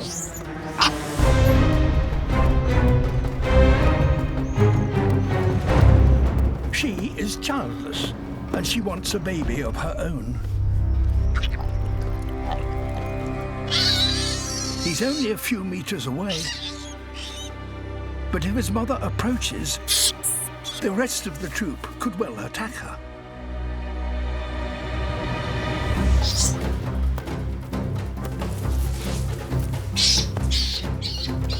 The kidnapper has never raised a baby before, so this one is in danger.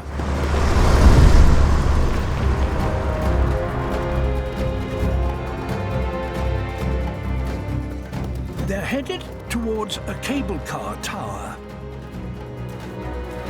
The young mother can't let them out of her sight.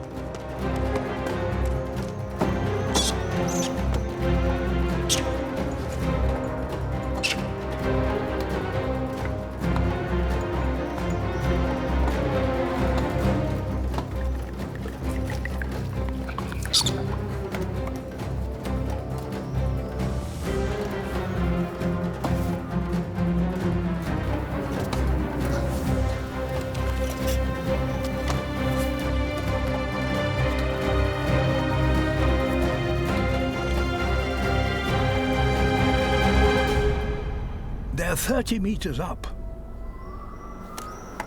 If she tries to grab her baby and fails, he could fall to his death.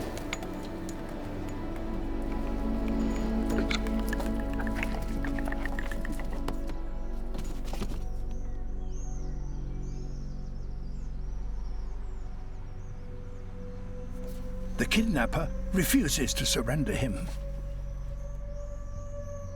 There's one last thing a mother can try, and to do it, she needs to recruit another macaque.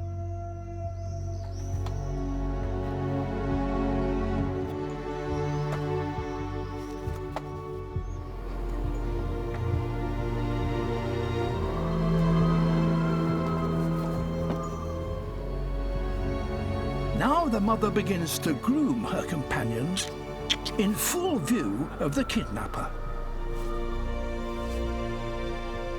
All monkeys love to be groomed, even by a low-ranking female.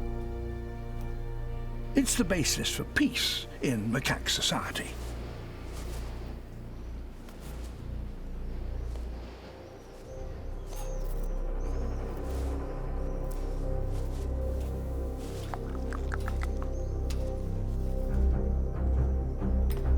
Eventually, the urge to join in is just too strong.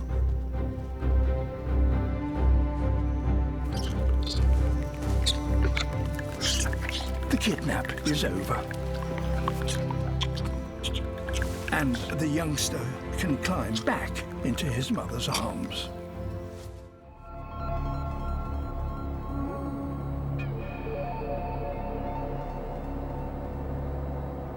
If you want to find the greatest number and variety of animals that communicate with light, you have to go to the darkest place on Earth.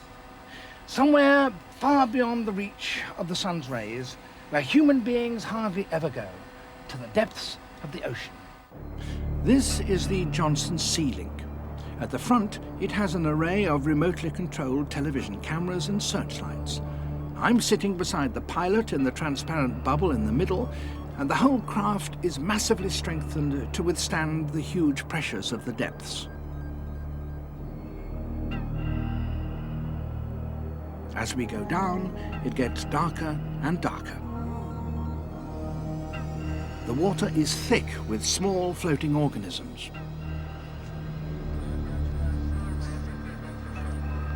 Okay, Roger, Sam. At 600 feet, the water outside is 20 times atmospheric pressure. The temperature is within a few degrees of freezing, and we're far beyond the reach of the sunshine. So you might think in such a hostile environment there would be very few animals living. But watch this. The chorus of light is being made by hundreds of small deep-sea creatures which are flashing in response to my light.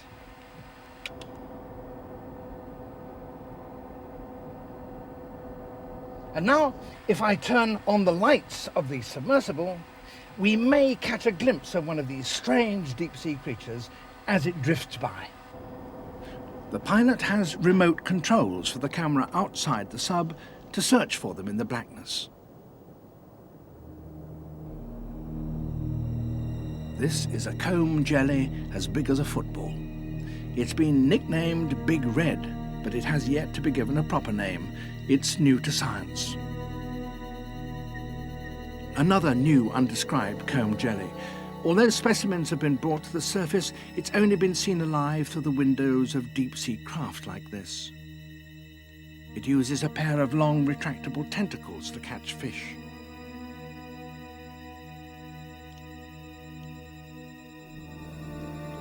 A jellyfish, Solomyssus, 2 feet across, which, in spite of the changes of pressure, sometimes swims quite close to the surface.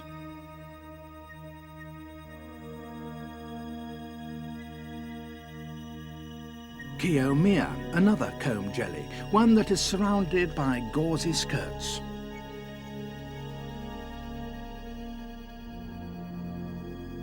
But for the most sensational spectacle, you have to turn the lights of the submarine off.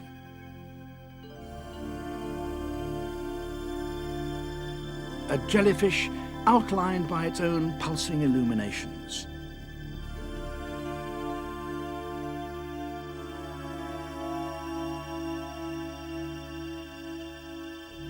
A squid, its lights moving as its body throbs. Displays like this may serve for defense or to send messages. No one knows.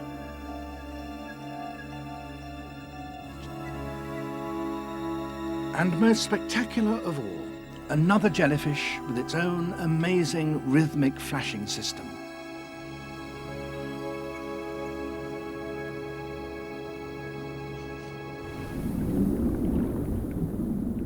But most of the creatures come together for a very different reason. To breed. The giant cuttlefish, the largest of all cuttlefish.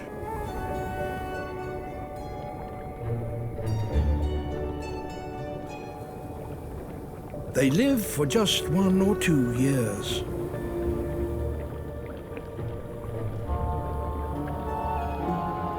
Now, as the Australian summer draws to an end, they have one last act to complete. To find a mate.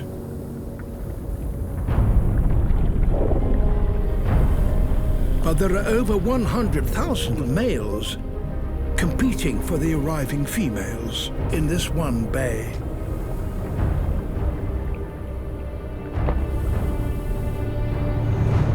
Among them, a giant, a true Goliath. He probably weighs about 10 kilos. Bands of color sweep across his skin. That's how cuttlefish communicate.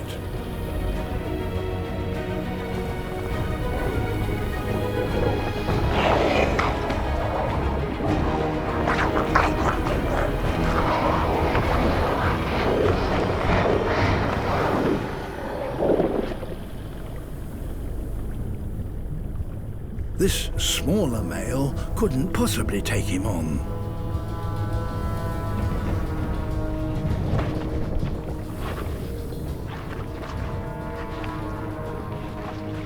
Beside Goliath and under his protection, a female who has just mated with him. But other rivals are still interested. It seems a small male wouldn't stand a chance. The female is now displaying a white stripe along her side nearest Goliath. It's a clear signal that she no longer wants to mate with him.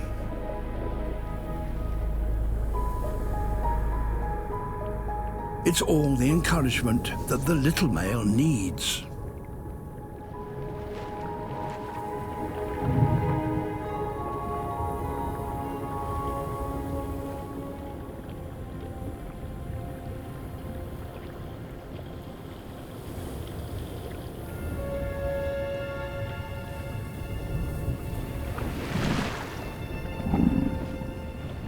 He's going to have to use trickery.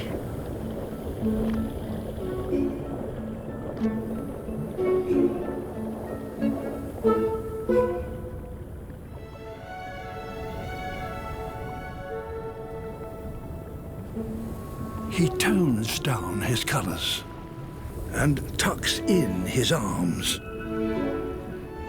He's just the right size to mimic a female.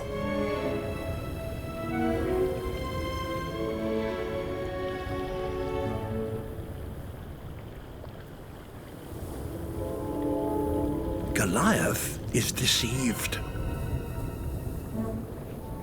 The small male now displays a white stripe, just like the real female, to deter his advances.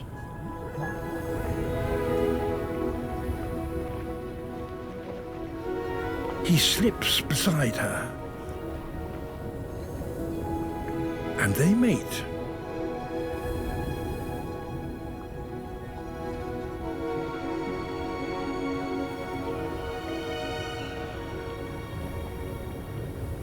By mating with multiple partners, The female ensures the greatest genetic diversity for her young.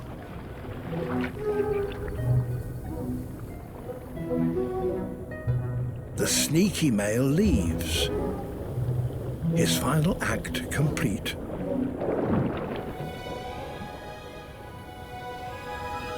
So even among giant cuttlefish, it seems, it's not all about size.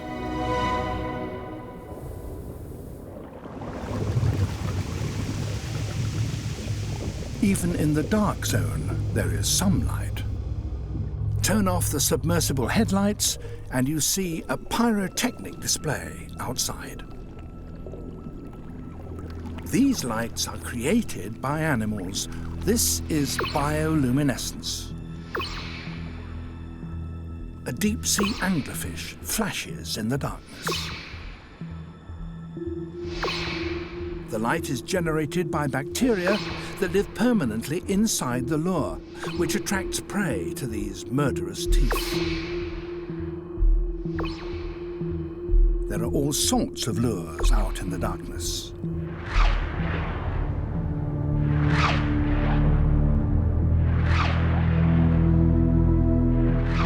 Come into my mouth, little fish.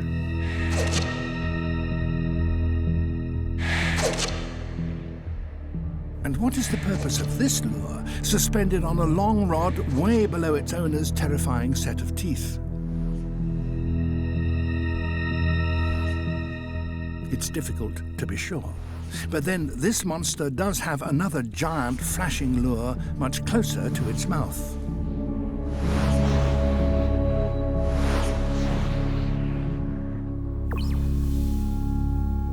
These fish are called anglers because they use their lures in much the same way as fly fishermen use their imitation flies.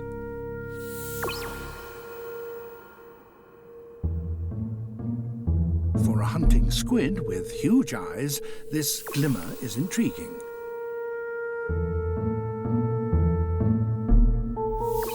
It might just be food.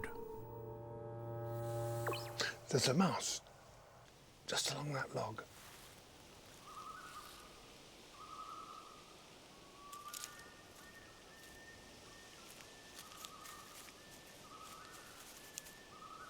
That obviously came to nothing, but the cameras have started recording again and the snake is moving. He's checking out the trail with his tongue. See, that's exactly where that mouse was running.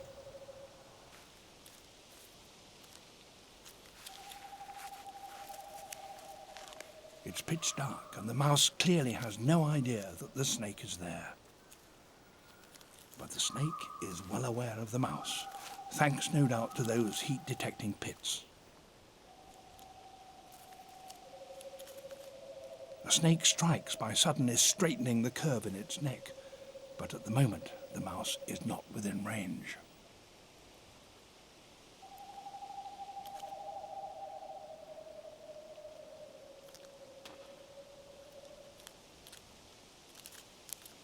He's worked out that that is the path along which the mice run.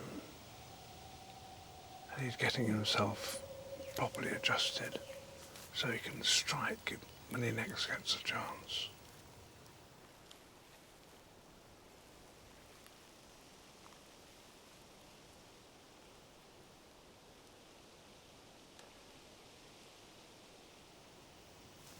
Now once again, waiting.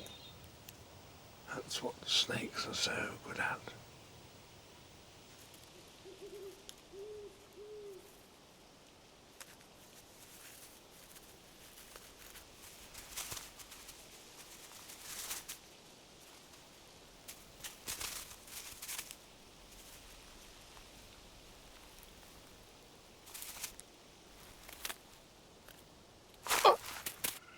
Oh my goodness!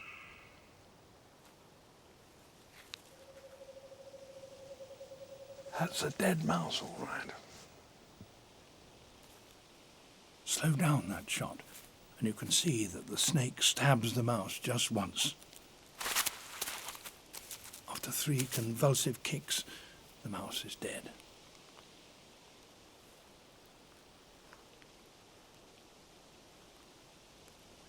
snake is moving again. He's going back now to look for the one that he knows is dead back there. Where is it? Ah, now it looks as though he's really got it.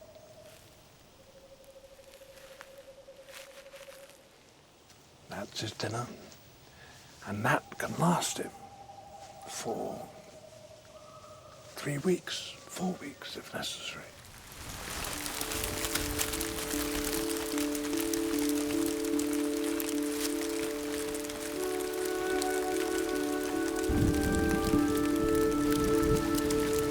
The red crabs of Christmas Island.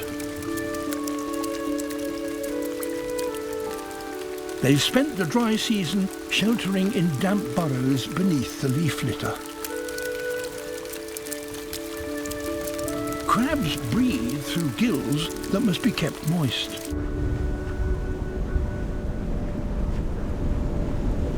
So it's only with the return of the annual monsoon that these land crabs can finally emerge.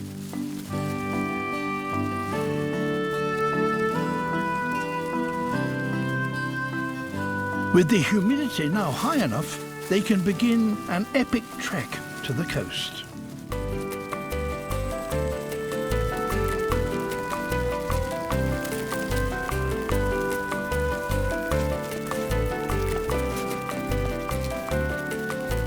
Every red crab comes together from across the island, and they do so in their millions. 50 million, to be precise.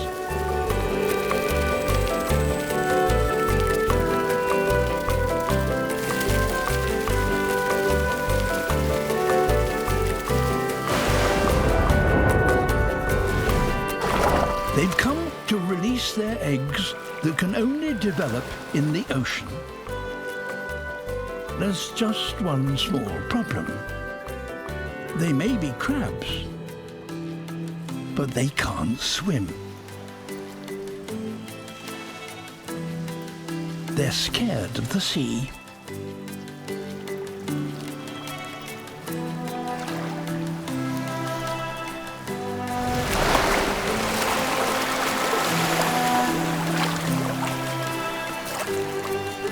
But they don't have a choice. They must release their eggs on the highest tide.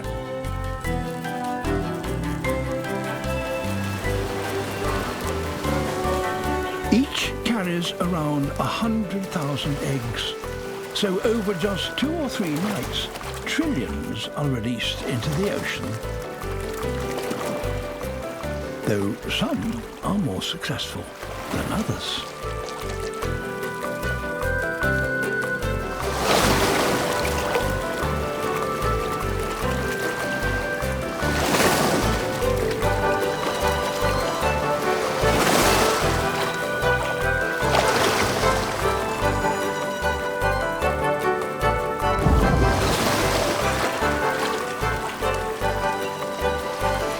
Once their work is done, the crabs will return to the forest.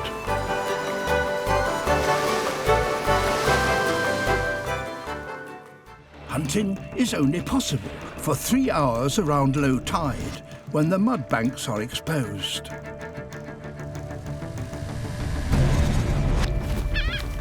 Razor-sharp oysters cover much of the shore. Beaching here could be lethal.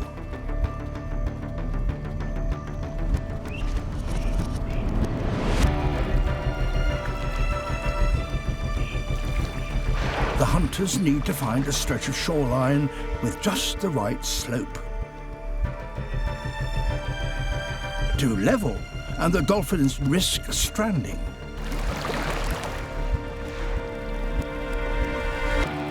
Too steep, and they can't force their prey from the water.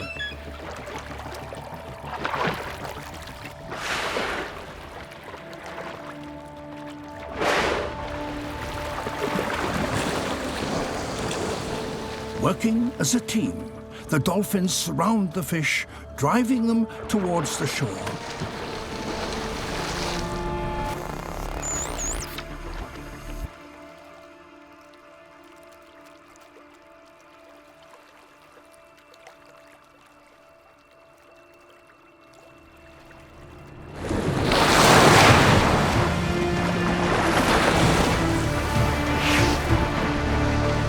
Attacking in perfect synchrony, the dolphins create a bow wave.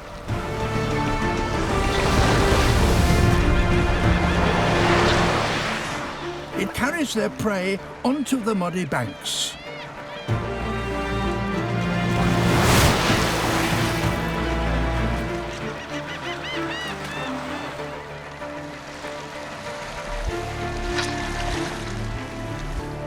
Other fish eaters profit from their daring.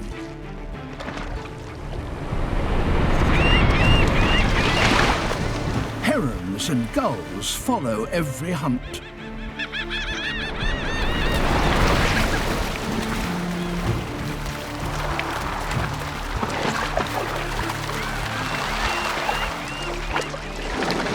To get to the fish first, the dolphins drive themselves high up the bank. But if they go too far, they risk stranding.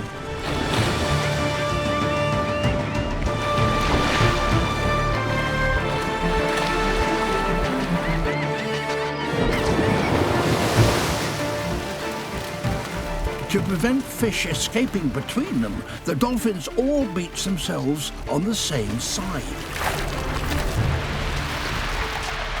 Always the right. But this has a cost. Each time they grab a fish, they also take in a mouthful of mud. The grit gradually wears down their teeth. But on one side only.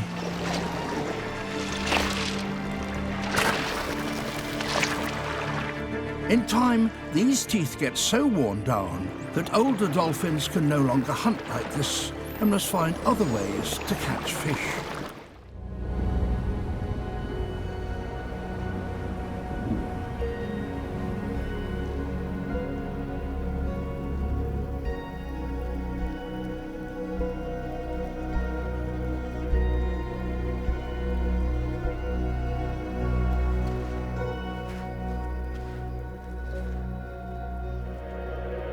And this bobcat may be in luck.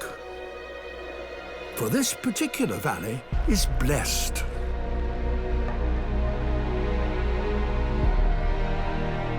A river here never freezes. It's fed by a volcanic hot spring that heats these waters to 50 degrees warmer than the surrounding air.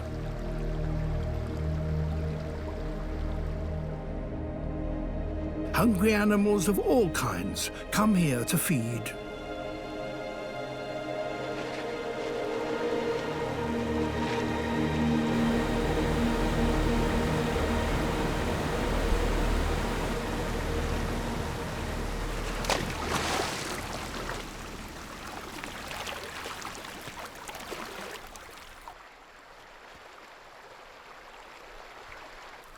Throughout the winter, the river is full of food for those who know how to catch it.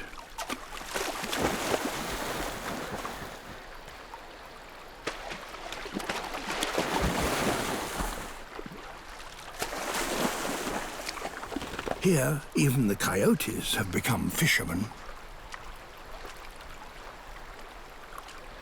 But hunting is hard for a cat that's not used to getting its feet wet.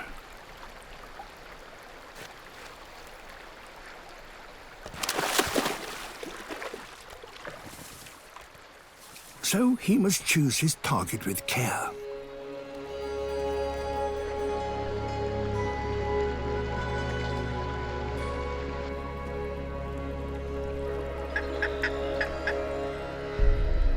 Golden-eye ducks. But can he get close enough to pounce?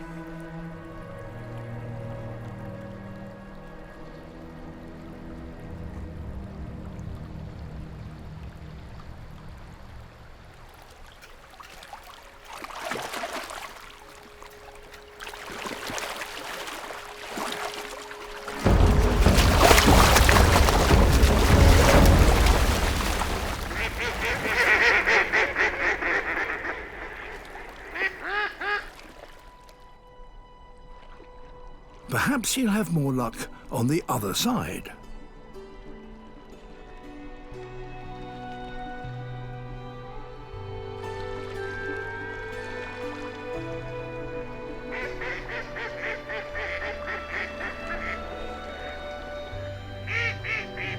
Here, steam from the river warms the surrounding trees. So up in the branches, there could be prey.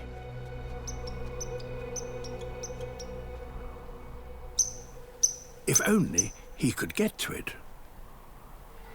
It's 6 meters up.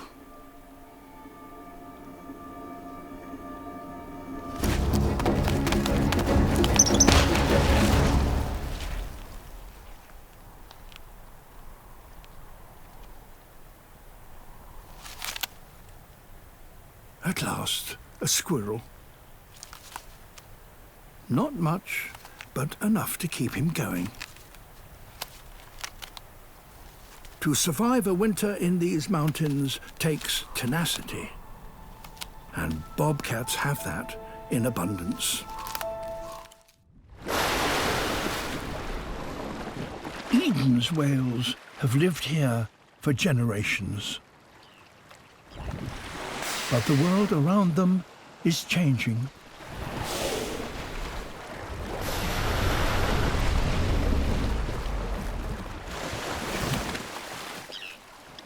Today, agricultural pollution flowing from the land is beginning to suffocate this sea.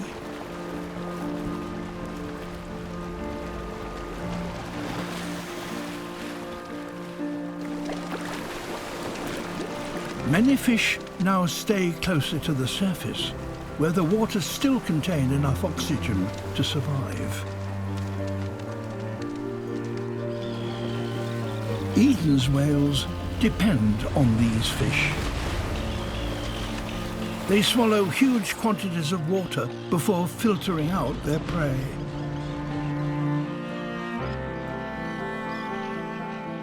It takes a lot of energy to drive their 15-ton bulk through the water. And with so few fish, the rewards from feeding like this are barely worth it. So, to survive here, the whales have developed a new hunting technique.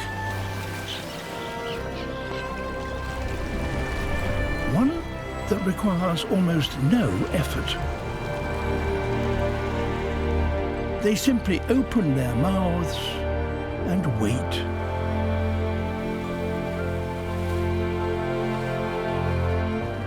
The panicked fish jump right in.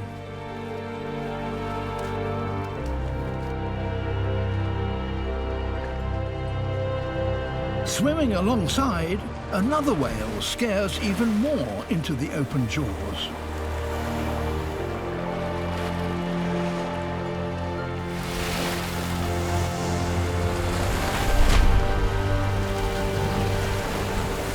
With this ingenious new technique, Eden's whales have found a way to survive the pressures they now face. All across the planet, animals are having to adapt to a changing world. But the speed of these changes will be too fast for many.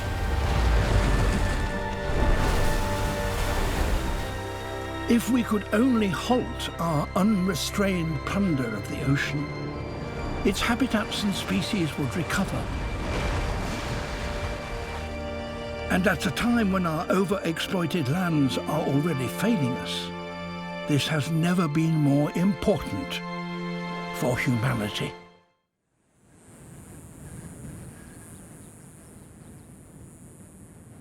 The Great American Deserts cover over 2.5 million square kilometers.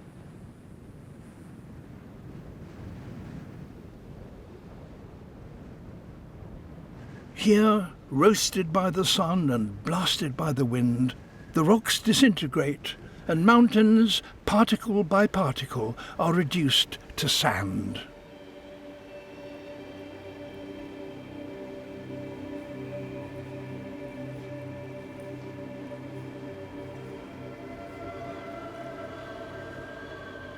These pillars are all that remain of a plateau where dinosaurs once roamed. Few animals can now survive here.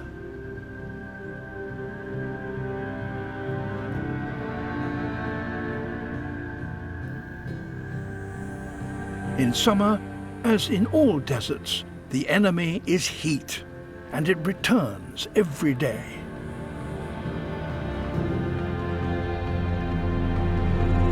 At 7 in the morning, the temperature is already 25 degrees Celsius. The clock is ticking for one unusual descendant of the dinosaurs.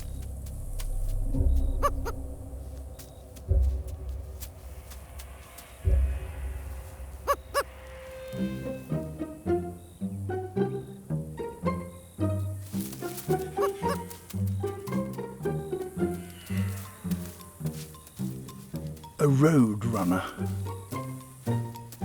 found only in the deserts of North America, built for a life on the ground. He can run at over 30 kilometers an hour, but the prey he seeks are one step ahead.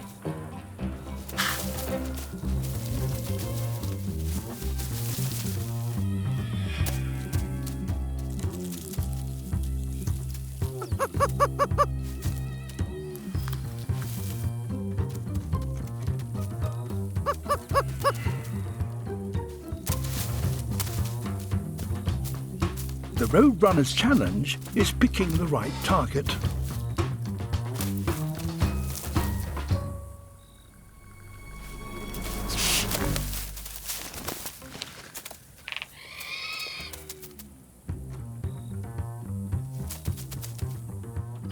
A Gila monster. Too big.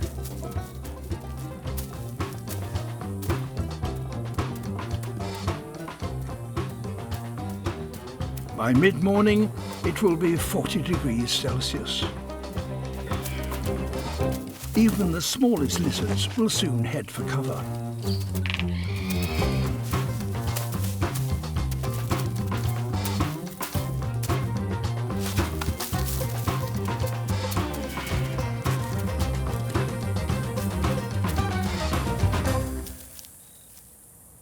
A centipede. Slim pickings for a morning's work.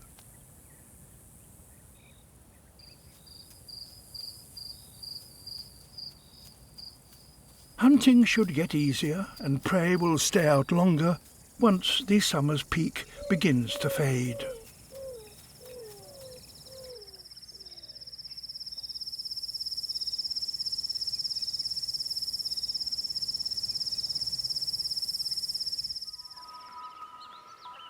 An egg, whatever its shape, is an excellent life support system. But paradoxically, its success will ultimately depend on the ease with which it can be broken. The time comes when a chick must break free. Some species invested time building up large yolks. Their chicks will emerge fully feathered and ready to search for food. Others have not made that investment.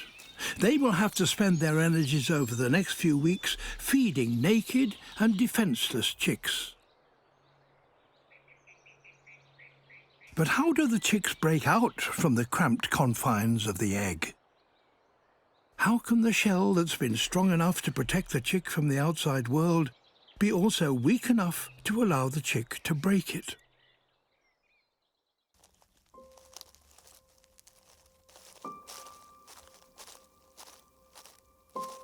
The first breath of fresh air outside the egg. A captive-bred jungle-fowl chick emerges.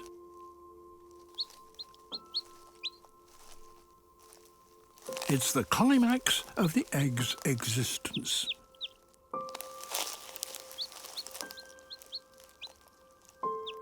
The shell may look the same as when the egg was laid, but out of sight, it's been changing. It's been getting thinner. The chick has been absorbing calcium from the shell into its own bones, making itself stronger and the shell weaker. Not only that, but it also used the shell's calcium to create a tool to help it break free. A hard, jagged tip on the end of its beak an egg tooth. The chick couldn't have broken free without it. Even so, it can still take hours, sometimes days, to hammer its way out of a shell. This egg and this newly hatched little chick are part of a clutch that was laid on the ground about between 21 and 26 days ago, and they are just now hatching. This one is only about half an hour old, and this one is just beginning to peck its way out.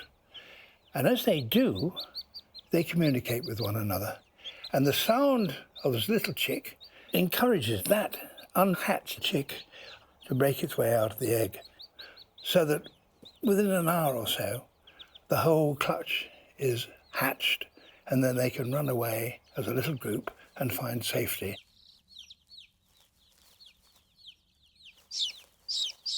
But what of the other woodland birds I was watching?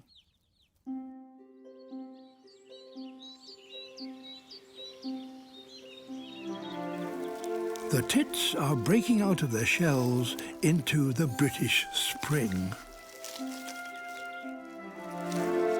They're naked, blind, and hungry. But outside, the woods are filled with food. And the parents' careful timing has paid off.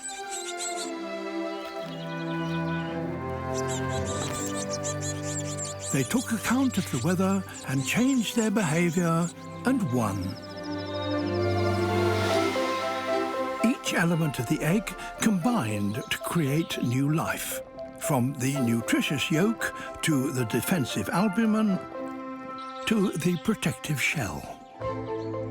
Nature's most perfect life support system has served its purpose, broken by the life that it sustained.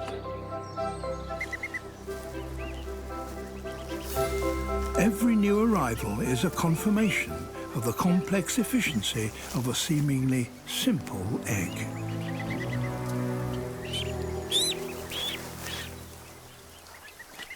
As with all forms of life, what we see are the success stories, the adaptations that work.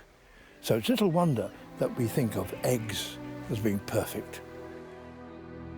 But of the 10,000 different species of birds that exist in the world today, there are still hundreds whose eggs have never even been described. When it comes to the most perfect thing in the universe, there's still much magic and mystery to explore.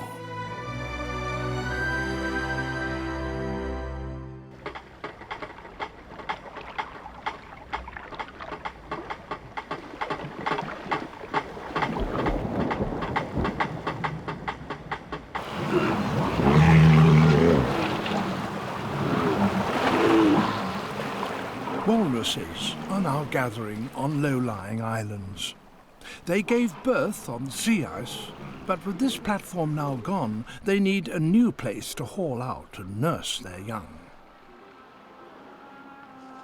After several days at sea, the male bear finally makes landfall, drawn by pungent smells emanating from the island.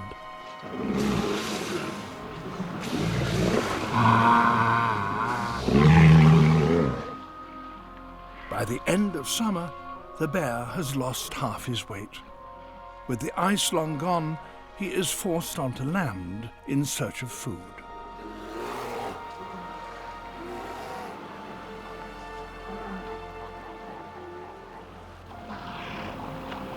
There will be no easy meals on this island. Walruses are the largest seals in the world. They weigh over a ton and are armed with tusks a meter long. Exhausted from his swim, the bear must regain his strength.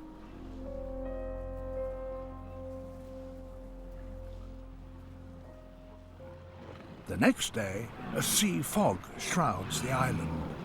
The walruses sense that they're in danger.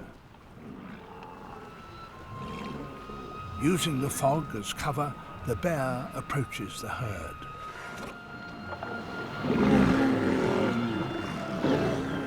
the adults close ranks around their young, presenting a wall of blubber and hide.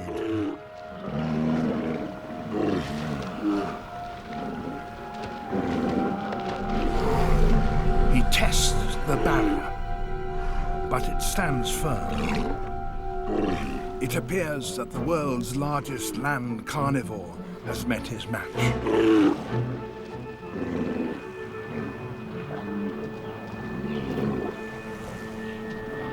There must be a chink in the armor somewhere.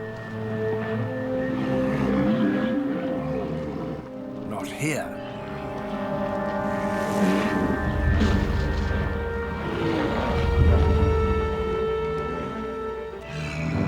This female walrus is shielding her pup if he can just prise her off.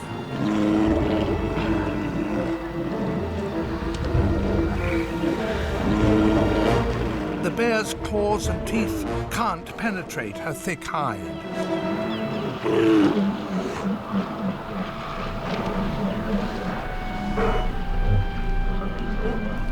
With the herd retreating to water, the bear must move quickly.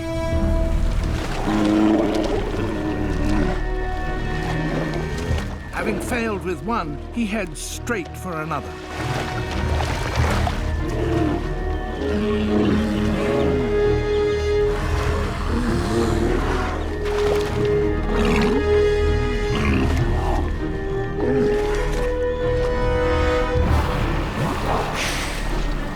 The chance of his first meal in months is slipping away.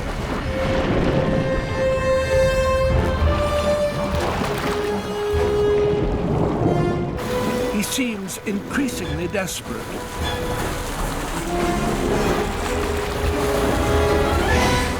It's now or never. He must avoid the stabbing tusks if he's to win.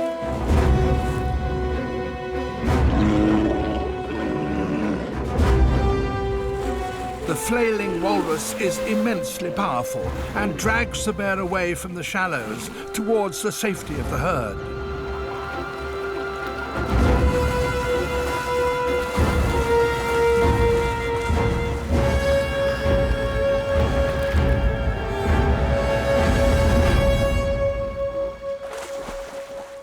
It slips from his grasp.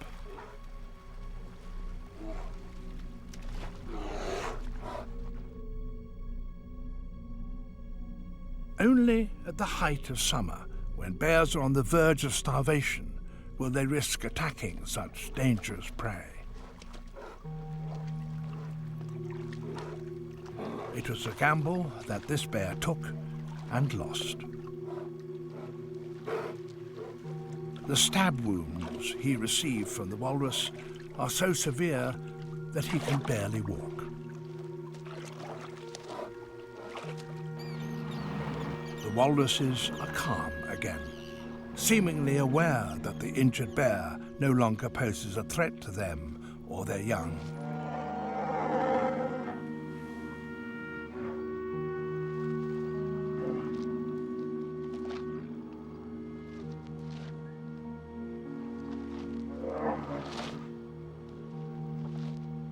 Unable to feed, this bear will not survive.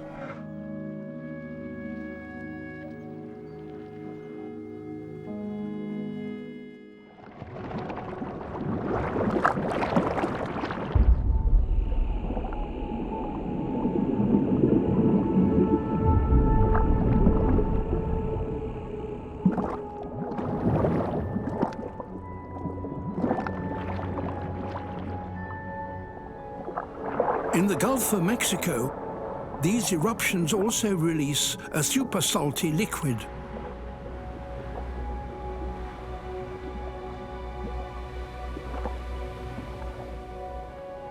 Brine.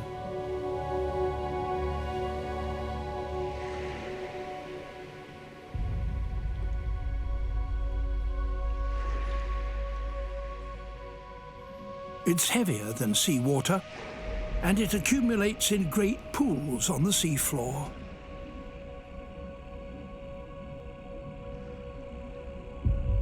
It's difficult to make sense of the sight.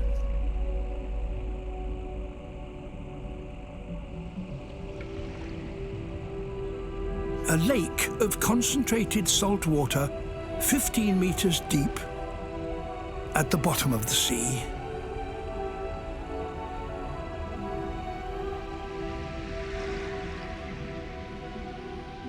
Around its margin, perhaps even more strangely, there is a profusion of life.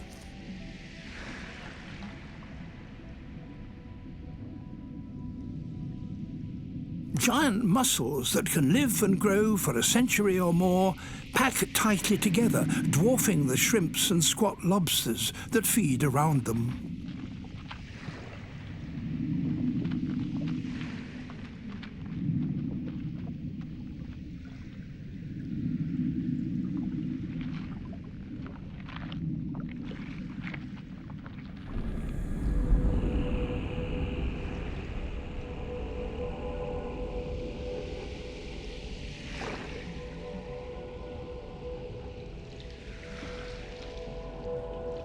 Cutthroat eels, scavengers, come to the shores of the Brine Lake in search of something edible.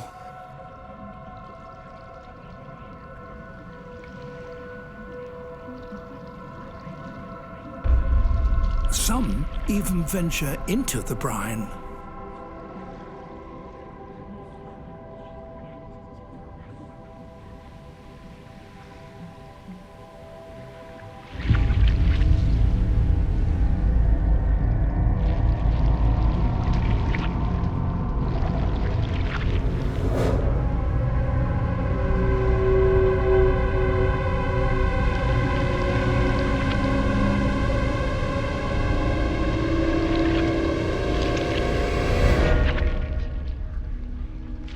Spending too long in it can send an eel into toxic shock.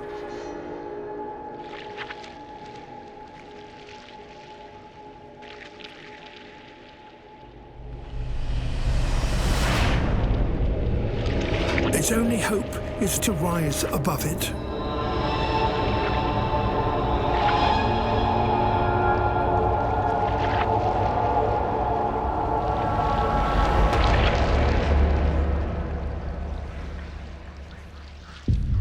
It manages to escape.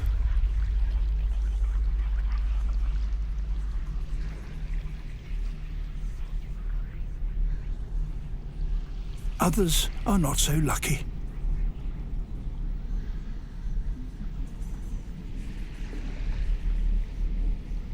The brine embalms their bodies, and the casualties of decades accumulate around the margins.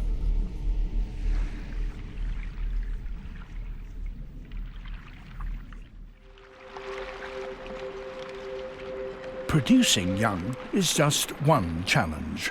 Finding food and somewhere to live are further trials fish must face. The Californian coast. A wide range of species live here. But all this life means competition for living space is intense.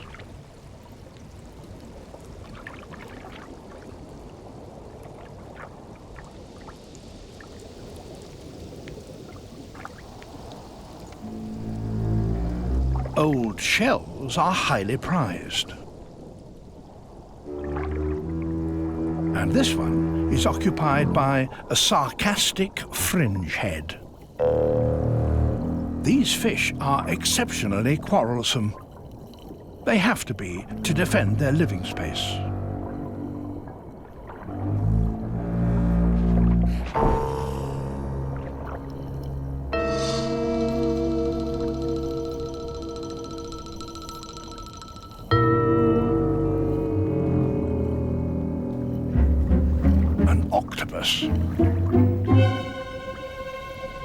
Inadvertently, it's wandered into the fringe head's territory, and that can't be tolerated.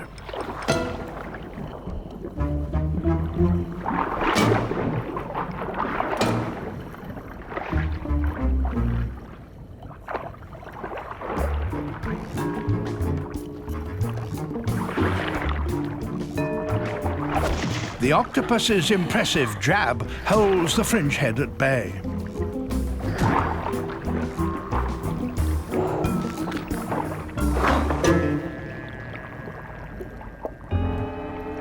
There is more to this behavior than being bad-tempered.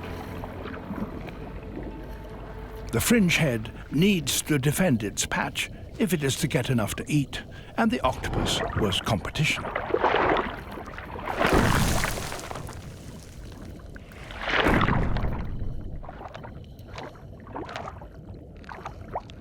Crabs are not the easiest of mouthfuls.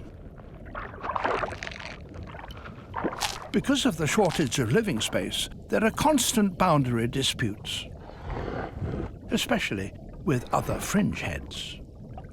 And this one has got too close.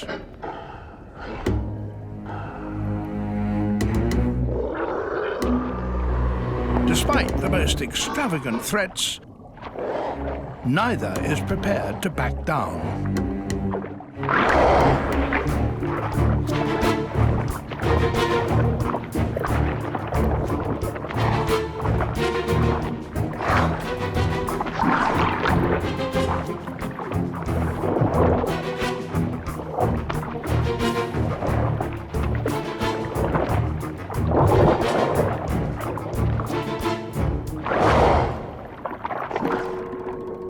Success, and it's quick to get back to its shell. A fringe head can never drop its guard. There's too much competition. Lions will normally avoid hunting in such heat. But they're also opportunists.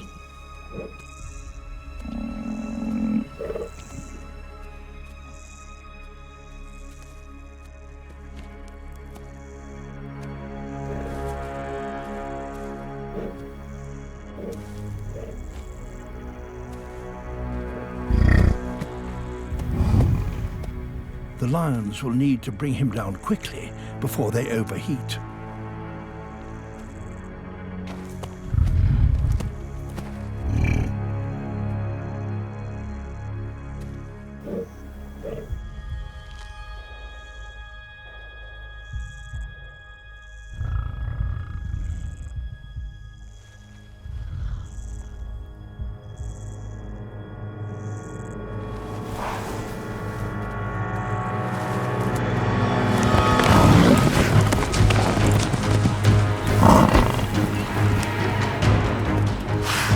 Away from the herd, a bull is a formidable opponent. It could gore and kill a lion.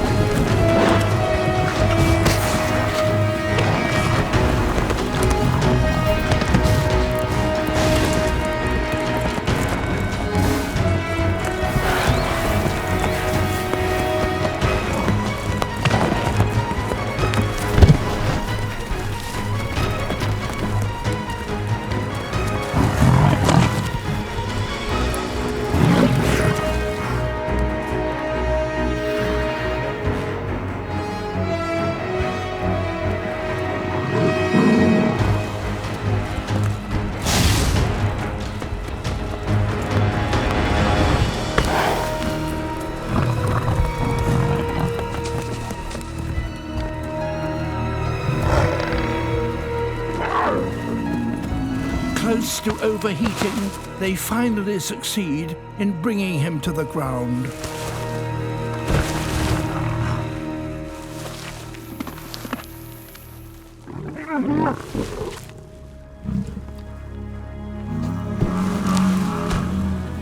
But the massive bull is not giving up.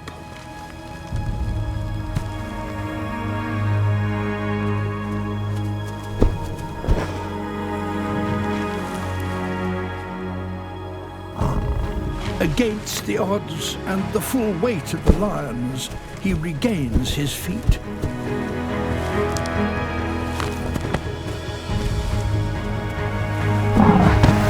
And it is now that the tables turn.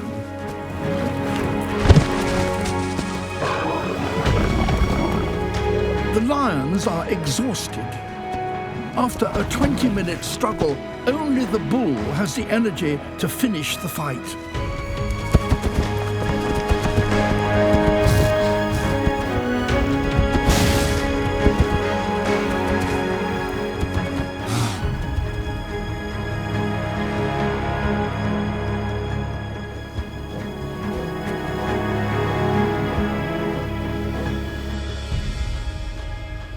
In such exposed and extreme conditions, the challenge for predators and their prey is at its most intense.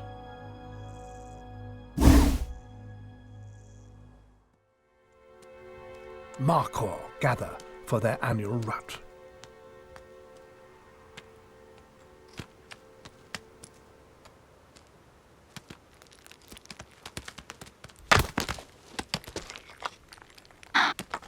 Males must fight for the right to breed, but on these sheer cliffs, any slip by either animal could be fatal.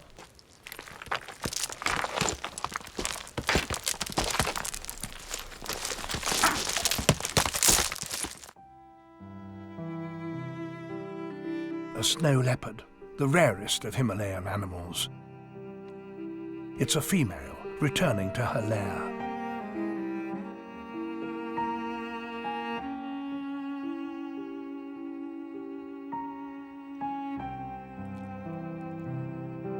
These are the first intimate images of snow leopard ever filmed in the wild.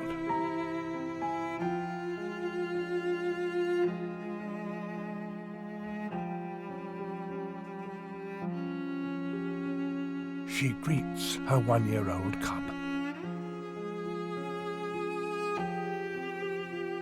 Her den is well chosen. It has exceptional views of the surrounding cliffs. On these treacherous slopes, no hunter other than a snow leopard would have a chance of catching such agile prey.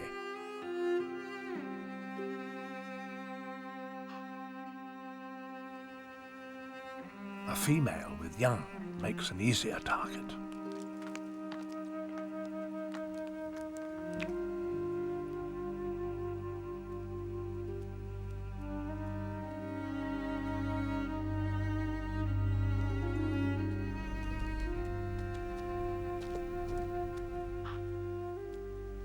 Her large paws give an excellent grip, and that long tail helps her balance.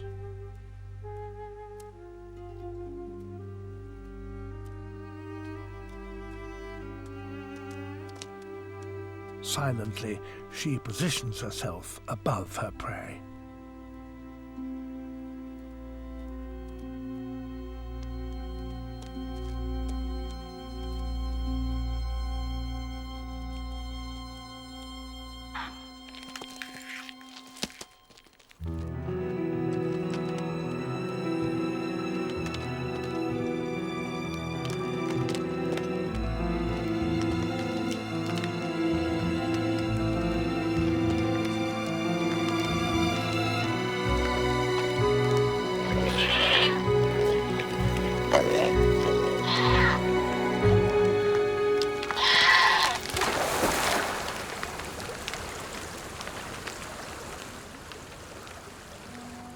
To see just how important scent can be to a snake, I've come here to Karnak Island, just off the coast of Western Australia.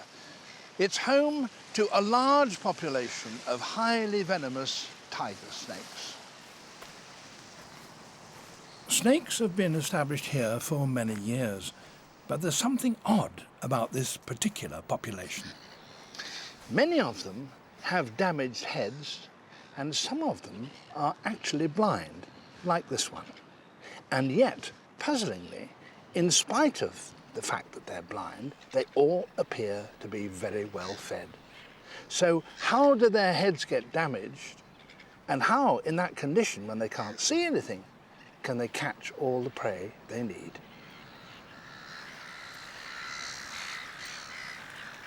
The snakes, of course, are not the only inhabitants of the island. It's also home for a large colony of silver gulls. The gulls breed throughout the year, so their chicks are a source of food for the snakes that never ends. In fact, the snakes eat pretty well nothing else.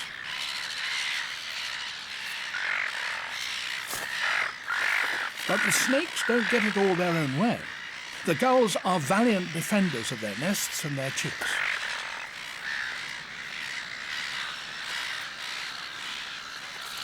Their stabbing beaks are powerful, sharp and strong, and the gulls always go for the snake's head.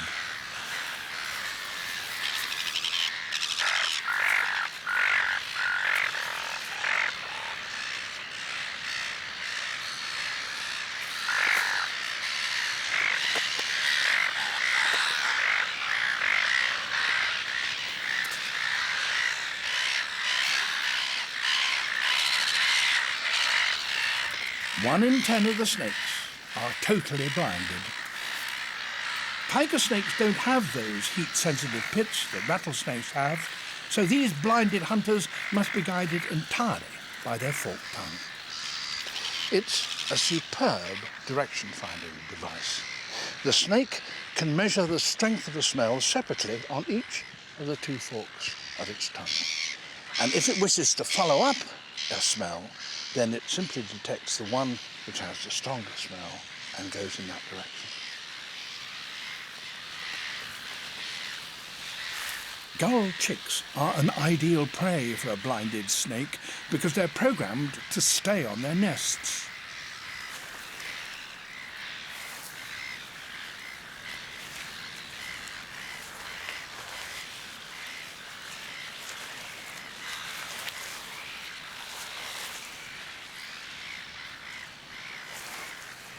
Once a snake has located it, a chick is doomed.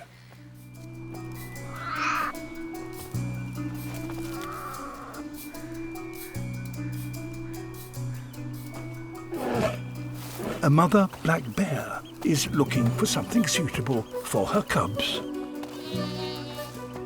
This is their first ever trip to the seaside.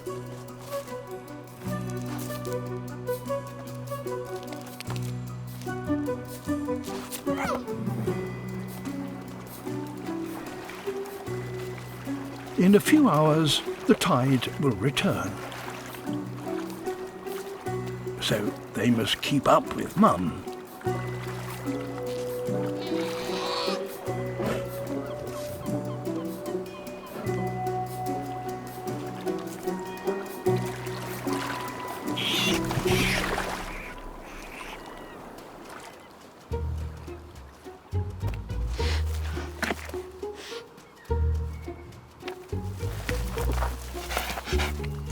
Here's something tasty. Crabs.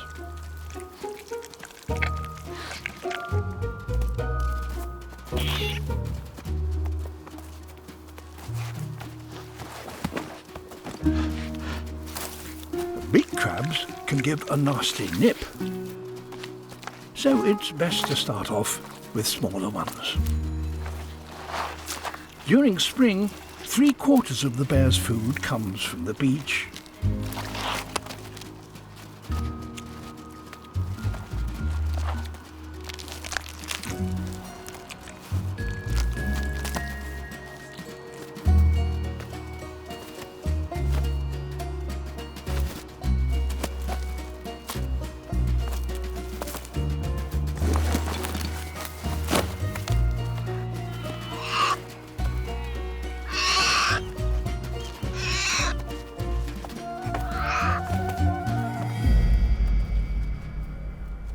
But now, this family is not alone.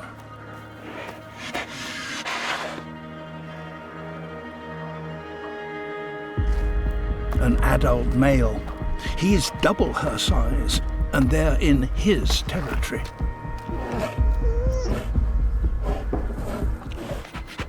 The cubs know that call. It's time to head for safety.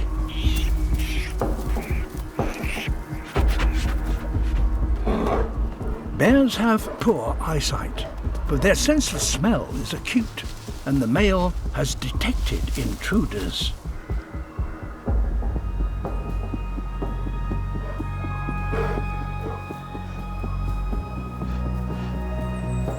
He knows exactly which tree they are in. If the cubs stay up there, they'll be safe, but they're losing precious feeding time.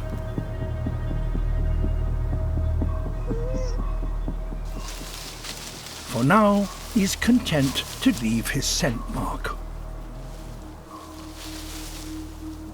a warning note for trespassers.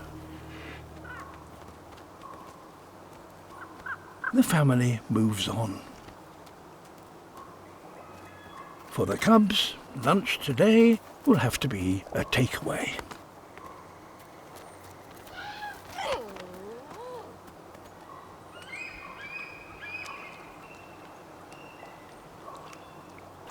The tide comes in,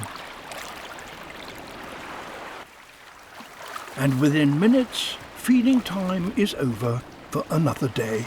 1,000 plants growing on one single tree. Throughout the forest, this story is repeated endless times. As a consequence, jungles are home to more species of plants than anywhere else on Earth. And they, in turn, support a wealth of animals.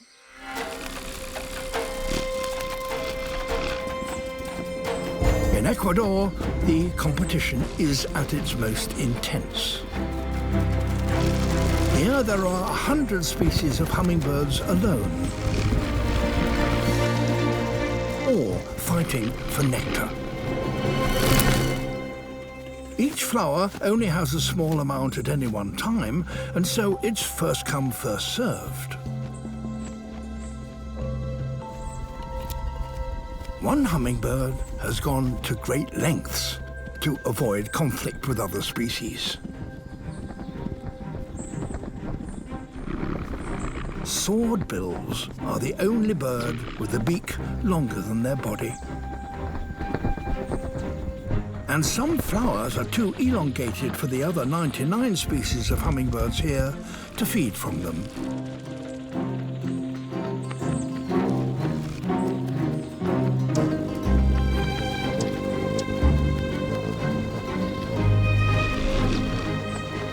A swordbill's extraordinary beak, however, enables it to reach the places that others can't. The top of this flower, where the sweet nectar is produced. It has found a solution that means it doesn't have to join the fight. And as each long flower blooms, it gives the swordbill a fresh supply of food all to itself.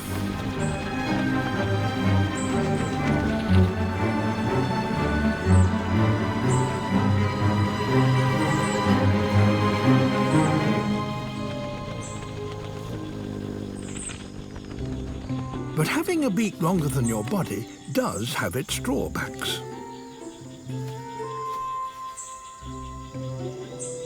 For a start, it's tricky to keep it clean.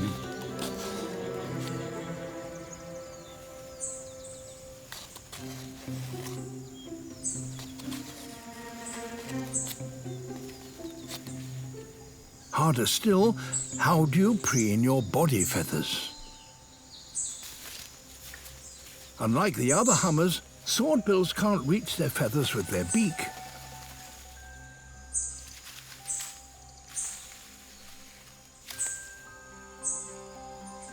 The only option, a good old scratch.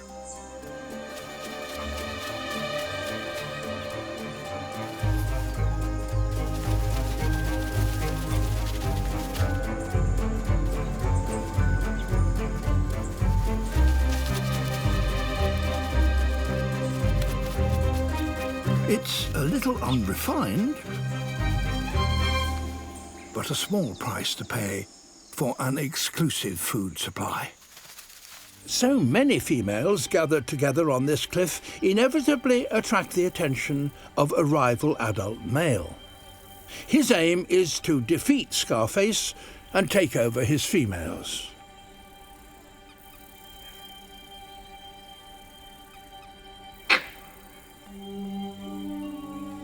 He leads a group of outcast bachelors into battle.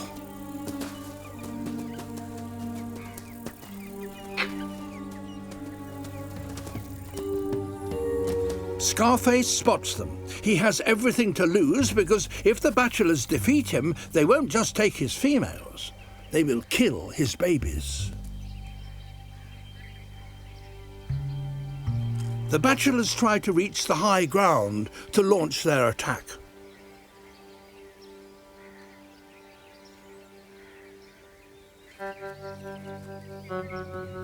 Scarface warns them to keep their distance, but the bachelors continue their advance.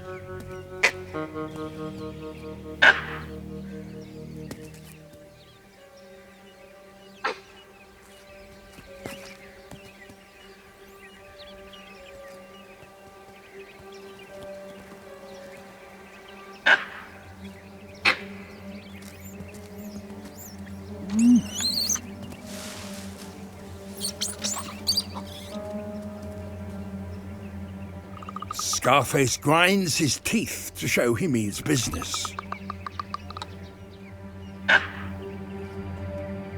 But the bachelor leader reaches the cliff top and grinds his teeth in response.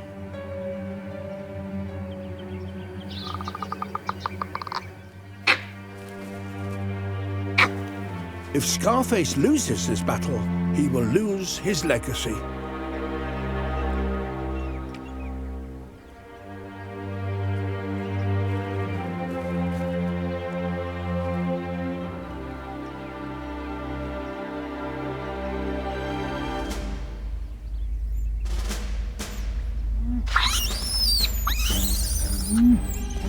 Time to strike.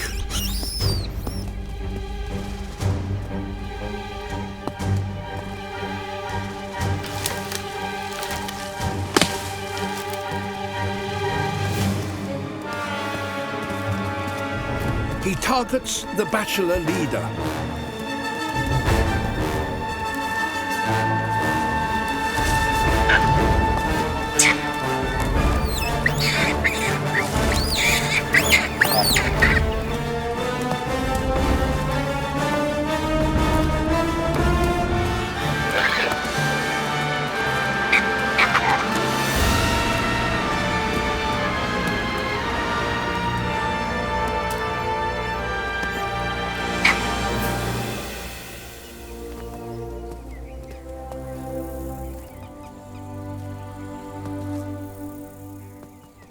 Scarface has won.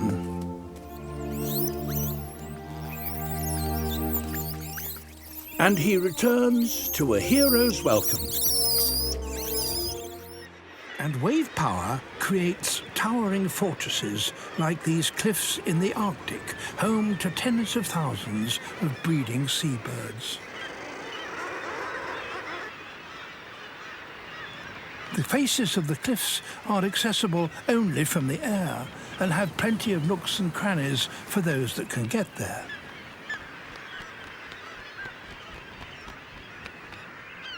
But to feed, seabirds must still master the ocean world beyond.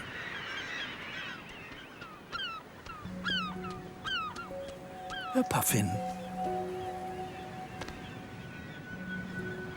He's a fisherman and a father.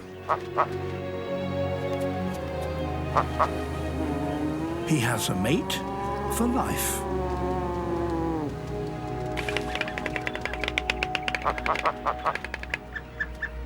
Both share the burden of raising their week-old chick, their puffling, who needs 5 square meals a day. The parents alternate fishing trips. It's Dad's turn.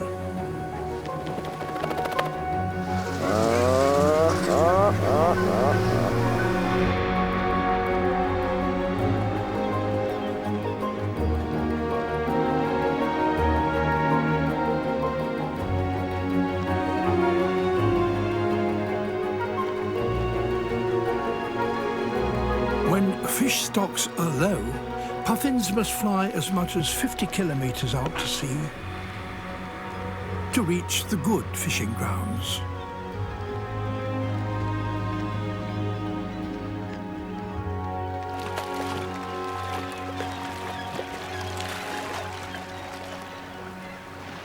Once there, they plunge into another world.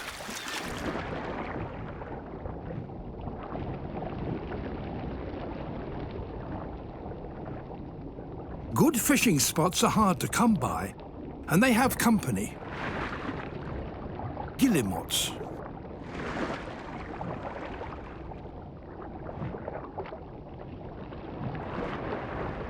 Like the puffin, their wings are short and good for diving. Puffins can hold their breath for over a minute and dive as deep as 40 meters.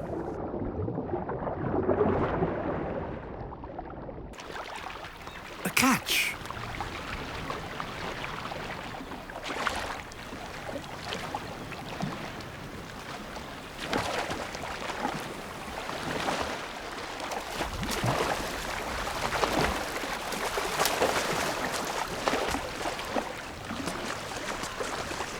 But it's a long way home.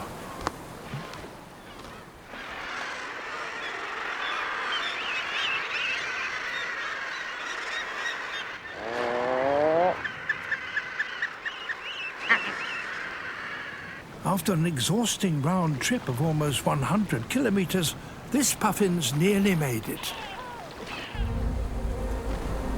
But there are pirates on this coast. Arctic skuas.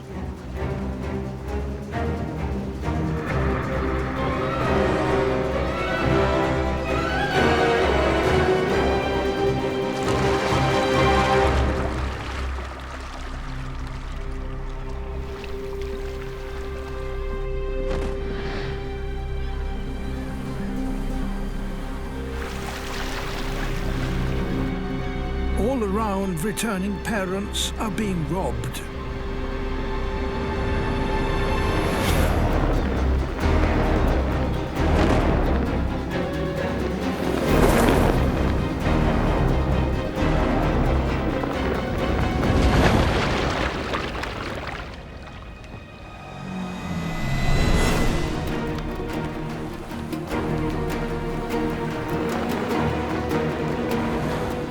The skuas' long, raked-back wings make them faster and more maneuverable.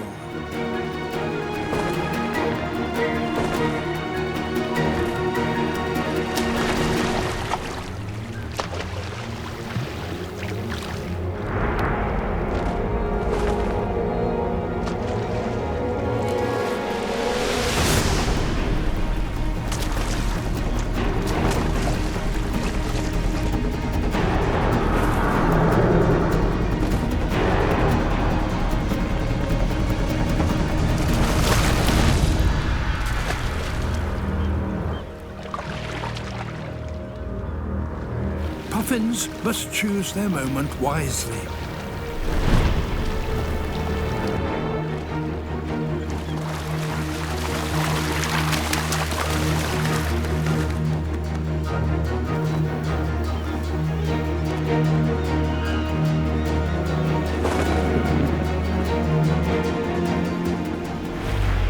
A near miss.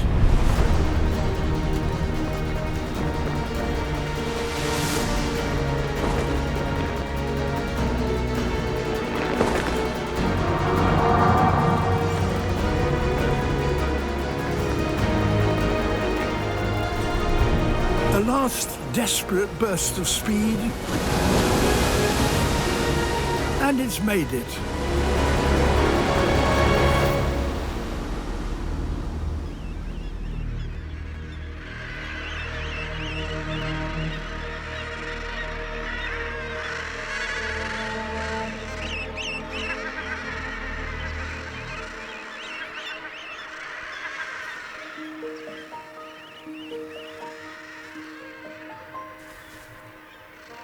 Safely home after a 3-hour round trip.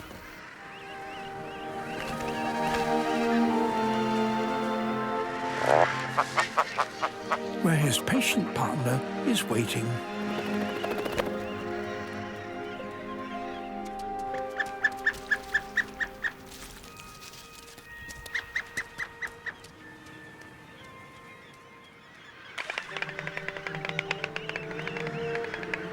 Today, their puffling will eat.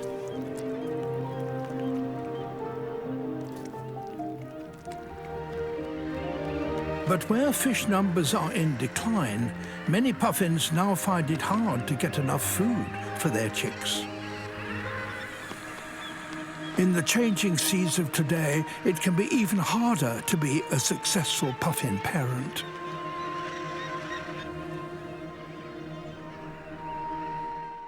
And in the eastern United States, many rivers contain crayfish. Like crabs, they have a hard protective shell, and they have particularly powerful pincers as well.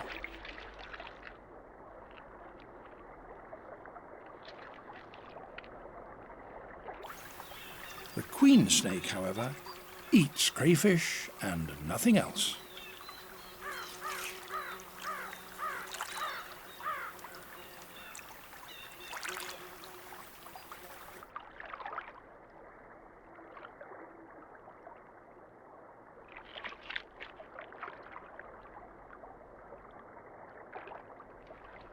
But not just any crayfish.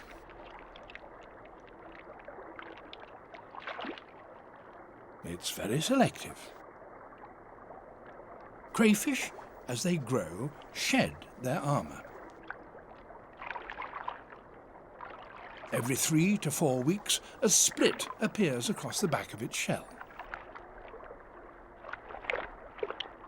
The old shell hinges away, and the crayfish hauls itself out and expands its body, which is soft. It's now that the snake has its chance.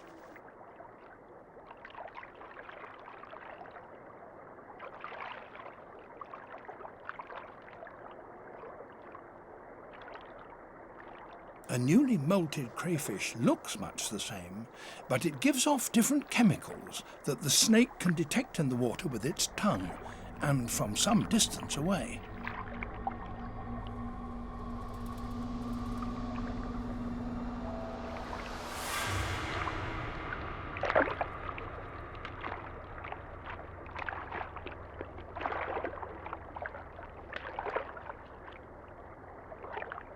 It can swallow this crayfish because, since it's newly molted, it's as soft as a boiled egg.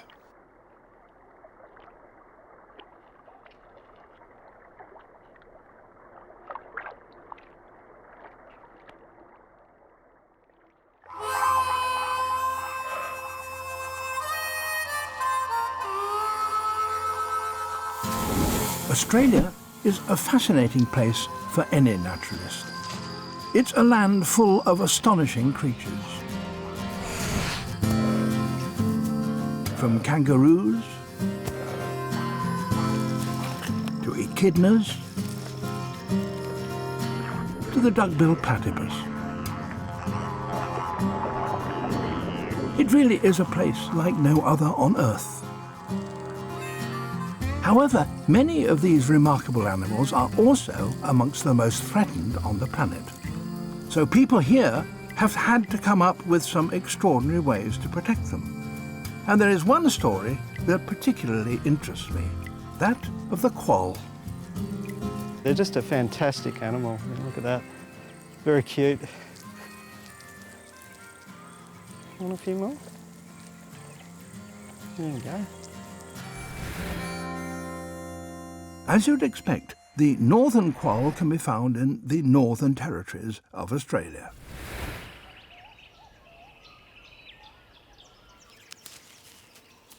It looks rather mouse-like, but during breeding it develops a small pouch for its young, and it is in fact a marsupial. And this marsupial is a meat eater. But that fact could be its downfall. In recent years, it's been bumping into a new kid on the block, the cane toad.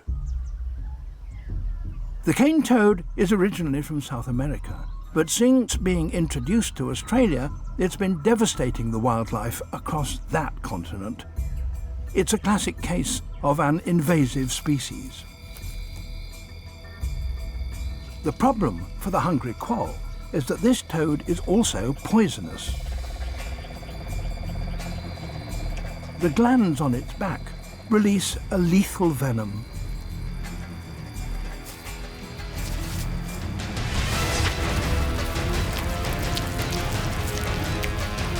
The cane toad population has spread so quickly across Australia that the unsuspecting quolls have been poisoned in their thousands.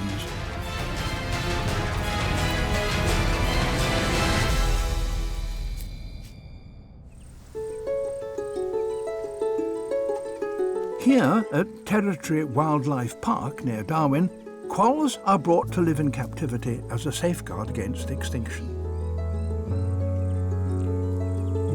An animal behaviour expert, Jonathan Webb, has a radical idea to teach these quolls that cane toads are off the menu and stop them eating themselves to extinction.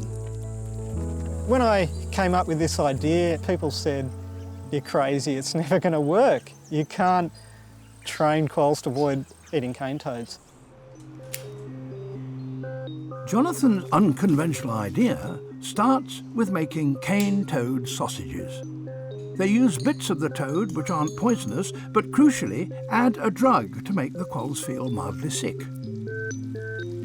They hope that the quolls will learn to associate that sick feeling with the taste of cane toads and will avoid live toads in the future.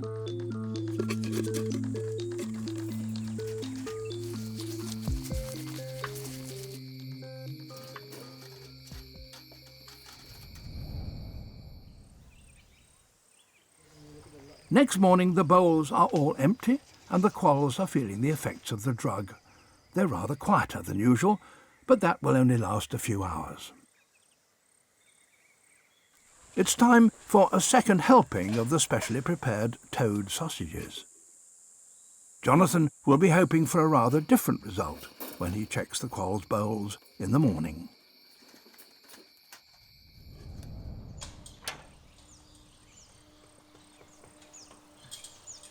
We've got 6 animals to check today. They've all eaten a bait once and become ill, and we've offered them the bait the second time, and we're hoping that they've all rejected the toad bait. Oh, excellent. It hasn't been touched. Fantastic. I'd say that one's toad trained. She hasn't touched this one, she's trained. Excellent. Hasn't been touched. But it's not all good news, as some of the quolls would appear to have flunked the test. Well, this one's taken the bait, which is disappointing. So this little fellow will have to re-sit. More cane toad sausages for him.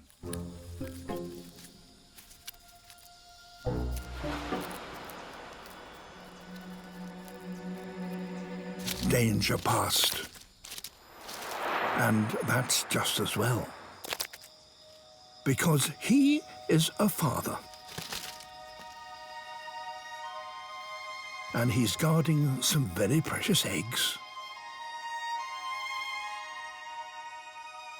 For the last few weeks, females, one after the other, have visited him and entrusted him with their offspring. Some are now almost ready to hatch. There are several clutches on the leaf, and those at the top, the most recently laid, are barely a day old.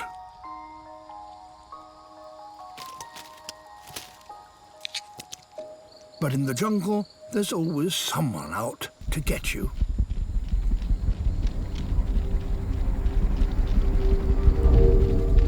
This wasp is a specialist hunter of frogs' eggs.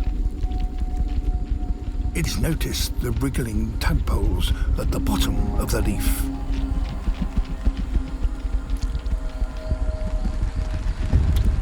He mustn't move.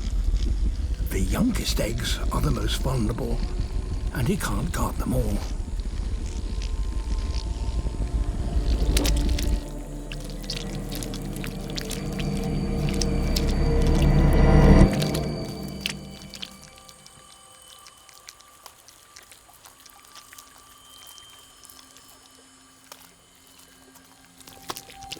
But these tadpoles are not as helpless as they might appear.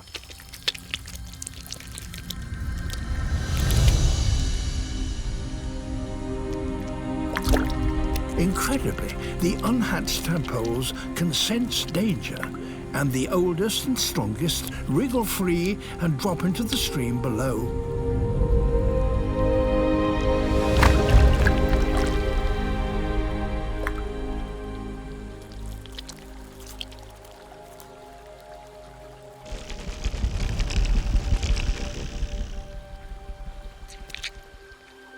The eggs at the top of the leaf, however, are still too young to hatch.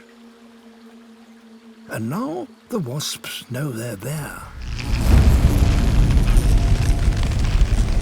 But the male's back looks very like the youngest cluster of eggs. And that seems to confuse the wasps.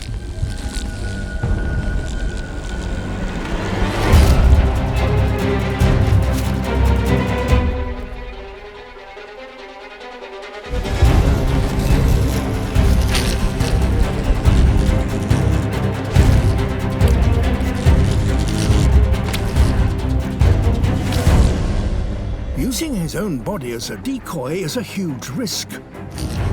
The wasp's stings could kill him.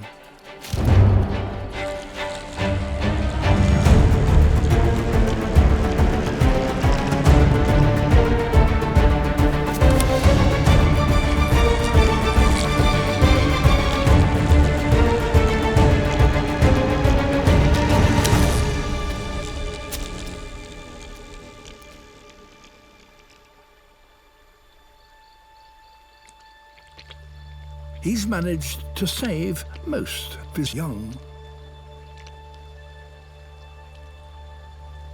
He'll have to remain on guard for another 2 weeks. But in the jungle, just surviving the day can count as a success.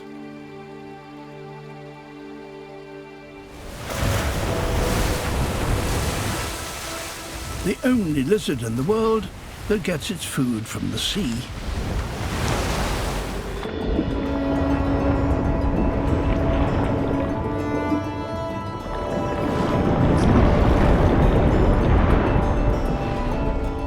The seaweed on which he totally relies only grows in abundance here because of the nutrients brought by the Cromwell current.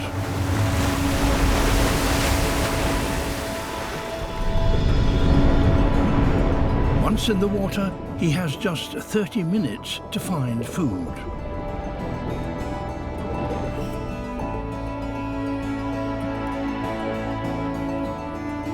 Any longer than that, and his muscles will seize up and he'll drown. For like most reptiles, he can't handle the cold.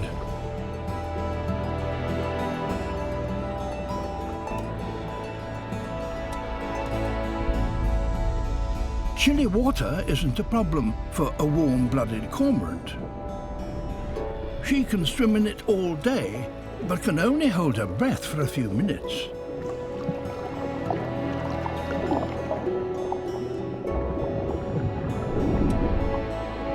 On the other hand, completes his whole half-hour trip on one single breath. His flat face and sharp teeth make him an efficient seaweed cropping machine, but with the clock ticking, he must eat fast. The cormorant, having caught its fish, goes back to the surface. One last mouthful, and it's also time for the iguana to head for home. But to stop his muscles from seizing up in the cold water, he must get back quickly. So he could do without the attentions of an inquisitive sea lion.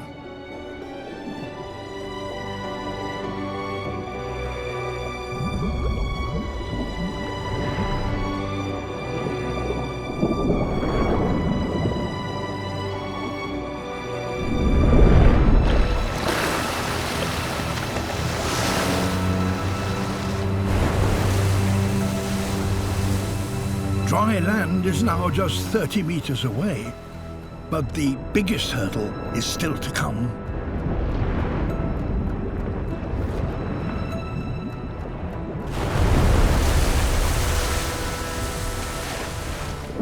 The surging water now fights against him.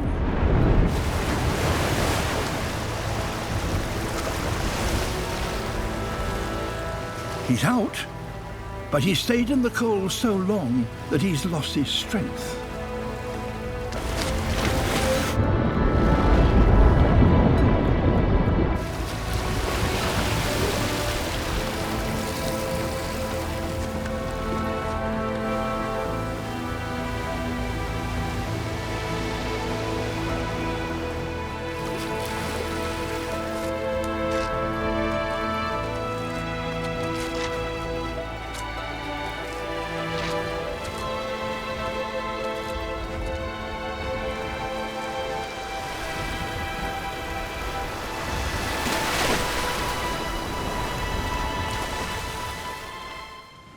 Somewhere along this seemingly barren stretch of sand, there is food in great quantity.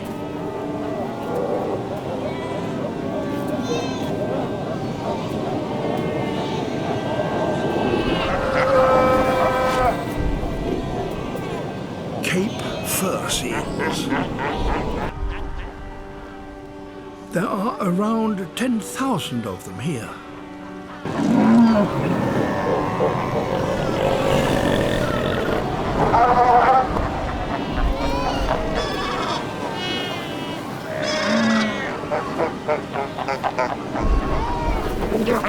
Adult seals are large and strong.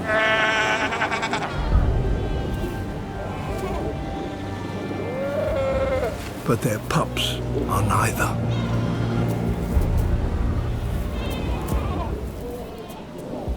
The youngsters are closely guarded by their mothers. The hyena, however, knows to be patient.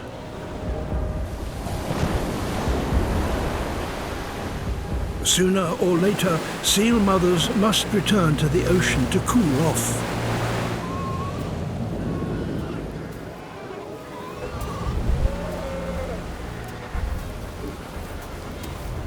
A single seal pup could feed a hyena and her family for days.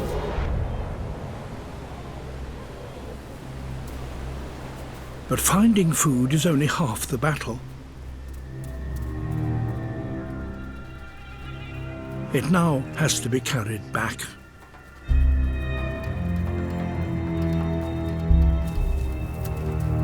A jackal is here too. And it's not alone.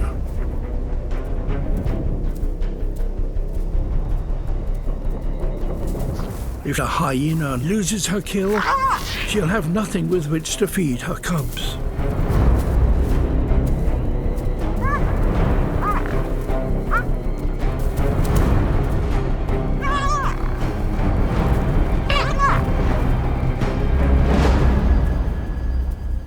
The jackals won't follow her very far from the coast.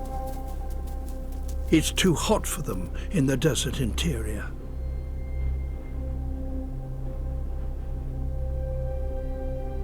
Only by making these long journeys can brown hyenas manage to survive in the middle of the Namib. This is a giant Galapagos tortoise, and it's climbed all the way up the flank of this great volcano and is here wandering around the rim of the crater. But why should it come to such a bleak and inhospitable place?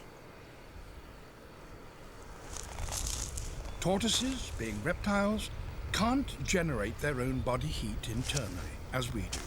Instead, they must get it from their surroundings. And these particular ones have come up here to warm themselves on the hot volcanic rocks among the jets of steam and sulfurous gas. They live longer than any other animal on Earth, well over 150 years. They weigh up to 1/4 of a ton and have shells over 1 meter across. They really are giants.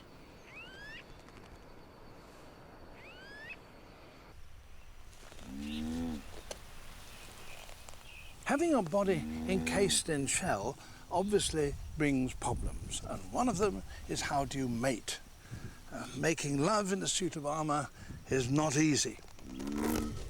But the males have a very ingenious solution.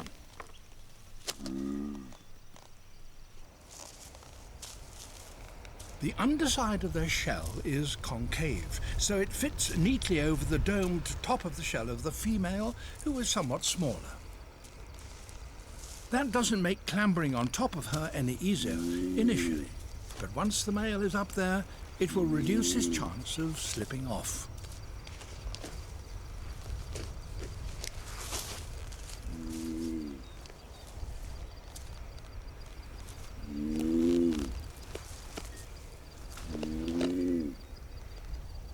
The two shells fit together as neatly as two spoons.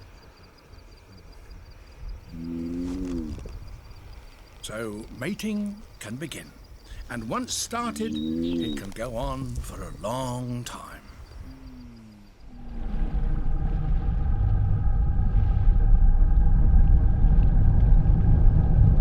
The blue shark.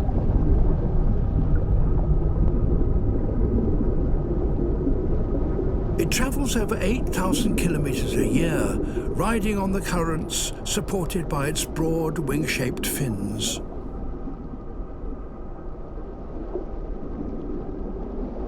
This one may not have eaten for 2 months.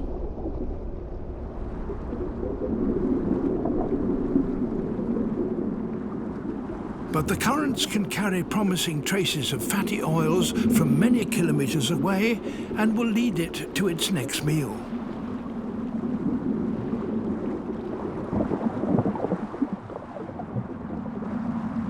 After days of travel, the smell of food gets stronger.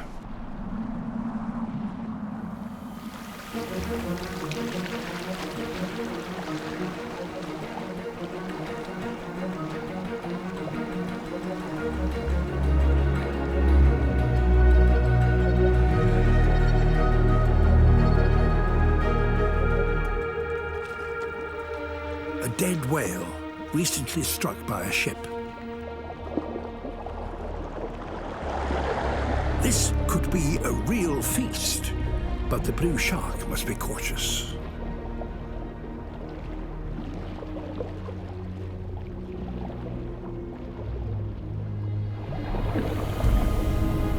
Great white sharks,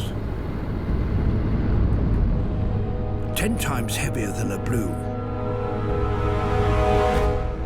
are highly possessive around a whale carcass.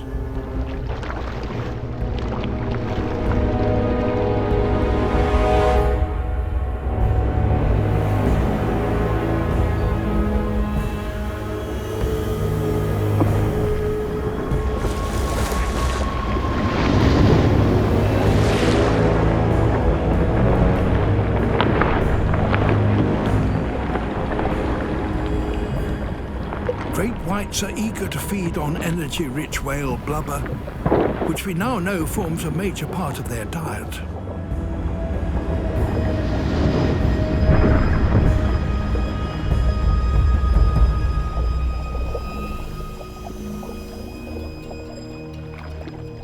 Once the great white has had its fill, smaller sharks, like the blue shark, tackle what's left of a carcass.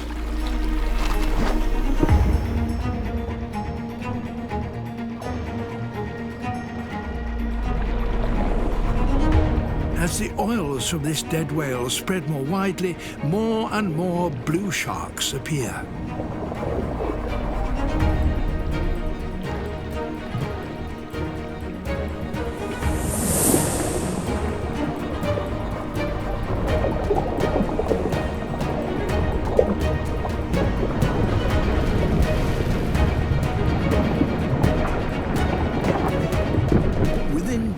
The carcass will be stripped of its blubber.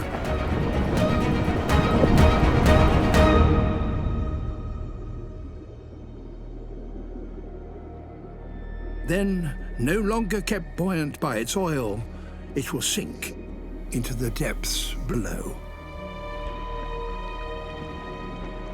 The blue with its reserves of fat replenished, can now survive for another 2 months without eating.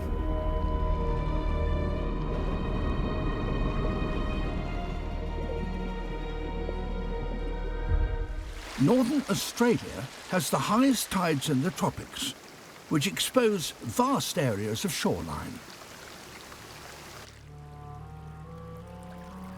And here lives a truly extraordinary species of octopus.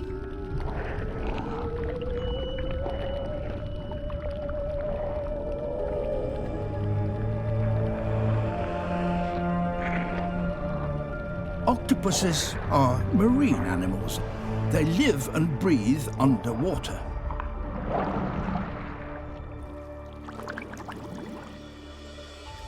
At low tide, most octopuses would be imprisoned in their rocky pools.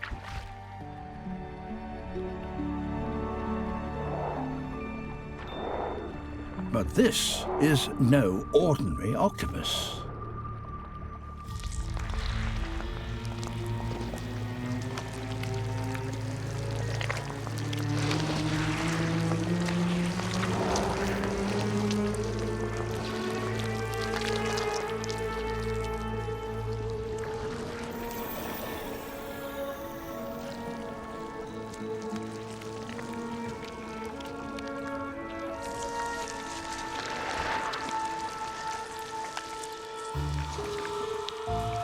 It's the only one specially adapted to walk on land. It pulls itself along using the hundreds of tiny suckers that line its arms.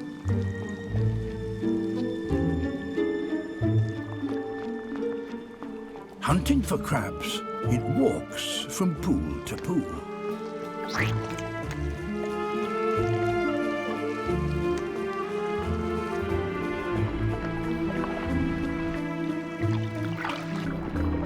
Apart from a rather startled fish.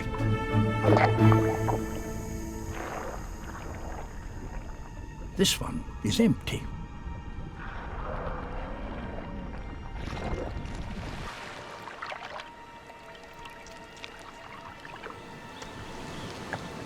So the octopus moves on.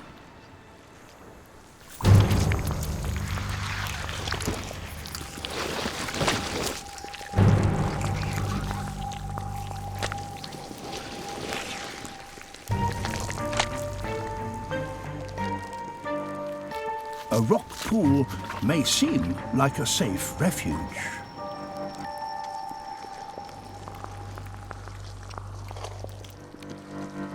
But the octopus's suckers enable it to move just as stealthily in water as out of it.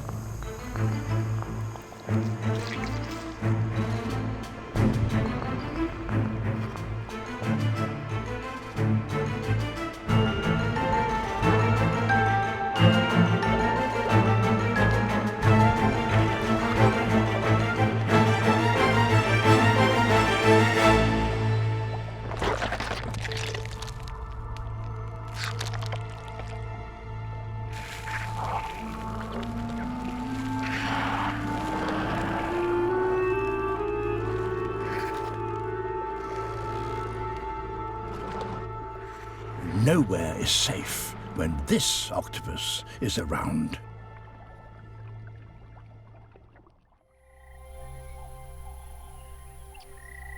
The Kalahari Desert. Here, food is more plentiful, but it's hidden.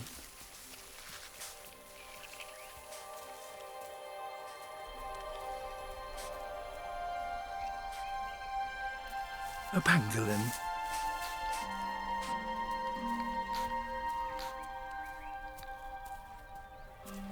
She can collect food that others can't reach.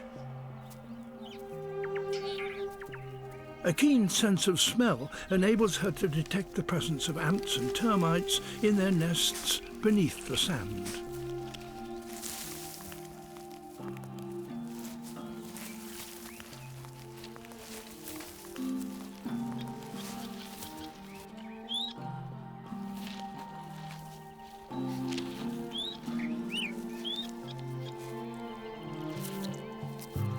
Her sticky tongue, some 30 centimeters long, enables her to collect them from deep underground.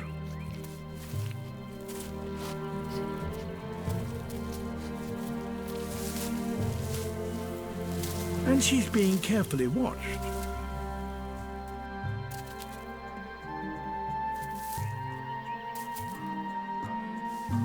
The drier it gets, the deeper the termites live. Many are way beyond the reach of even a pangolin. But not of an aardvark.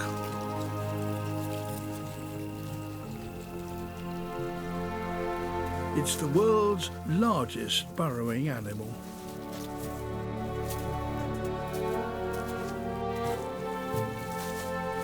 Its sense of smell is extremely acute.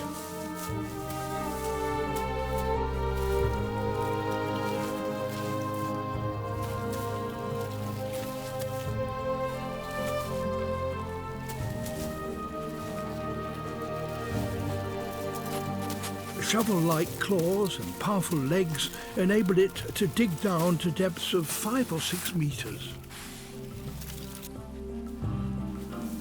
A full-grown aardvark needs to eat about 50,000 termites every day. Termites are highly nutritious and full of moisture, and they can be collected here year-round.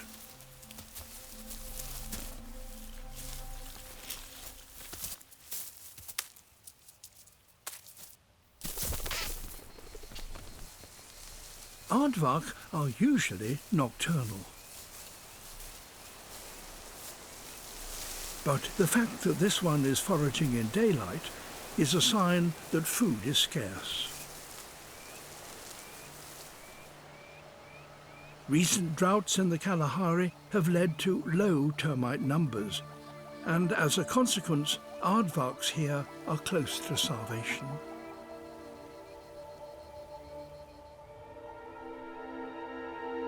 Changes in the world's climate are affecting many of Africa's animals.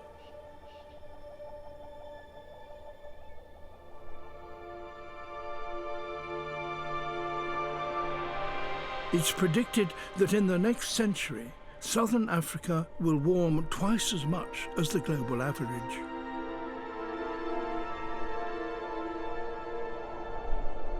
The future will be bleak for those that cannot adapt fast enough. The most aquatic of all freshwater turtles is found in New Guinea and a few rivers like this one in northern Australia. The pig-nosed turtle. Its feet have become completely transformed into flippers and are of little use on land. And indeed, the pig-nosed turtle rarely comes ashore. But turtles are descended from land-living ancestors, and so they still need to breathe air.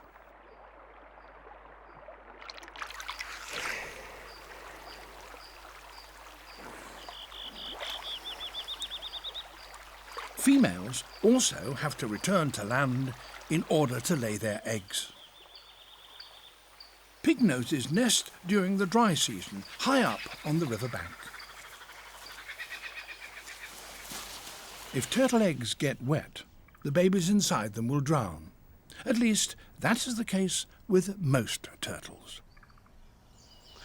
An egg for a turtle represents a huge investment, as it does for any reptile. So turtles go to a great deal of trouble to make sure that they lay their eggs in safe, dry places. So you would think that dropping one into water would be a disaster. But watch.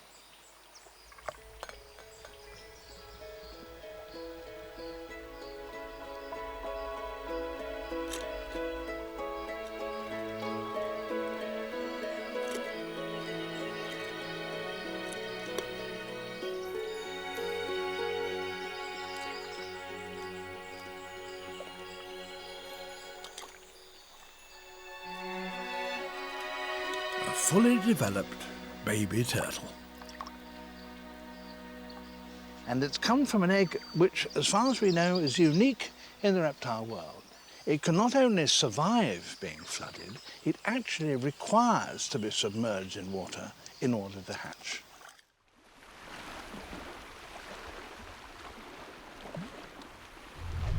The struggle to survive in our green seas can have far-reaching consequences. Once a year, one particular meadow in Australia is transformed.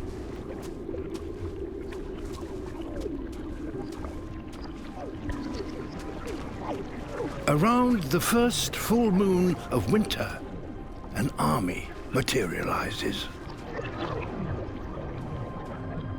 Spider crabs.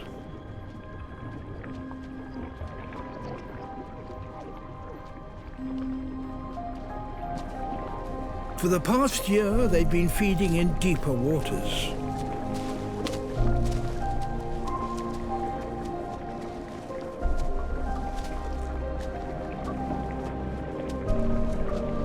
Now they march across the seagrass plains.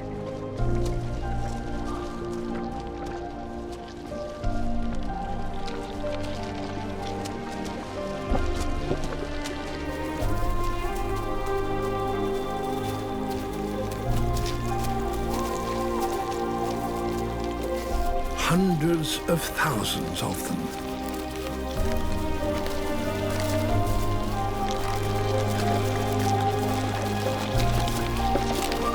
They clamber over one another.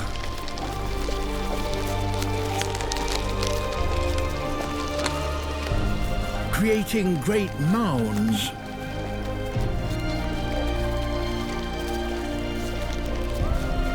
Nearly 100 meters long.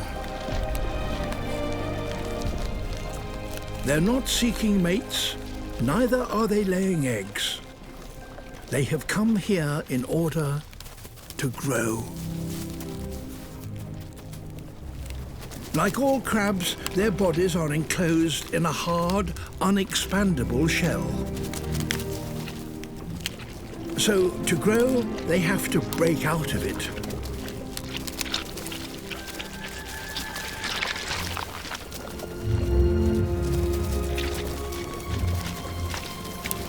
And that allows the soft one that has developed beneath to expand.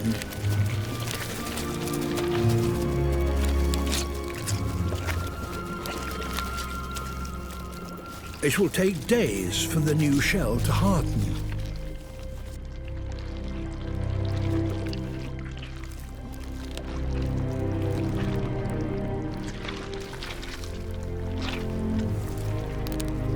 Its legs are so limp that they won't work properly. The crab is unprotected and in great danger.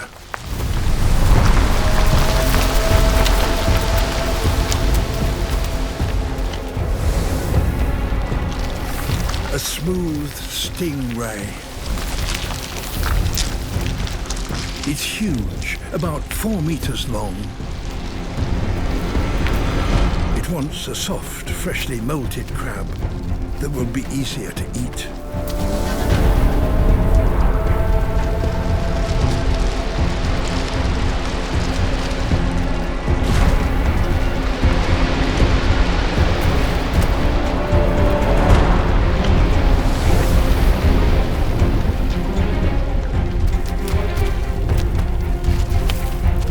The crabs try to stick together.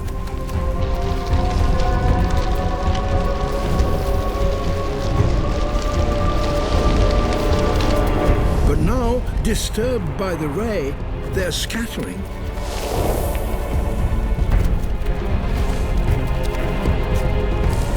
A newly molted crab is too weak to keep up with the crowd.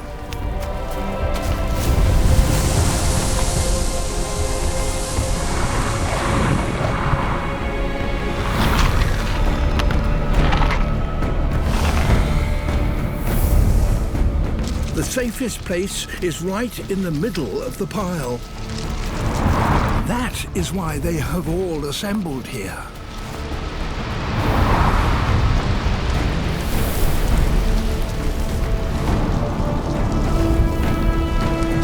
is safety in numbers.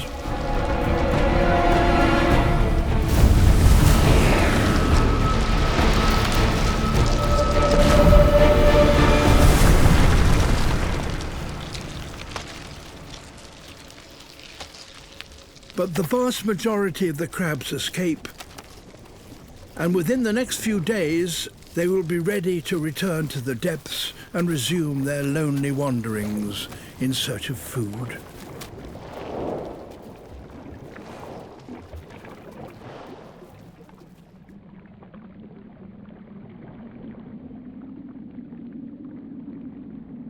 This is no graveyard, but the triumph of 100,000 crabs successfully molted. Blacktip reef sharks. They are bigger and more powerful than trevally, but not as fast or as agile.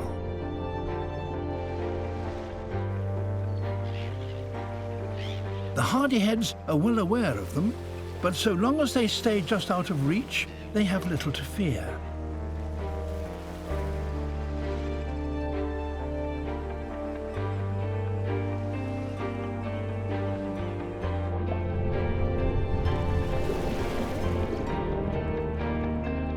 But now the sharks and the trevally join forces.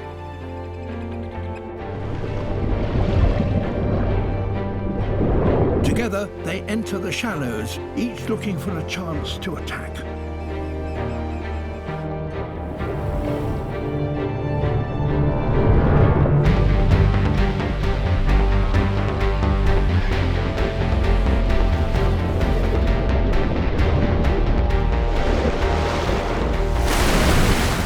The trevally make the first move, and the hardyheads take refuge again in the waves. And this is what the sharks have been waiting for. Surging forwards, they chase the hardyheads out of the water, beating themselves in a daring bid to hoover up their prey. The hardyheads that escape the sharks swim back out to deeper water, but into the mouths of the trevally.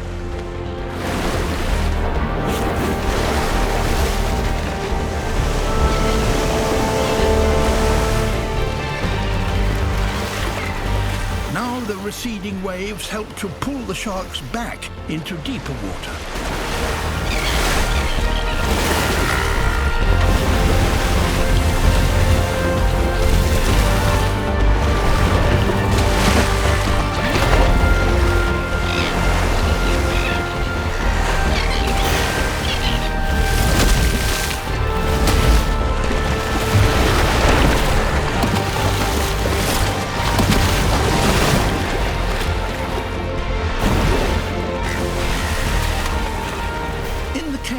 The seabirds get their chance.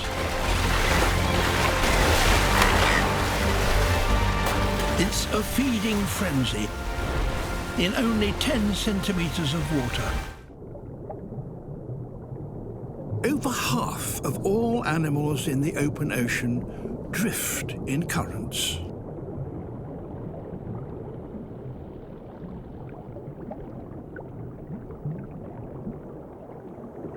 Jellyfish cross entire oceans, feeding on whatever happens to tangle with their tentacles. Some can grow to 1 meter, even 2 meters across. And when, by lucky chance, they encounter a patch of sea rich in plankton, their numbers explode.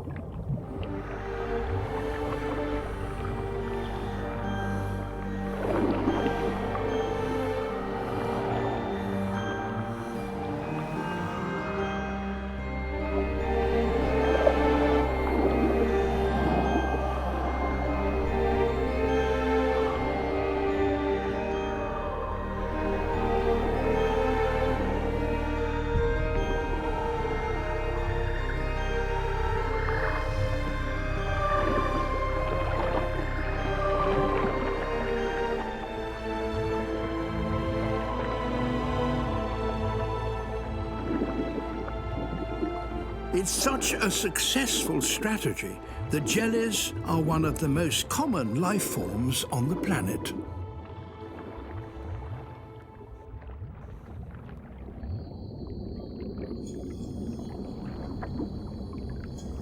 But among the jellies, and looking somewhat like them, is a rather more complex and sinister creature.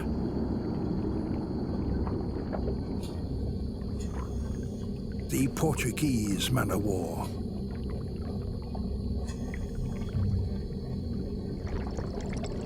It floats with the help of a gas-filled bladder, topped by a vertical membrane. With that serving as a sail, it maintains a steady course through the waves.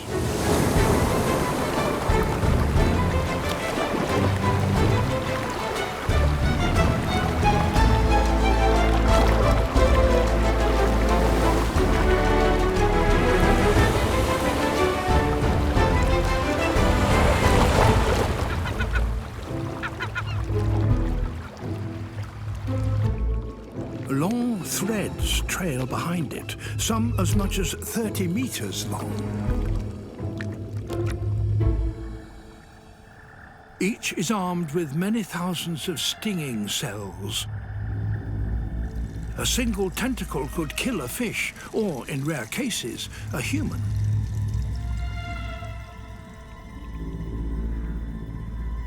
But among its lethal tentacles lurks a man-o'-war fish that feeds by nibbling them.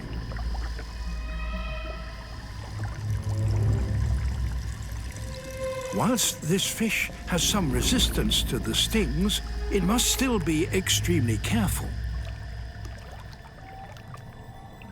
Most other fish are not so lucky.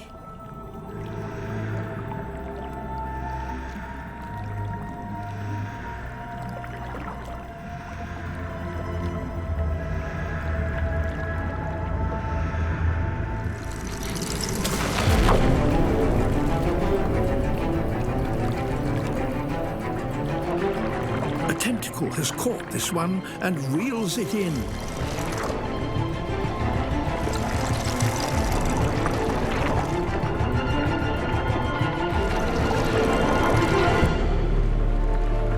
It's already paralyzed.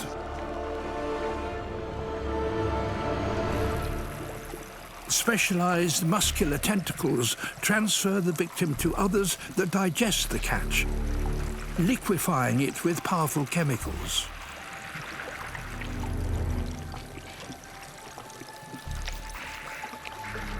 Eventually, all that is left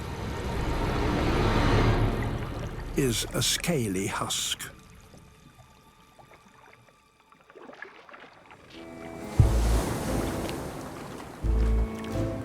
This voracious man-o'-war may collect over 100 small fish in a day.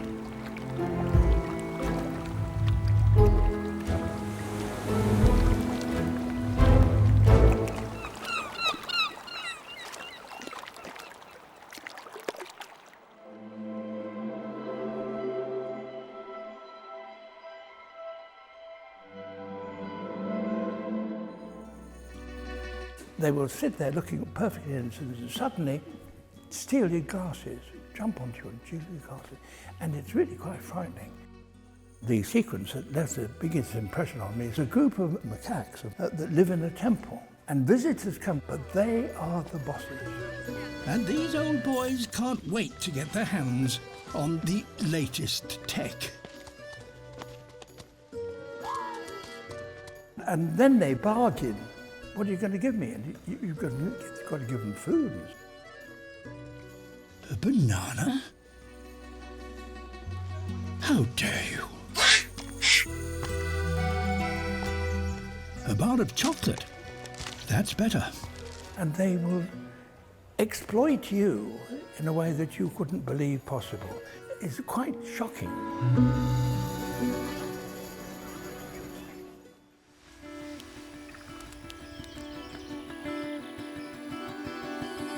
Around 80% of the Earth's animal species are insects.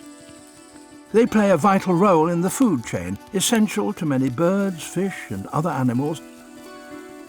They fertilize and aerate the soil, and of course they pollinate. Without them, life as we know it would cease to exist. So, with only 3 places left on my ark, it would seem wrong not to include at least one.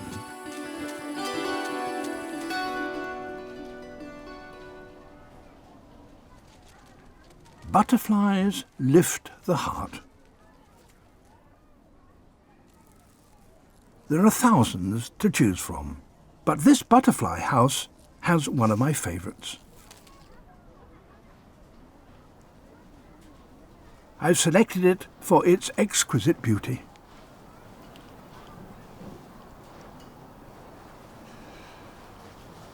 This is a Priam's birdwing butterfly.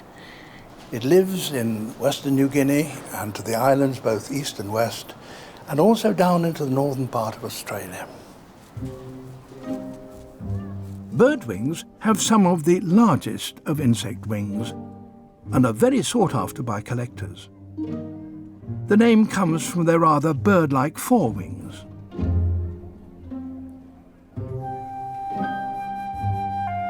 The male Priam birdwing has a striking pattern of vibrant green and black.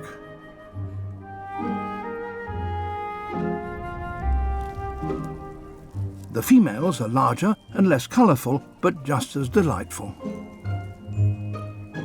These butterflies are able to fly long distances high above the forest canopy.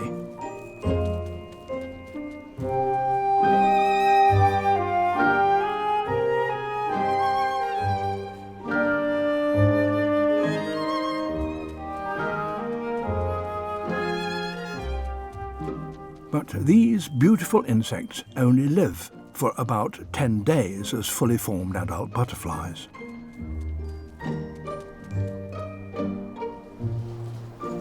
If I take him on board my ark, I'm not going to have him for long. But in the 10 days of his short life, he'll bring such joy that I'm delighted to have him on board. Doesn't want to leave. Off you go. Off you go. Okay, stay on board.